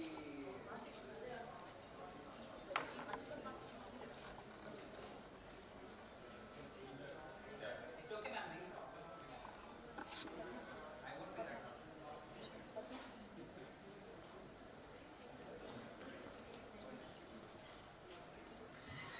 So we're finished with the team as our staff. They're all our staff, right? Fine. So I'm Dr. Kalyan. I'm an endocrinologist. Create some questions for all of you. It's going to be for please give an attempt. There is no negative marking, so you can A, B, C, D, B, A, C, D, whatever you want to do. The quiz format will be there a lot of rounds. I thought we were expecting 50 teams or so, but we have been split with the final workshop, so we only have 11 teams.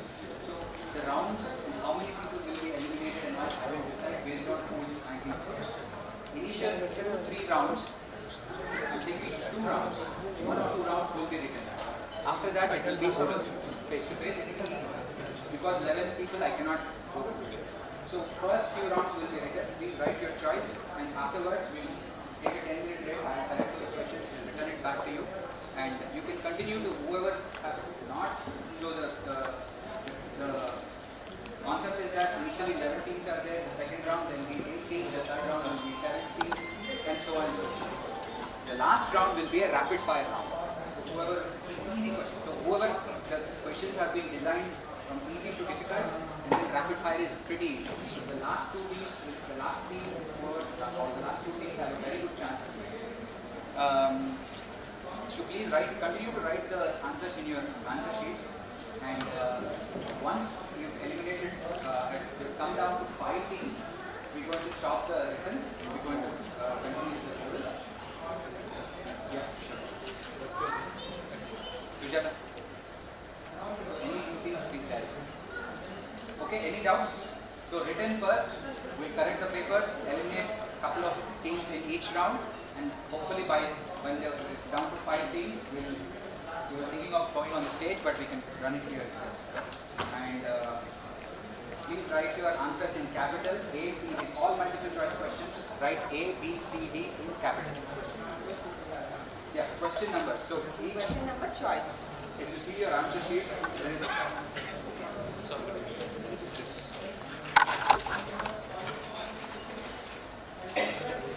okay, the print has gone a little funny.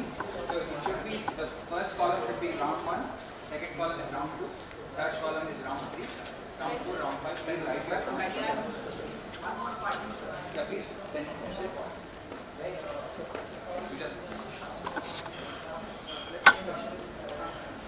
No phones to be used. We have a lot of staff who have eyes on you. No phones, no calling answers. If you know answers, please audience don't call out the answer. Okay, without further delay, I am going to start.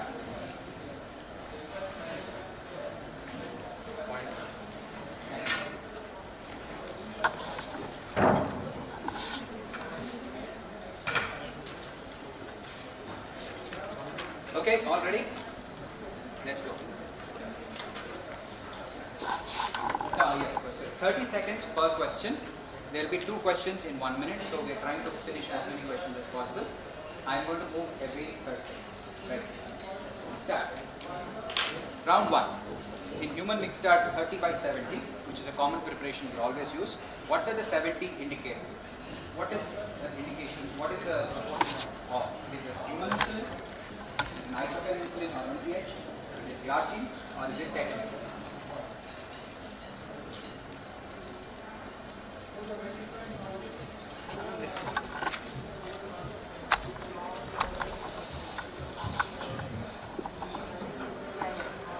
Right, next question. According to ADA standards of care, what is the minimum amount of moderate exercise duration for diabetic patients? Is it A, 100 minutes per week, B, 150 minutes per week, C, 200 minutes per week, or 200 minutes per week?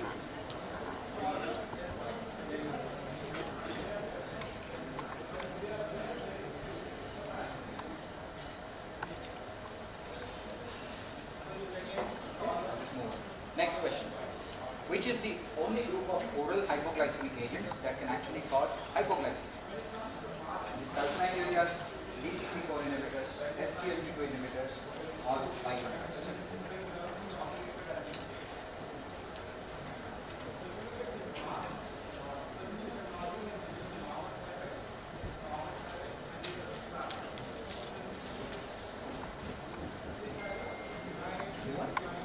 According to the ADA guidelines, what is the general target HbA1c for diabetes? Sorry. According to the ADA guidelines, what is the general target for diabetic patients? HbA1c. Is it 6%, 6.5%, 7%, or 7.5%? Easy so far? Easy?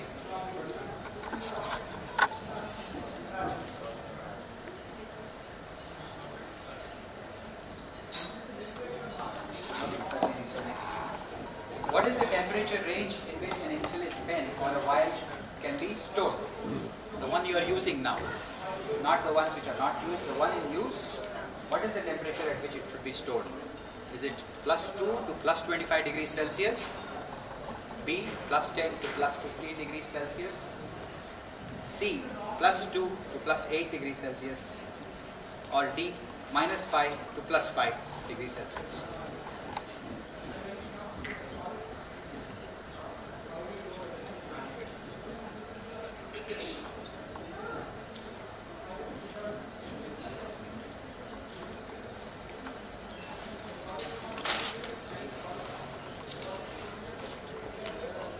Next one. What is the angle at which insulin should be injected into the skin? Is it 30 degrees, 45 degrees, 60 degrees, or 90 degrees? So all my questions are going to be very practical based. I won't ask you what is the syndrome and what kind of. Only daily practical things that we daily see.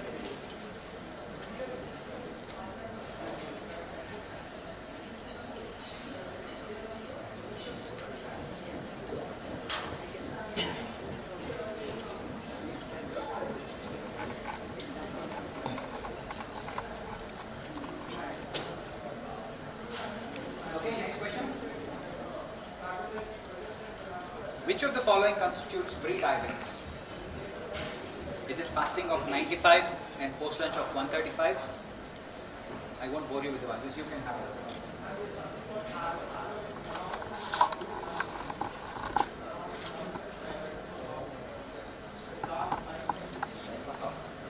Anybody has not got an answer sheet?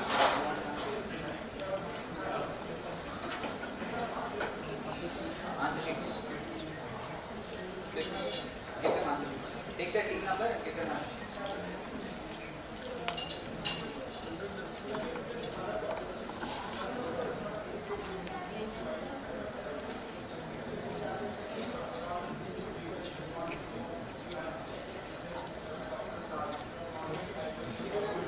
Okay.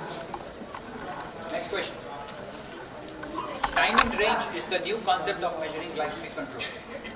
You will see this more often when you are actually practicing more of diabetes. Gone are the days of HbA1c, gone are the days of fasting post-lunch. Time and range, you're going to listen more and more of this. What does it mean? Is it 90 to 140, 70 to 140, 70 to 180, or 90 to 180?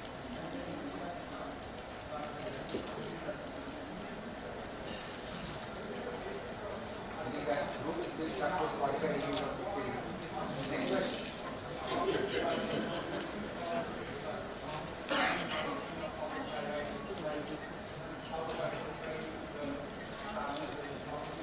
Which of the following subset of maturity onset of diabetes in the young? It's called monogenic diabetes. It's a genetic form of diabetes. There are many types, subtypes. You don't remember 1, 2, 3, 4 anymore. Name it after their mutation. Which of this is responsible for an impaired fasting hyperglycemia? That's all. They will not have any other symptoms. Only impaired fasting hyperglycemia. HNF1 alpha mutation, glucokinase mutation, HNF beta mutation, and HNF4 alpha mutation.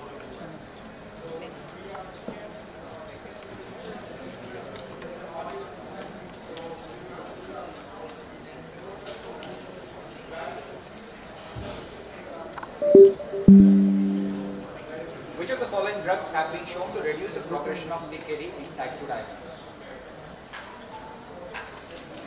beta blockers, diuretics, calcium channel blockers, or ACE inhibitors.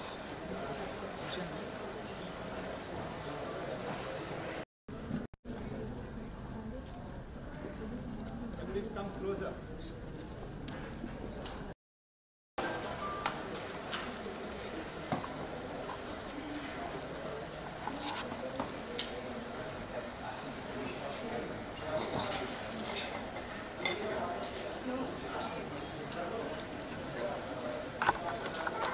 Okay, so we'll proceed to round 2 also. Round 2 will also be written.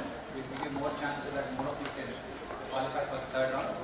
According to ADA, in an Indian patient with uncontrolled type 2 diabetes, metabolic surgery is indicated at what BMI? 35, 30.5, 27.5 or 24.5? A surgeon, I'm not a yeah, I'm not a radiologist, but this is my stethoscope. So endocrine surgeon stethoscope is this. So in my office I always do the ultrasound, and I do the ultrasound, I interpret the images, I operate. Within a week I can know what's the biopsy. So there is no better learning tool than that. No? So we used to bet in velour, benign or malignant. So it's a linear probe. If I put the probe like this, you will get an image lying, like it will take a photo like that and show it to you. So now you can come this way. I'll move it.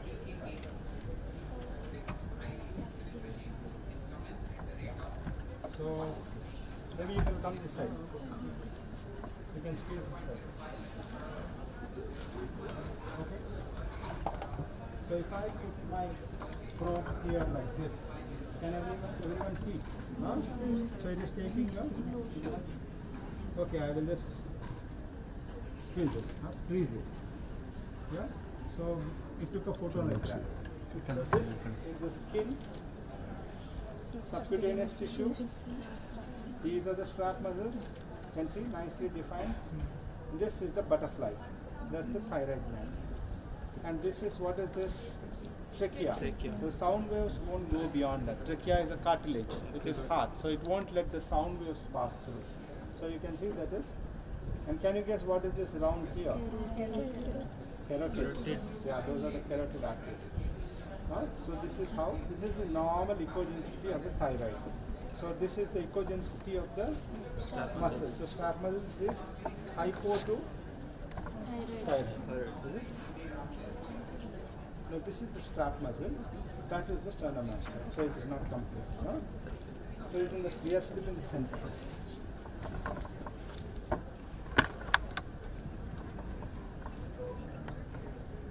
So that is the. Can see the pulsation? Yes. Carotid artery pulsates nicely. And this, which I am able to compress. What is that?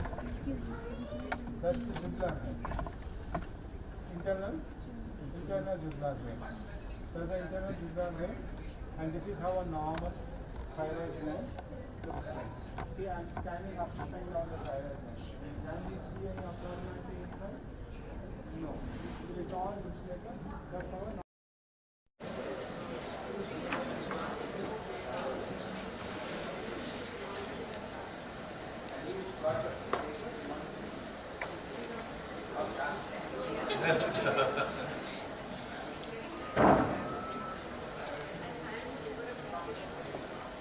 Very common. A lot of patients ask, sir, what food should I take? What is the mechanism of action of carbimazole, which is your anti-thyroid drug? What is the mechanism? Is it an iodine receptor blocker? Is it a TSH receptor blocker? Is it, does it inhibit the iodination of thyroglobulin, or does it prevent the formation of thyroglobulin?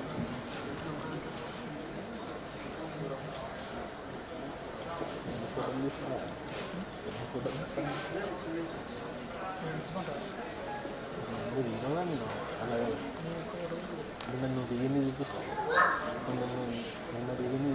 is the base ingredient protein in the thyroid hormone that is manufactured, that is actually manufactured in the thyroid follicle cells? Base ingredient protein. Is it thyroglobulin? Is it thyroid peroxidase? Is it triiodothyronine? Or is it El Dorado? This is something I created.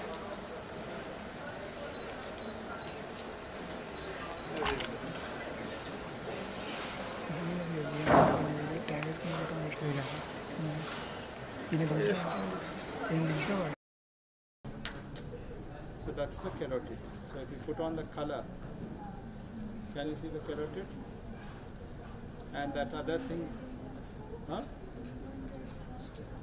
Yeah, that is flow. I mean, if it is coming towards you, it is red. If it is going away, it is blue. So this, what is this? That's the internal jugular vein. Can you see that? Internal jugular vein. So now, can you just pass on those papers from the photos?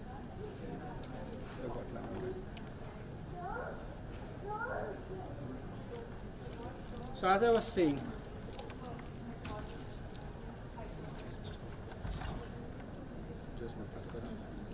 so if you're looking like this, huh? That's the thyroid gland. Huh? This is one of the patients. So this nodule here, can you see within the thyroid gland?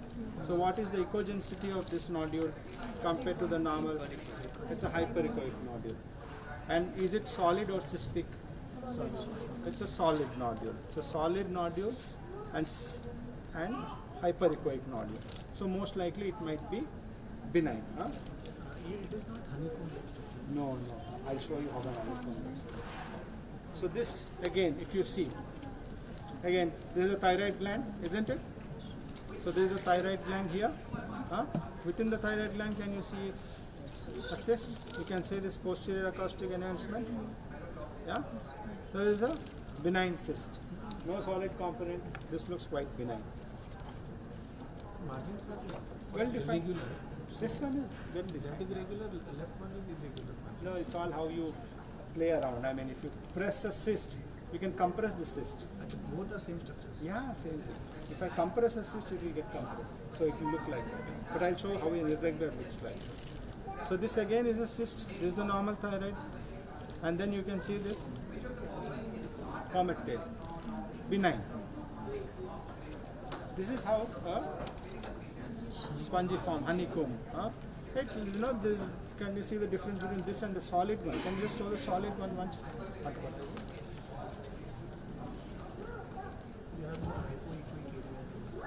Those are cystic lesions. Those are cystic lesions, yeah. So this is a solid, that is solid cystic, and these are cystic areas. And then again, we have this. So where is the nodule? Can somebody point? So this is the nodule. And within the nodule you have a solid component. So what is this? This is a solid system. And then you have a solid component which is having a angle of contact. And it has hyperechoic. And when you are commenting on the margins of the solid cystic lesion, you have to comment on the margins of the solid component. How are these margins?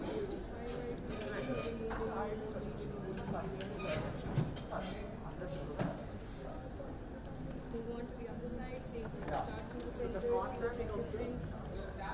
Solid with the base. Body of the thyroid, nice and so if it has a nice broad homogeneous. I don't see any particles, anything. And then and you hit the blood. Here. So that's the Well, reporting sheets are there.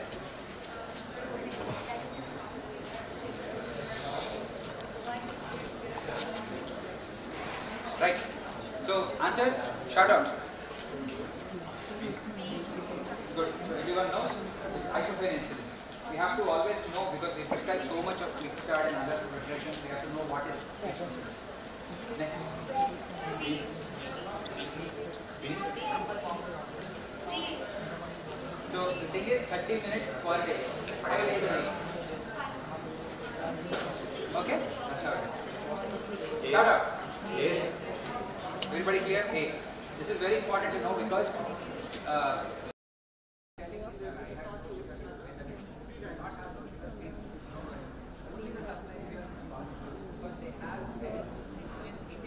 you see this is the right lobe thyroid, ventricular rings, strap muscles, sternocleidomastoid is the bigger belly.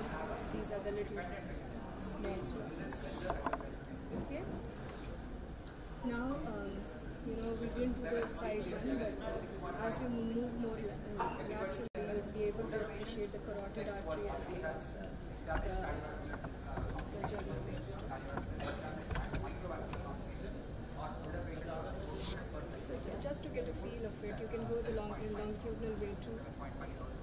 Turn it around, yes. Turn the probe around.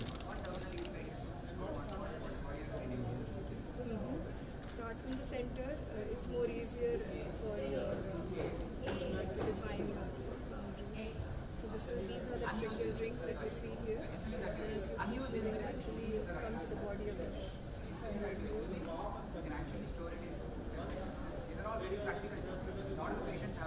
Right. So you see nice and pretty, nice, very homogeneous texture. Keep moving laterally up, and you see hit the blood vessels. So you see the blood vessels. Okay. So the calipers can be used to measure the. All right. So this is the last one. Then I'll leave this. Okay. Thank you. We'll start from the base. Just start from the base of the neck. Go comfortable. Yep.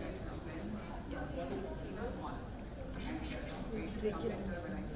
So this is the trachea.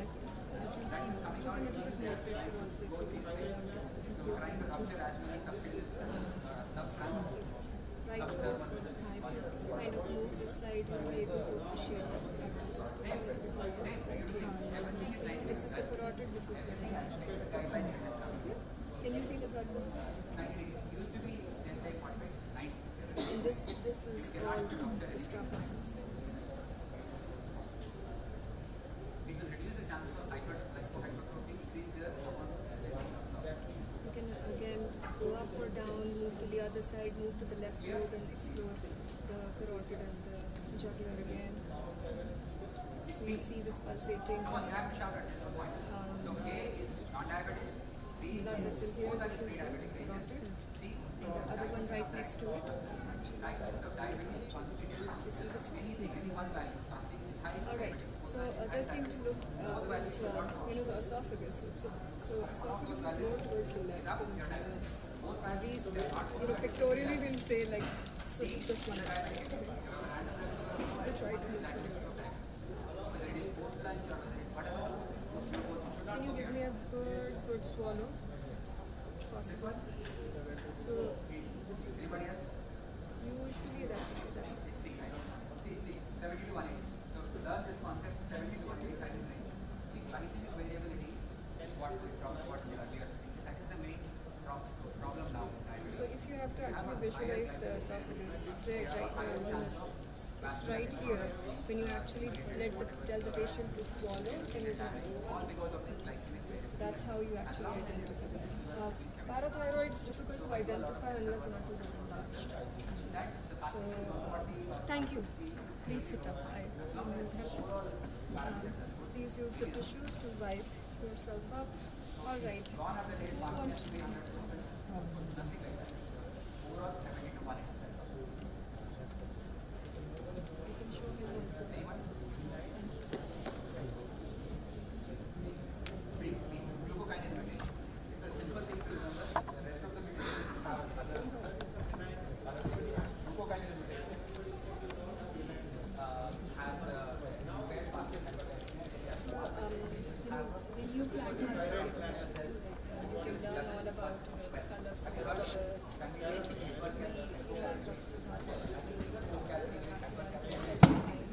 questions which I would say,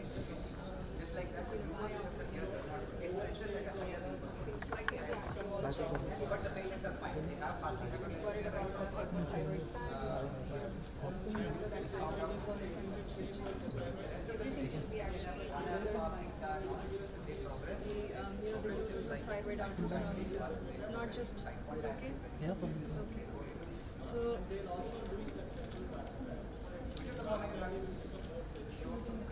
let me ask the group here, why do you want, what is the utility of a thyroid ultrasound?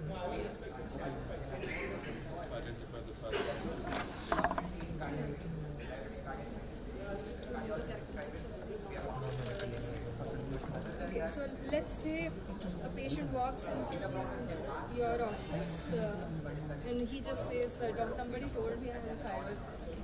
So what will you elicit in the history to determine the need for a thyroid ultrasound?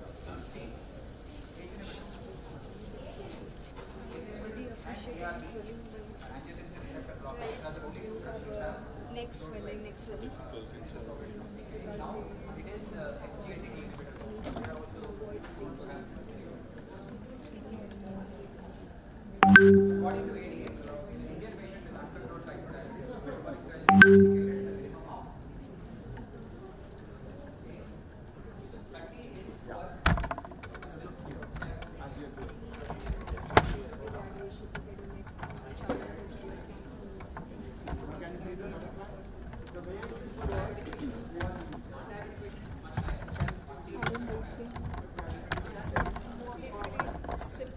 Suggestive of whether there is some sort of thyroid dysfunction or not. So you say did your physical examination and you saw that this patient looks like has a lump on the neck. So what will be your next step? Like what will you try to do next? So basically start with a thyroid blood test or whatever, but suppose if the patient comes back as euthyroid, but you are concerned about that notion. So the utility of thyroid ultrasound comes in whether there is malnourishment, how does it look, and the real question to be answered is that does this patient need an FNA? And I always tell patients even in my class that even though there might be a possibility of say 5 to 10% of these thyroid nodules being cancerous, the idea is that you can actually help these patients with that answer, that question being answered. So that is why I think it's very, very important that we understand. When you get a report from outside, it's very important to understand what's written. And that is why we say that it's important that everyone should know the basics of it.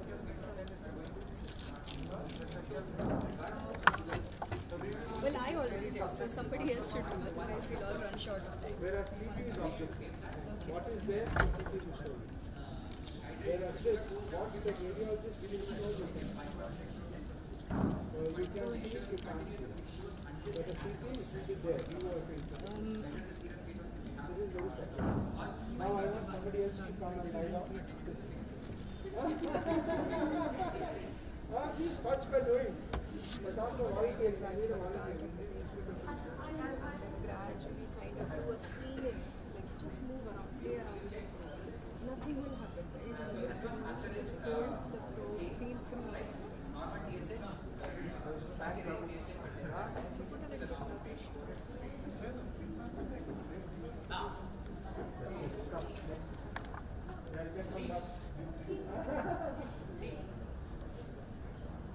Yeah, I'll teach you that. So,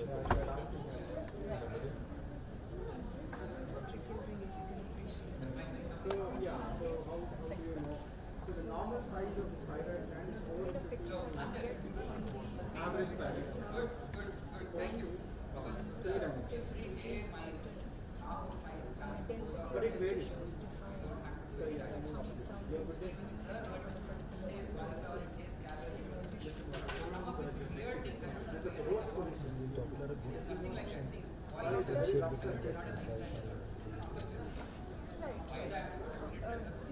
say when you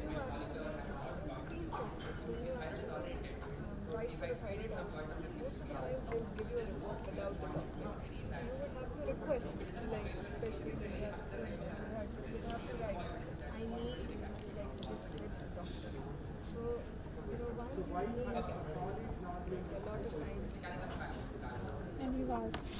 relation to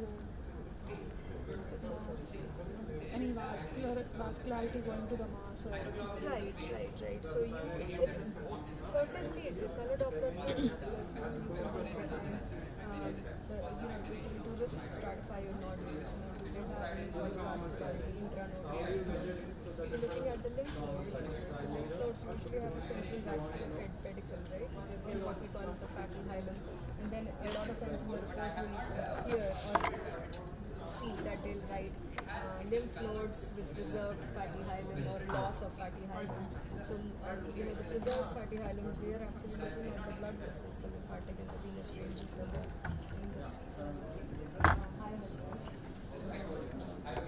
For a malignant lymph node, it will be like either intranodal or like.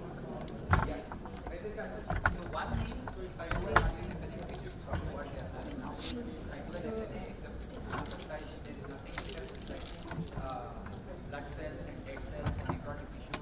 I cannot make that. So you can appreciate the tracheal ring, and this is his thyroid, and this is the left lobe. Can you see the pulsating carotid artery? Right. So somebody can point it out for me to show him.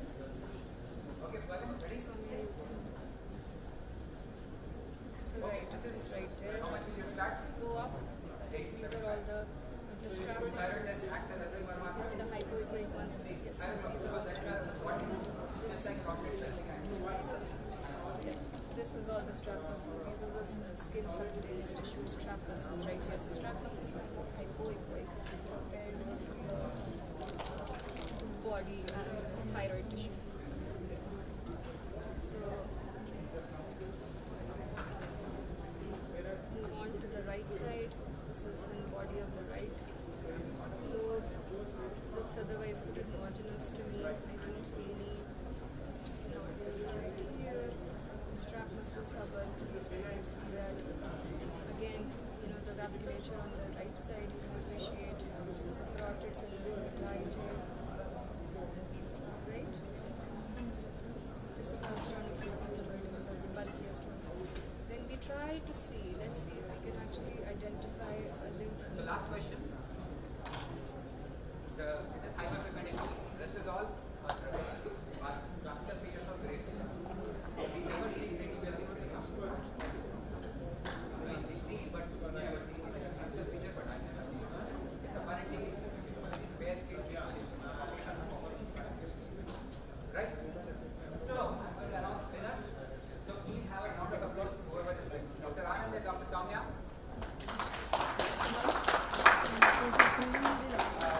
I was like, you're right here. Please. Many rounds are well. Okay. So you appreciate it, and then if you have to look longitudinally, the indicator light actually on this goes towards the head. Okay. So you start from the center because everybody would have a way of doing the ultrasound. This is how I like to do it. So I'm going to look at the tracheal rings. Can you appreciate it? Dr. Bhavesh Jain. No, Manoj Kumar.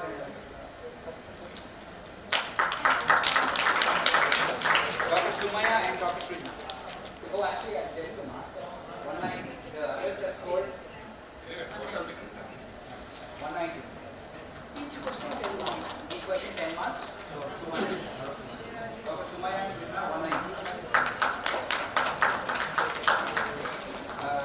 Dr. Chandrasekhar and Sharmila. 170. Dr. Vamshi Krishna and Kashif, 160.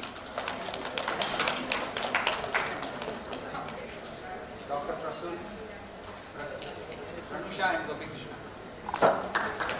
See, you are not able to participate. Dr. Mehreen and Musafa.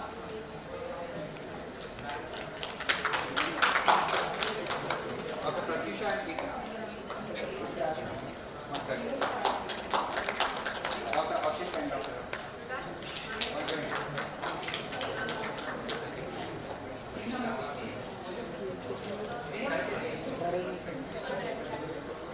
16. Thank you.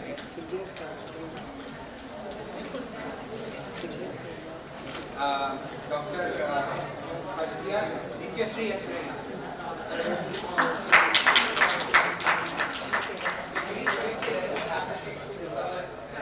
You can continue to write your answers, but we were only going to collect for the next round only the willing team. Okay? Right? Let's move on. So everyone please collect their answer sheets.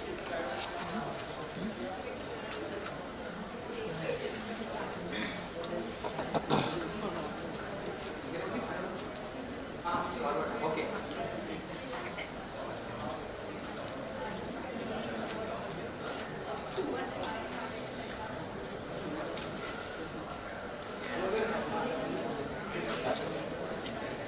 Right. Ready? Third round. I told you. Right. Which dose of prednisolone is equivalent to hydrocortisone dose of 20 mg?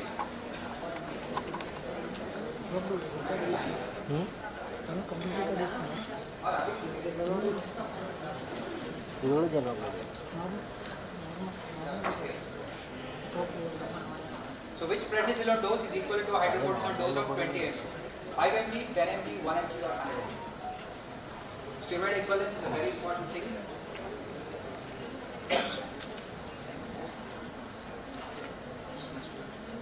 Okay. Now, when treatment dose glucocorticoids are used, which we all use, treatment dose, not replacement dose, treatment dose, a steroid tapering regime is not required in which of the following cases? That means at what duration and dose you don't really need to taper the steroids. Prednisolone 10 mg for 6 weeks, 20 mg for 6 weeks, 20 mg for 4 weeks, 40 mg for 3 weeks.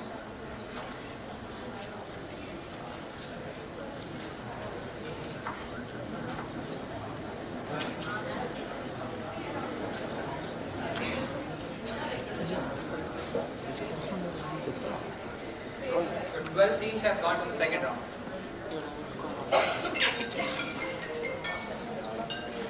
Prednisolone induced hyperglycemia. Generally, sorry, prednisolone induced hyperglycemia induced prednisolone generally lasts for. That's not for me. Hyperglycemia induced by prednisolone lasts for 4 to 6 hours, 8 to 12 hours, 12 to 16 hours. Very important because if you give somebody on omnipod, you have to treat that particular individual.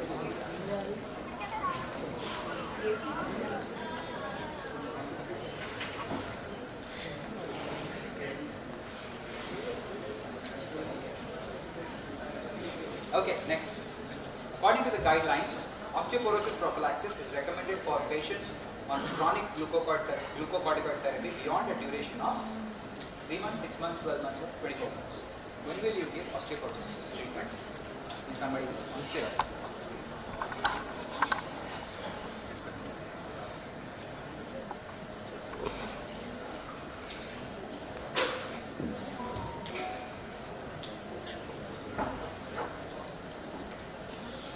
Which of the following is not a feature of Cushing syndrome? Proximal myopathy, osteoporosis, diabetes mellitus, general lifestyle.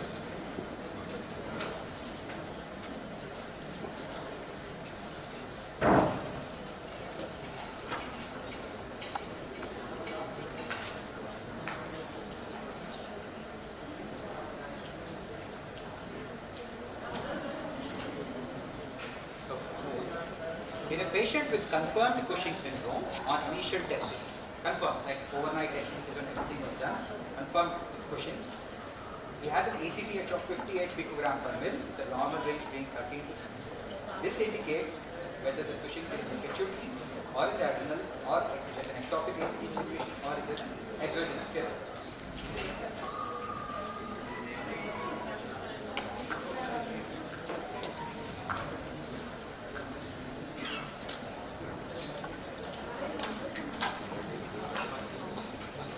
Which of the following biochemical abnormalities will not occur in a patient with untreated hypothyroidism? Will not occur. Everything except one. So high CK may not occur, high cholesterol may not occur, hemoglobin may not occur, or is it creatinine? Which biochemical abnormality in hypothyroidism which does not occur?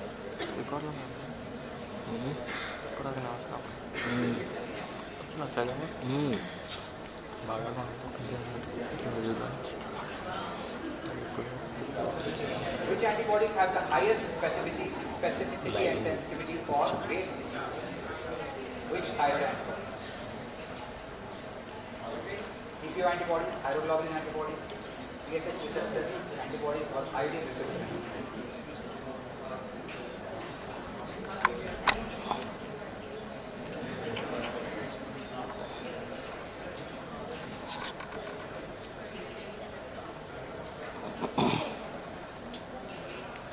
According to evidence, how much beta cell insulin reserve is already lost at the time of diagnosis of type 2 diabetes?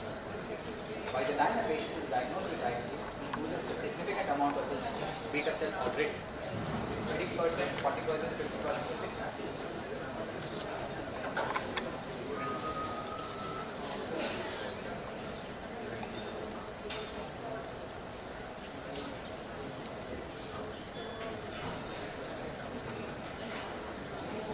Which of the following osmolarity profiles indicates diabetes insipidus? Normal ranges are given. You can read out yourself and which indicates diabetes insipidus.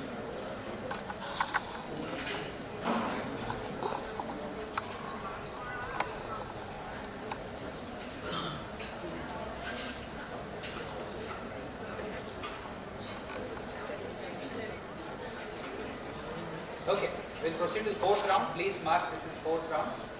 After these two rounds, we'll connect the papers. The patient is admitted with severe hyponatremia with a sodium of 110 milliequivalents per liter. It's drowsy and confused. Further testing confirms that this is SIAD. What is the appropriate treatment? Tolvaptan, fluid restriction, 3% normal saline, or all of the above.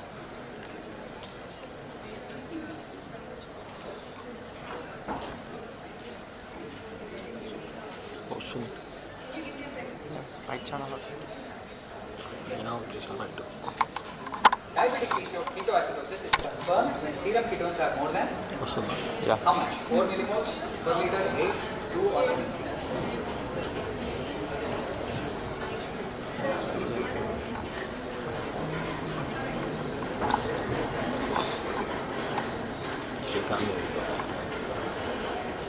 An 18-year-old boy is in decay. We'll give you a little extra time for this. We'll give you an 18-year-old boy is in decay. On 6 units per hour insulin regime, fixed insulin, for the last 2 hours. He continues to have severe acidosis despite giving 6 units of insulin. What is the next step? Is it give a further 1 liter of normal saline? Give him some sort of bicarbonate 50 ml? Increase insulin? Or all of them? So I'm focusing mainly on emergencies, endocrine emergencies.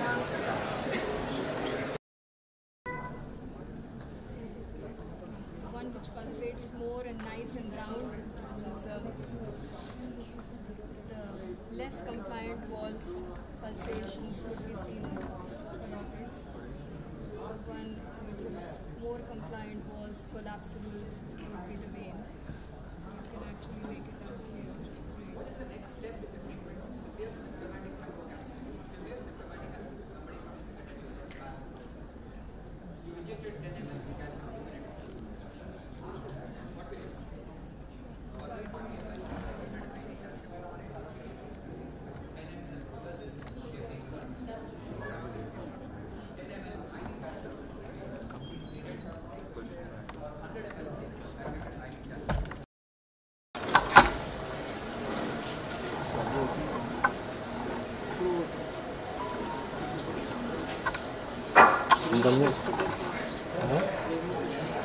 ఇంతకుముందు పెట్టినప్పుడు కొట్టలే ఇంతకుముందు frame కొట్టలేదు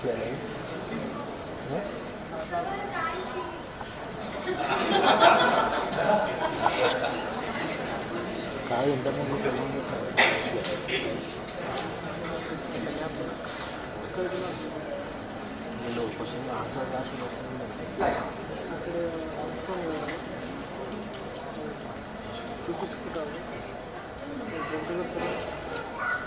30-year-old non-diabetic male admitted with hypoglycemia. He has an RBS of 45. Serum insulin is very high. C3 peptide is suppressed. What does this mean? Is it an autoimmune hypoglycemia? Is it not diabetic? Okay, not diabetic. Is it an autoimmune hypoglycemia? Factitious hypoglycemia, insulinoma, and reactive meningitis.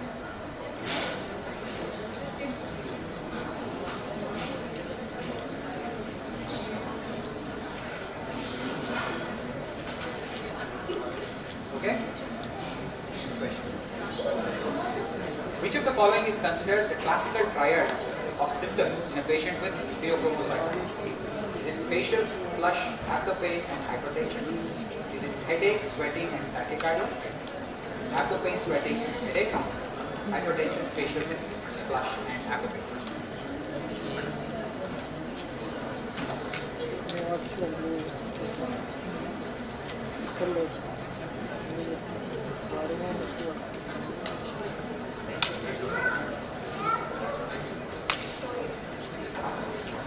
Okay, good. In which of the following cases of hypocortisolism, picture of hyperkalemia and hyperkalemia, not reaching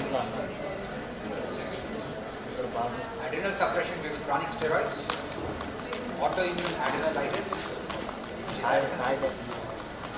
post bilateral adrenalectomy, bilateral adrenal dysfunction.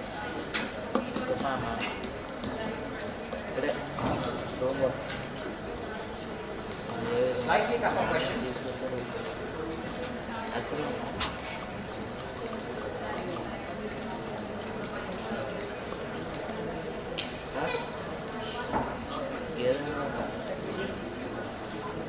Right. A 20-year-old woman comes to you with scalactinosis. Which of the following drugs she takes could be causing this scalactinosis? Pantoprazole, ranitidine, alprazolam, amlodipine.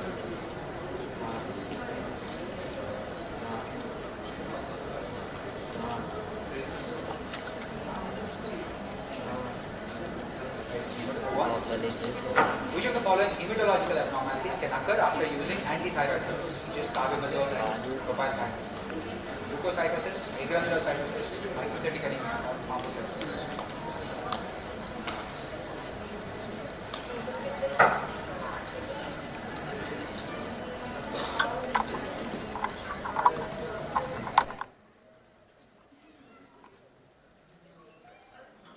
Last question. Start, be ready to select. Which of the following pituitary adenomas generally does not require surgery? ESHoma, prolactinoma, ACTH secreting adenoma, or GH? So only select the ones which have 3 written on them.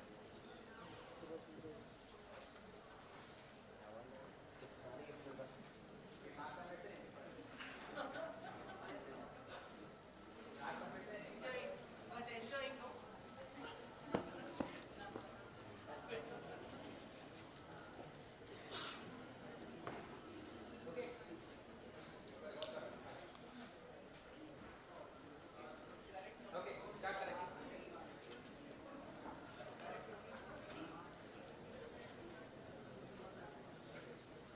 Please check screen there. Berlin, make sure you have the well and then I start. Give.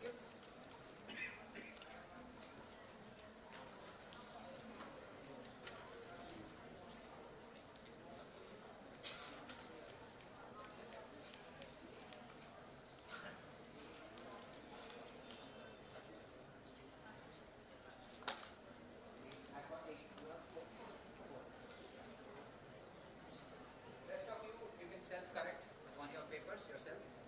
Okay, let's go to discussion.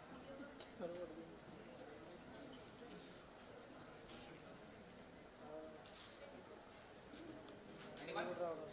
Which dose of prednisolone is equal to hydrocortisone? Okay. Prednisolone 5 mg is equal to 20 milligrams of 1:4.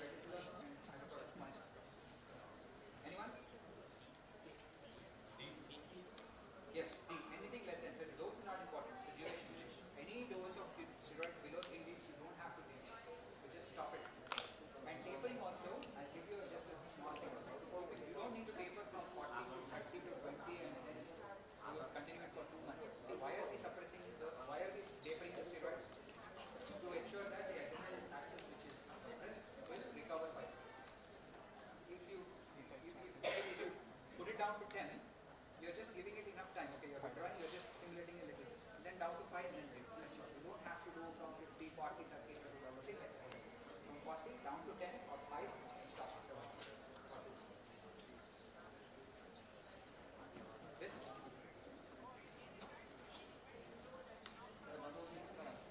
B, good. 8 to 12 hours. So, prednisolone, again, I do a lot of sensor work. It's very beautiful to see the prednisolone hyperglycemia. It's like this. So, if you give a basal insulin or a long-acting sulfonylurea, in this case, the patient will have a hyperglycemia. You either give a short-acting insulin in the morning or give him a small dose of gliclazide or a short-acting sulfonylurea or something like that, which works only during the day. Anyone? Yes. So 3 months, that's all. It's not even 6 months or 8 months. 3 months or more, you give steroid. These are all guidelines. This is the national osteoporosis guidelines of UK, I think. But the general recommendation is 3 months or more. There's a little controversy about the dose. Some say 5.5 milligrams. I think the American Society something says any dose more than 3 months you give. So dose I didn't mention, but 3 months. D, easy, right? Centripetal obesity. Okay.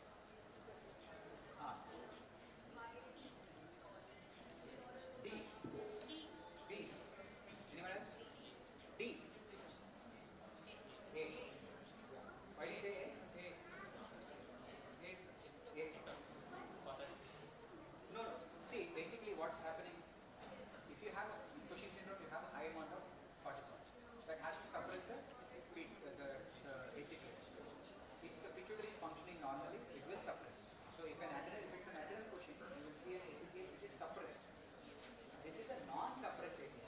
It's like a little tricky question. To trick people who are in trouble. It's just that it is a non-suppressed. It does not need not be elevated. The trick is that it should be non-suppressed. If it is non-suppressed, it's not doing its job properly. Remember one thing in endocrinology, everything works through a feedback loop.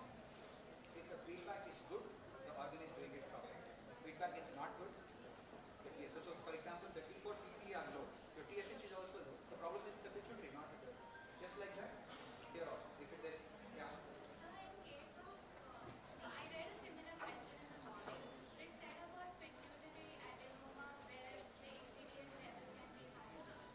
Yeah, so what I'm saying, it can be high, it can be higher or non-suppressed. It doesn't have to be high. Frankly speaking, I've dealt with a lot of Cushings in UK. We don't even see this much. We see around levels of 15 or 20. That itself is not, it's not supposed to be there. See, the organ has to function properly. Especially in Cushing syndrome, what's happening is there's a tumor that is secreting a lot of steroids from the adrenal gland. Throughout the night, your ACTH surges in the morning, right? Your steroid dips during the night, ACTH shoots up. So throughout the night, you're having a high cortisol level. Your ACTH level should be suppressed like anything. They are not. It means there is a tumor in the pituitary. Pituitary, which is secreting only ACTH. Tumor will not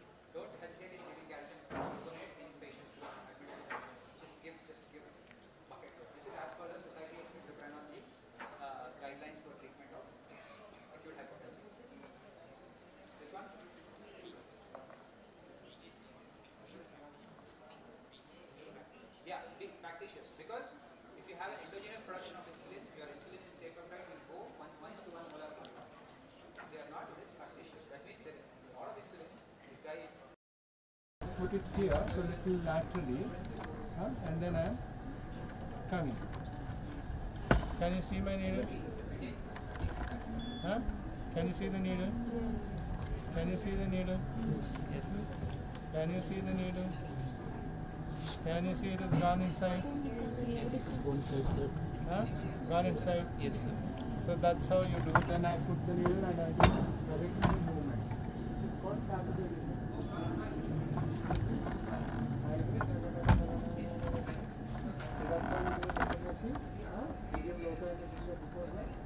And then you do it, and then you take the, and when you have a slide there, you clear it on it, and then you make it skin. We do it with the, we have to dry, and also you put it on alcohol. So those two, and you stain it with methoxy and everything, and the pathology doctors see it. So that's how it is. There are two ways of doing it.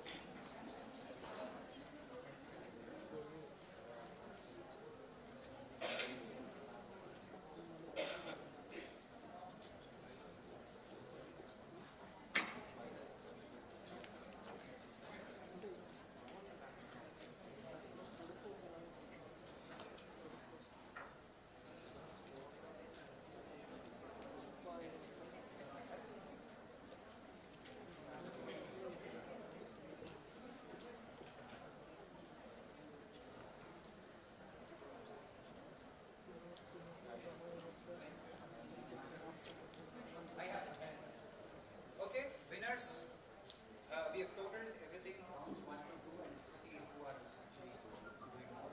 So it will be first is Dr. Manoj Kumar and Alekhya.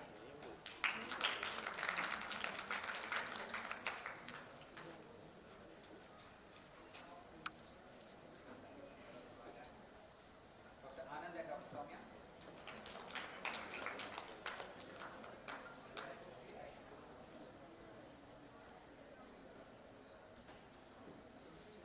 Dr. Levin and Dr. Lakshman.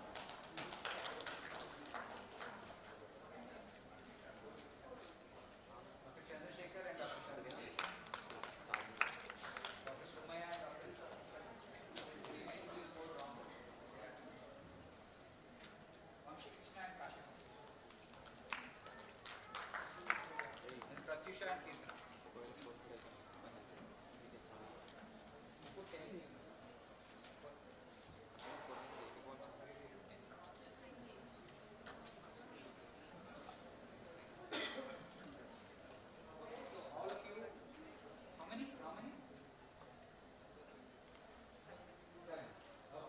So if I can ask the others to just please, second, the winner, please. This way.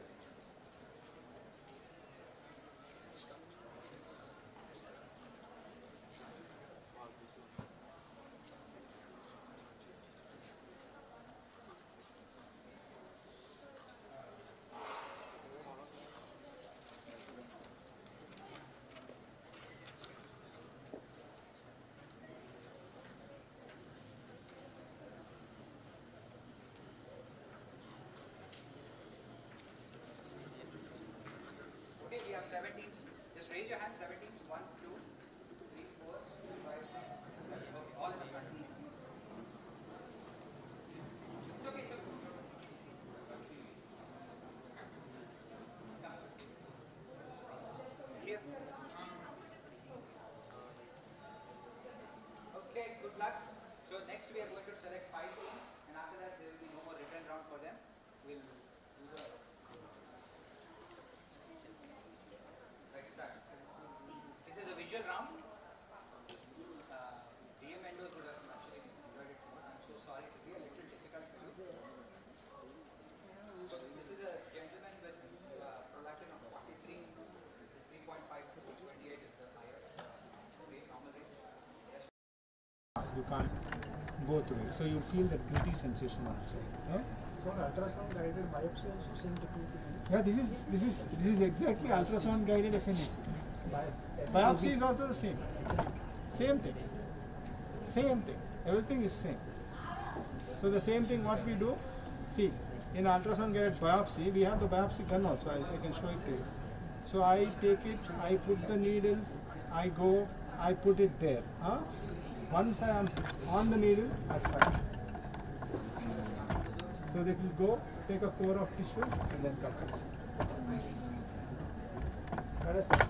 So once I am sure, I have to be sure that, okay, is it on the tip or not? Yes, so it is there. So I go there, I give a local anesthesia before only, and then I go there and then I fire the gun. Can you see on the back there's a gun? Can you show me that? I'll show you.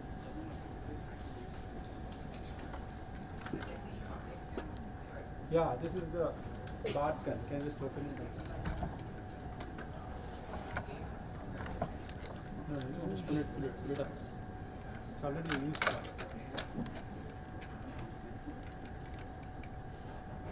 So this is our core biopsy is done. Especially we do for the breast. We use this commonly for the breast cancer. So this is loaded. Huh? Once this is charged, I take up, I fire it. So it will go, and when I open this, a sliver of tissue will come. Okay? I'll just show you.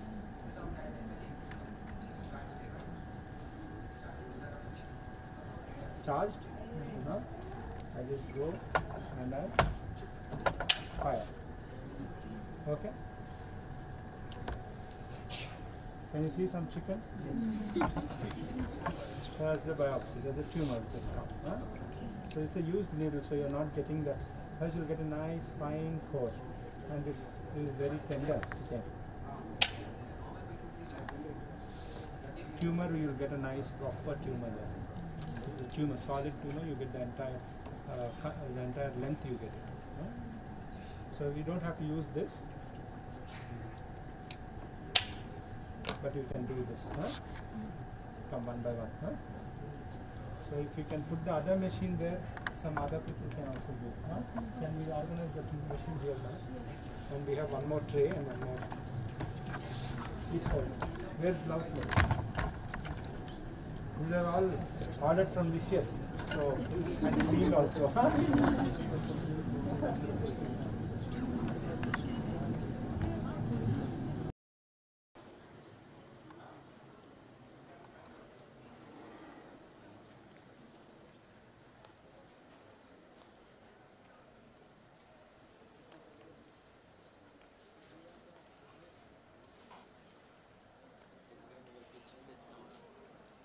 Visual field chart of a patient.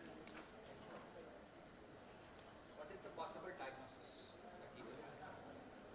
Microadenoma functions and exercise.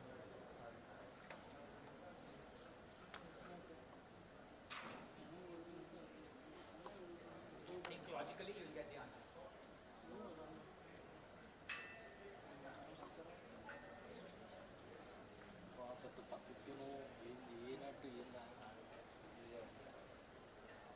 Right. So I told you I'm very interested in CGM. This is a CGM of two of my patients. I'll give you 1 minute to look at one more. So this is a type 2 diabetic patient on 30/70 insulin twice daily. Just to give you a, this is 6 a.m., 8 a.m., 12 p.m., 6 p.m., midnight. So this is midnight to midnight. That is his sugar. Yellow is high, red is low, gray is good. What will you do? Increases, he's on twice daily, 30/70. Will you increase his insulin twice daily or reduce it? Increase the morning and reduce the evening one, or switch to basal dose?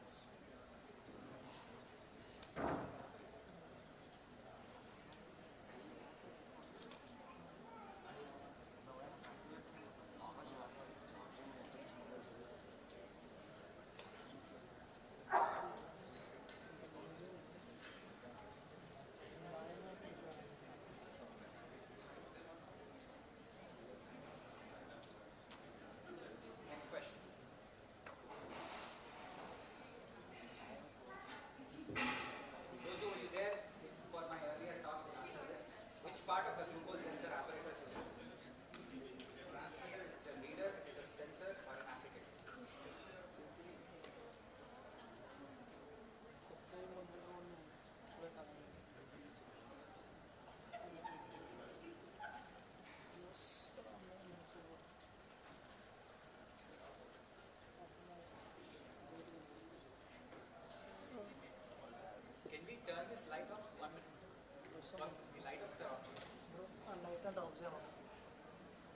What is the approximate bone age of this boy who has no growth and pubertal issues? Got 2 minutes also.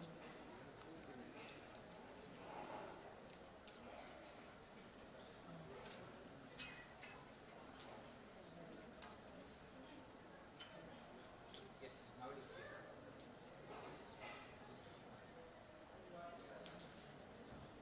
Yes, you can see it. Okay, that's it. Any questions? Start. Put your copy down and direct papers. Only the page, only the front. 7, we have to write down 5.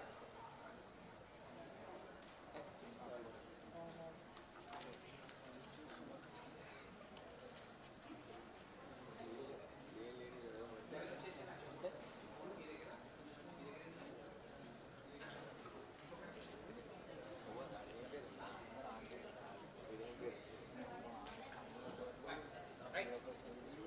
So it's slightly difficult round, but I'll be happy if you're. What is the diagnosis? Yes. Anybody has comments on the prolactin? Sure. It's not really high. Don't put, just want to explain it further. Prolactin is a constant suppression of. There is a question coming up.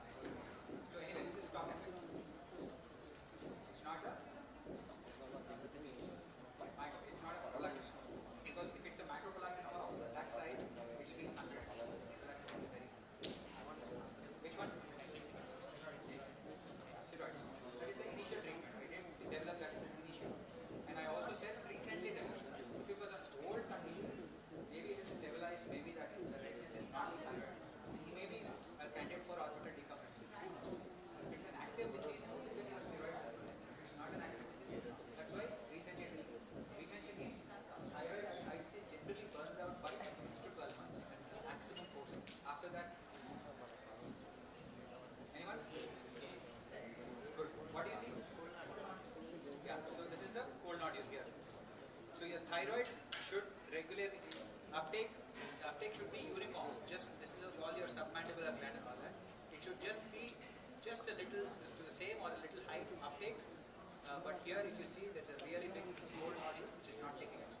So the answer to that is A. Do an ultrasound guide. This one. C. Are you sure? B. Because thyroiditis may not present with hypothyroidism, right? This is subacute thyroiditis. There is just no uptake at all. So there is no uptake. This is thyroid. And this is not.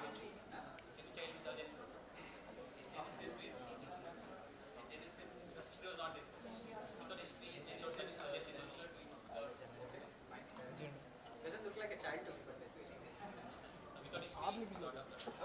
Fine. Fair enough. So, Colin, for this question, for anybody B and C or B and C. Both are right. Question number 4. 4. B and C both are right. Yes. This one? Empty cell. See the pituitary gland. It's not visible properly. The pituitary gland should be just like a. This is the optic chiasm. There should be like a tissue in the middle. And there's nothing. This hyper, or you can say hyper, is a contrast thing. So the pituitary takes up a contrast beautifully because it does not have much of a blood-brain barrier. So it brightens up. It should be like a uniform gland. An empty cell, isn't it? Easy. D.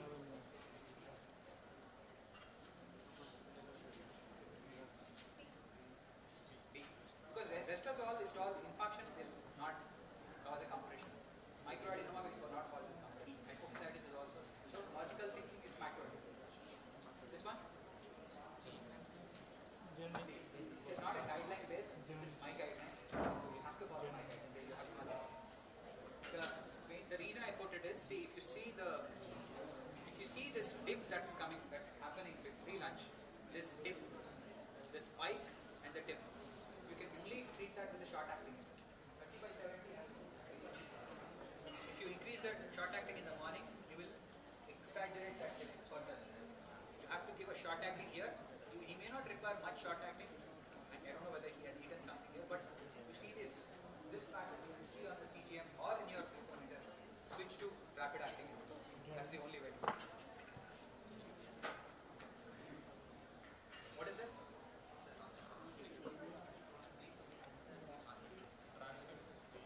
It's a dancer. There will be the sensor cannula is slightly different. It has like a bulb. It attaches to it. Anyone?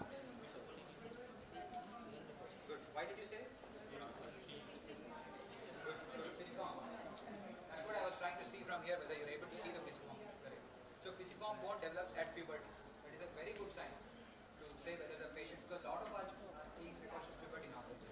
If the pisiform has developed, nothing, you don't need to see anything.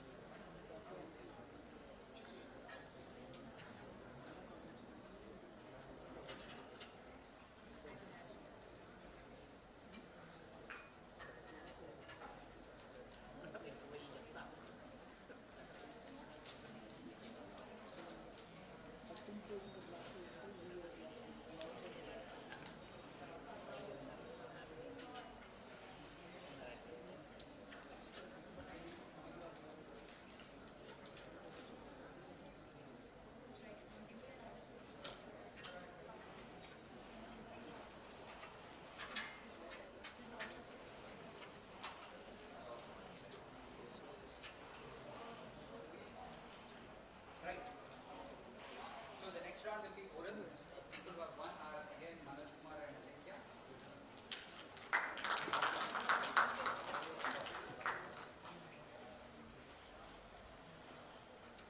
Anand and Samush.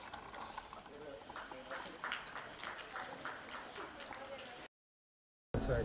No? It's hard, isn't it? So why is it going like this? You can do like that also.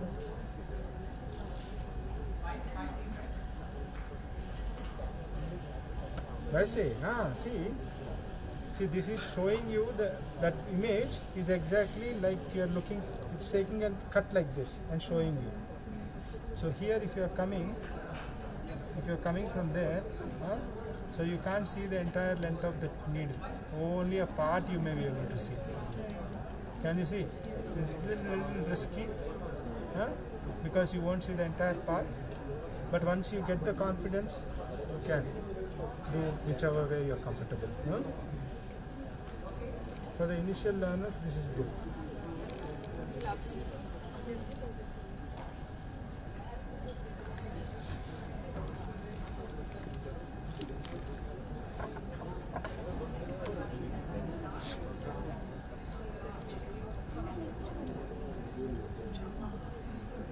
Yeah. So how many olives are there? You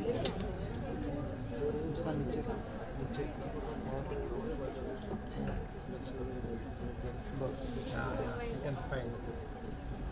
Yes.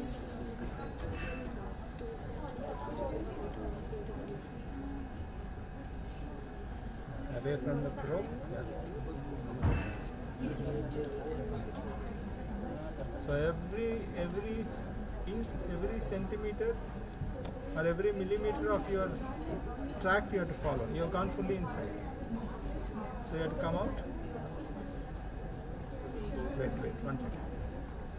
See, you are only seeing what is covered in this area. If your needle is like this, you can't see it. If your needle is like this, you can't see it. If the needle is here, you can't see it. The needle has to be in this line. So now you can see. Can you see? So that's how it is. Come. And every millimeter of the needle you have to follow. First focus the needle, nodule. Take out the needle and start from the beginning again.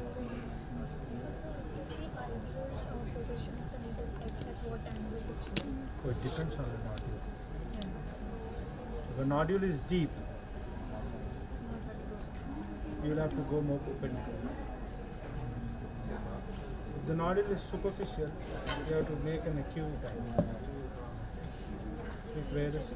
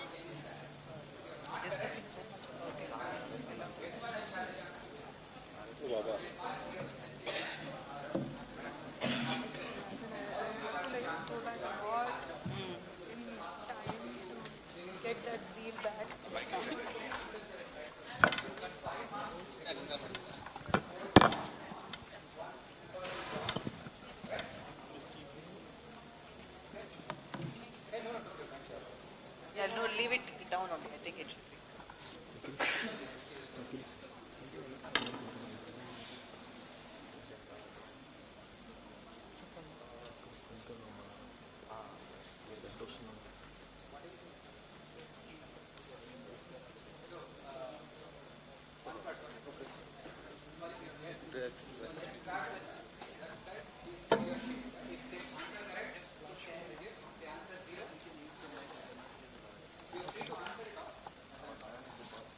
Kalyan, people are not hearing you. They want you to. I'll talk now. Okay, clear? So start.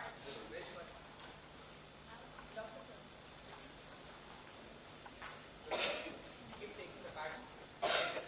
Sir. Round 6. Which of the following endocrinologies are not involved in any concept?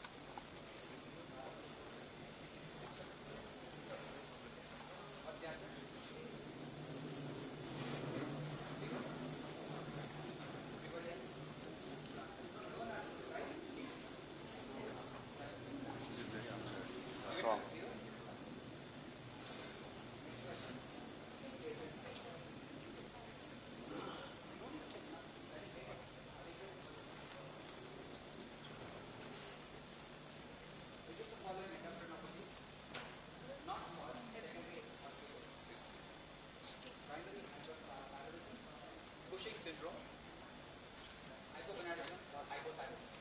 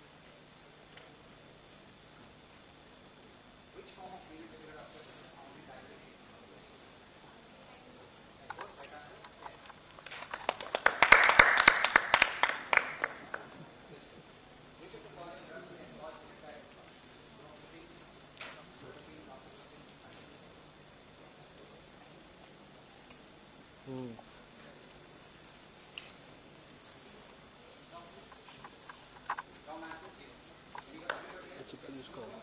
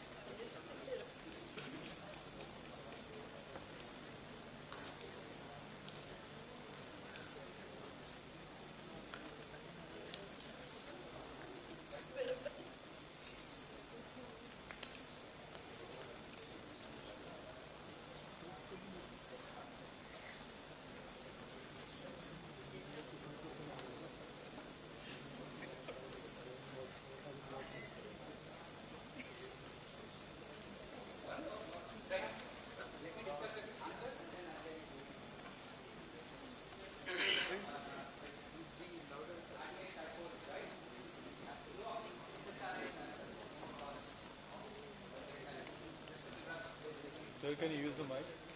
Yeah. I'll talk from here. So SSRIs are the main drugs which cause this. This is a difficult question, actually, sorry. But basically there is no evidence. This is a true actually case that came to me. I came from a boy who had a resection and her mother was really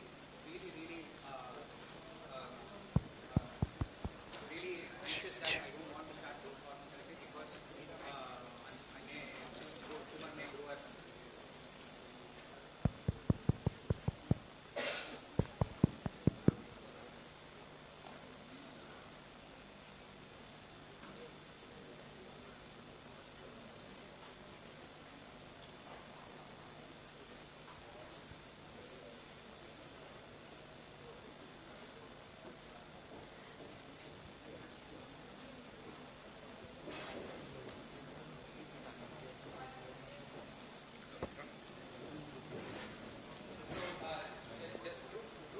Actually, the patient's mother was so distressed, so I picked up every evidence possible.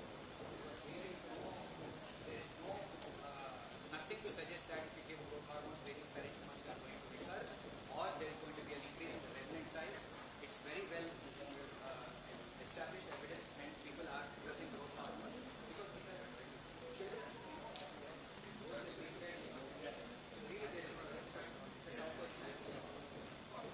Then last thing.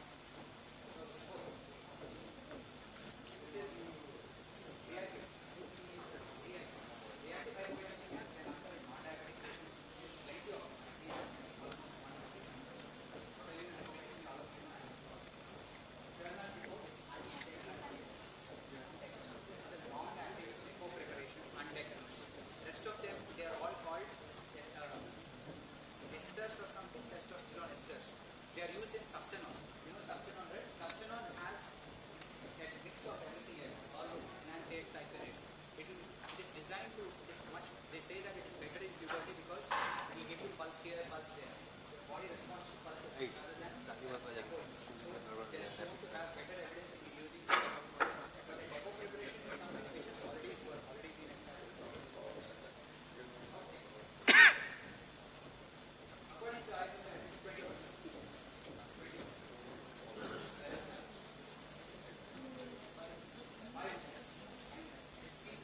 The question is important because surgeons, when they do thyroidectomy or parathyroid, especially not thyroidectomy, parathyroid, they do an intraoperative PTH. Sometimes we cannot localize, even if we localize the parathyroid before doing a parathyroid surgery, when the surgeons are actually doing the surgery, they remove an adenoma, they check a PTH before, they check a PTH afterwards. There will be a 50% reduction within 5 minutes. They just immediately take a sample after 5-10 minutes, send it to the lab, make sure the PTH is below. Only then they are detected as right. So this is a clinically relevant question.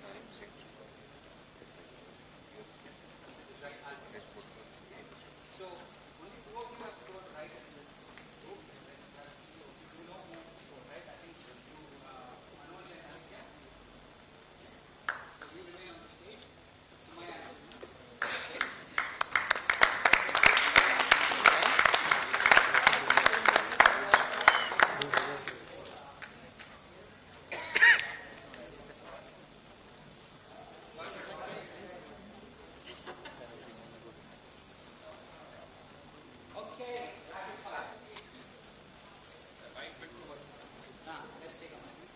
Sorry, good. Sir, here it is. For answering also. Yeah, for answering also.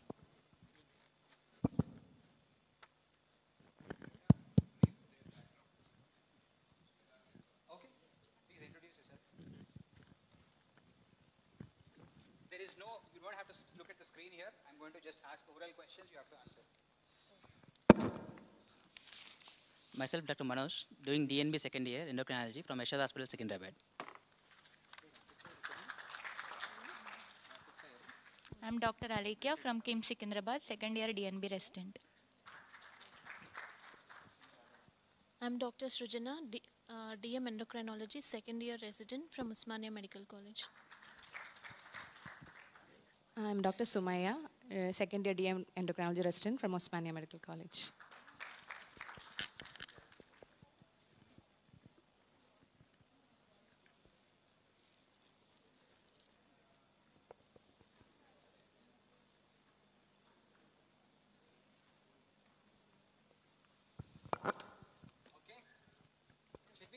Anybody has a coin?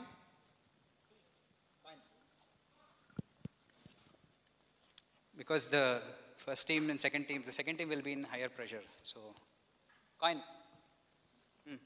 Heads or tails?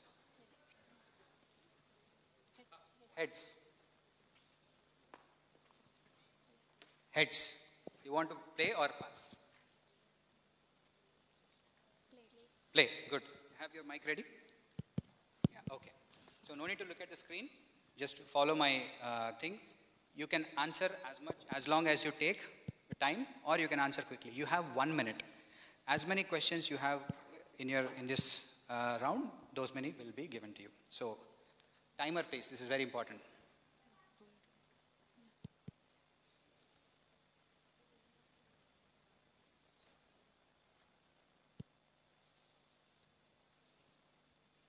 Uh-huh, 1 minute. Actually, put a stopwatch for. No, put a timer for 1 minute.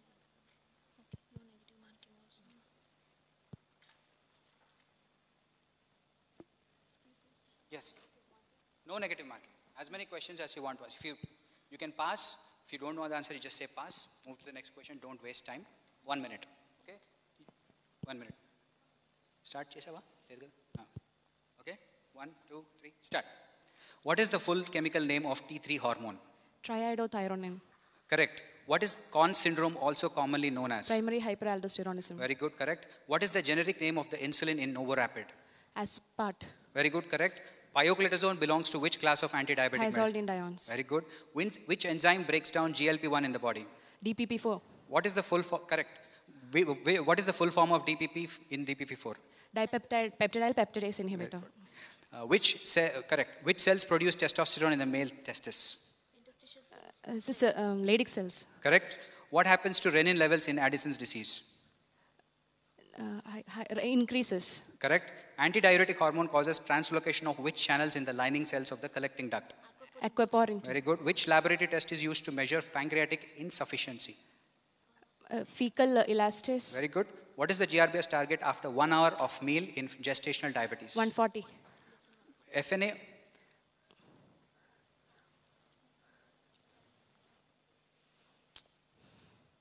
So this is Q1, right? Okay, fine. I'll give you 5 seconds more. FNA of thyroid suggests Hertel cell adenoma. Which class of Bethesda does it come under? Bethesda 3. Bethesda 4. Okay. Name the sinus. No. We have one more question. Name the sinus which is inferior to the pituitary gland. Cavernous. Sphenoid sinus. Okay, correct. All correct.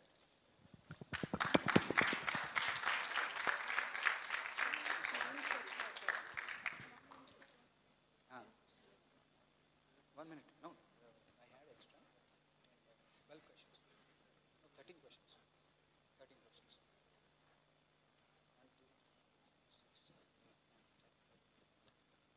13 questions. Very good. So these are all easy questions. You are also going to get easy questions. Don't worry.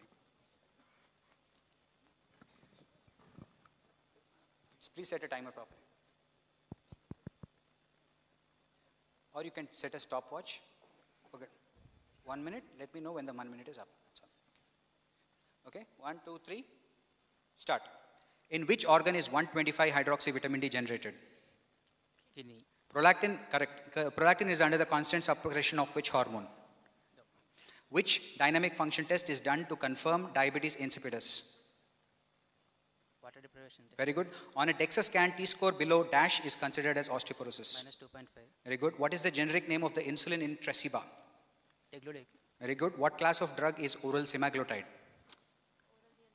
Analog. Which ovarian hormone is most active in the luteal phase of the menstrual cycle?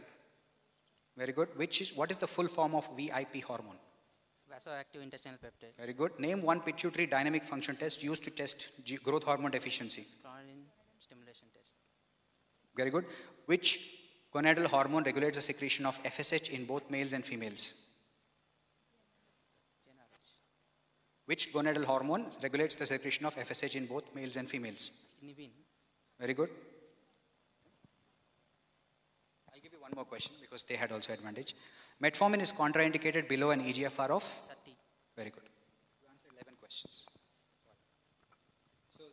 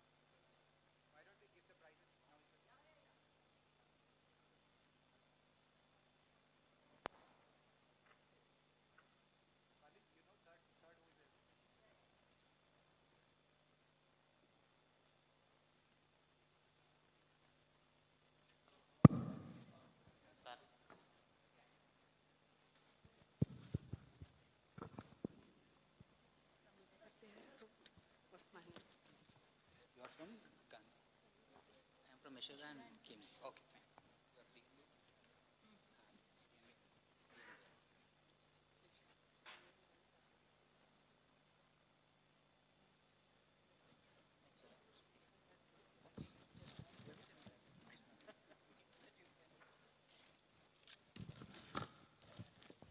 Right. So,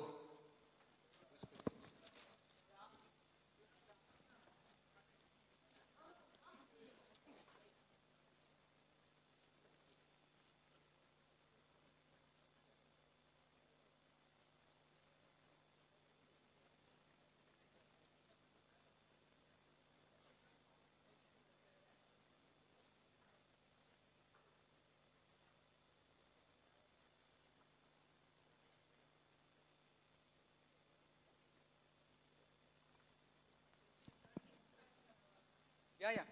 Your team, call them. Oh, sorry. So, Doctors Lakshman Khanna and Dr. Nevin, please come onto the stage.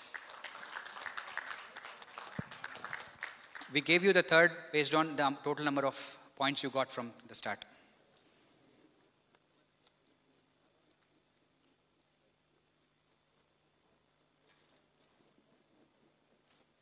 Where are you from?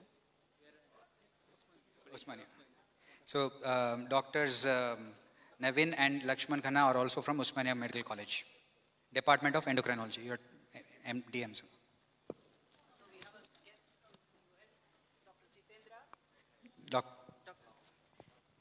So we have a guest from US, Dr. Jitendra, psychiatrist. Right, so third prize for Dr. Nevin and Dr. Lakshman Khanna. They have a cash prize of 6,000. Antena? Cash prize of rupees 6,000 along with a medal and a trophy.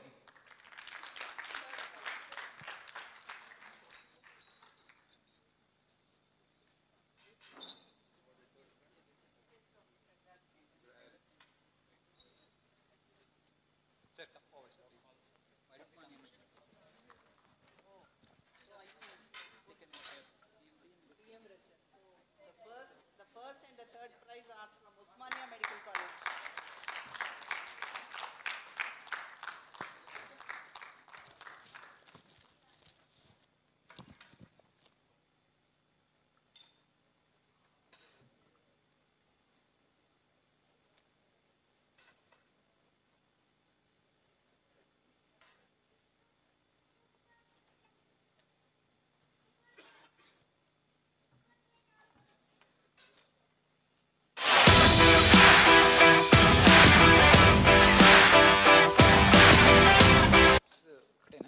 Are you ready?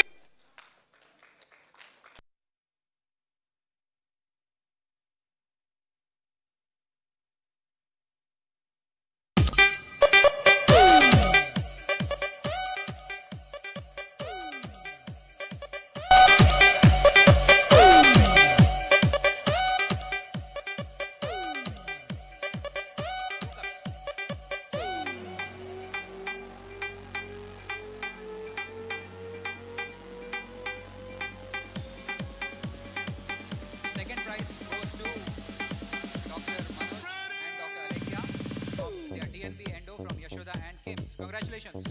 They win a cash prize of rupees 8,000.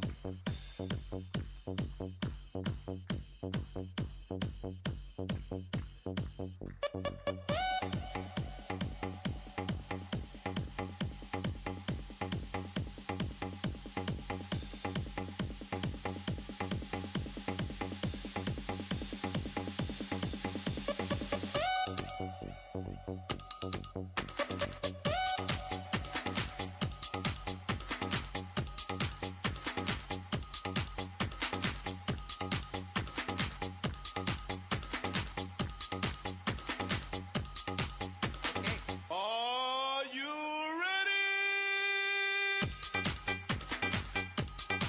First prize, Dr. Sumaya and Dr. Srujana from Osmania Medical College. Congratulations. They win a cash prize of rupees 10,000.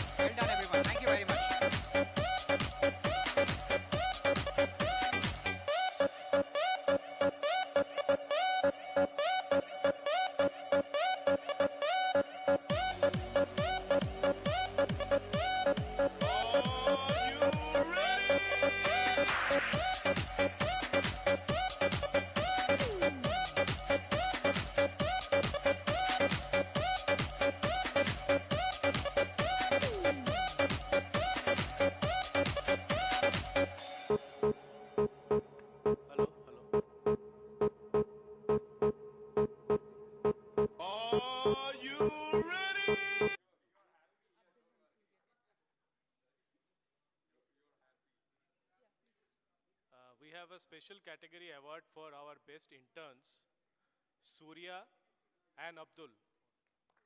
We want Surya and Abdul on stage, please. They are from ISB, IBS. Congratulations to both of them.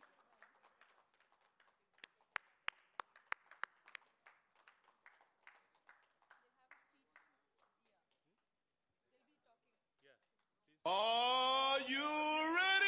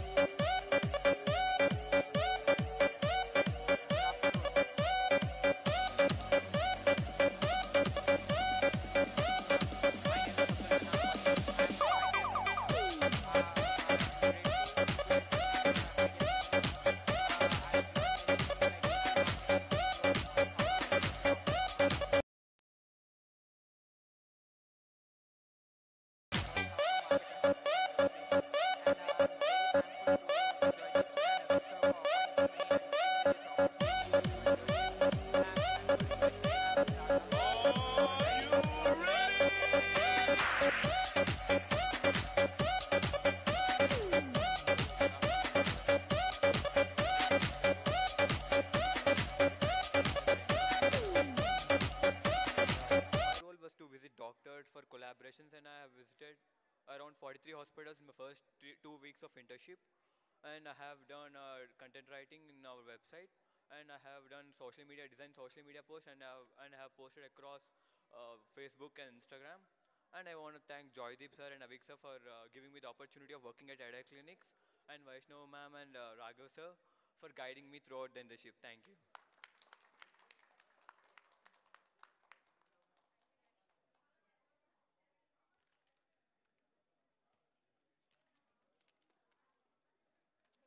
Raghav.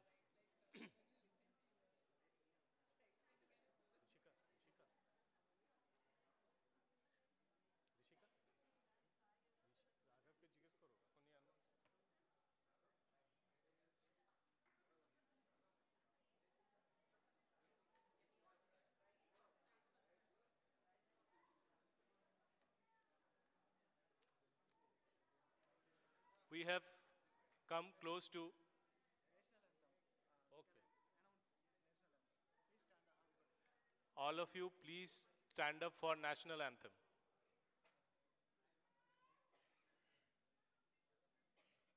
Tell us about yourself. कल बताता हूँ. National anthem, please.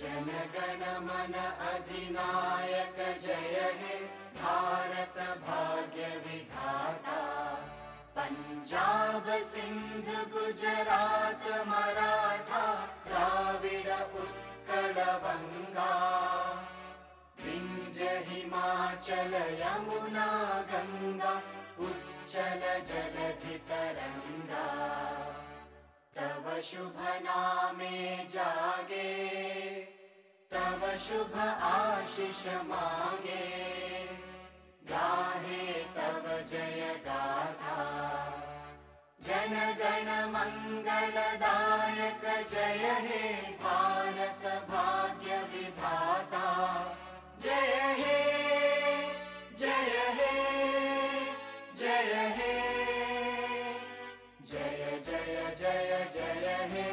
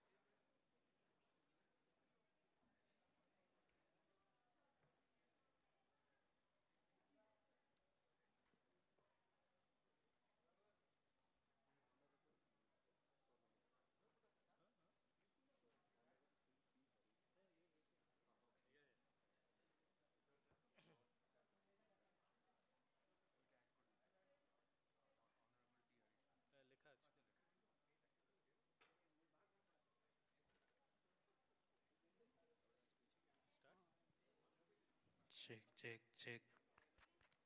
Check. Good evening, all. The roots of all goodness lie in the soil of appreciation, said by Dalai Lama. I would like to thank everyone, especially our Chief Guest of Honor, Sri T. Harish Rao Garu, Honorable Minister, Government of Telangana, all the sponsors for this event, chairs, panel members, speakers, doctors, delegates, and students. And I would like to thank our special team, vibrant team, and dynamic team of Idea Clinics. Without them, this event would not have been organized. And Dr. Shyam and Dr. Bhavani, with their inspiration and their support, we could organize this event. I'd like to thank audiovisual team, the live streaming team, and I would also like to thank all our participants. We have 450 plus participants who has attended this event in last 2 days. And we have 2,000 plus delegates who have attended this event live through the webcasting. Once again, I'd like to thank all of you. And this is the beginning. We will be here again very soon. Thank you.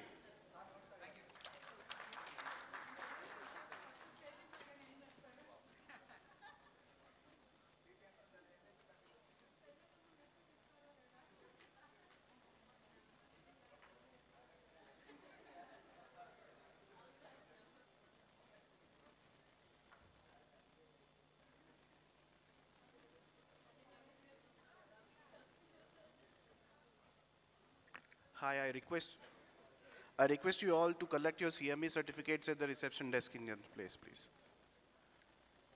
I once again repeat, could you please collect your CME certificates at the reception here in the same room? Thank you.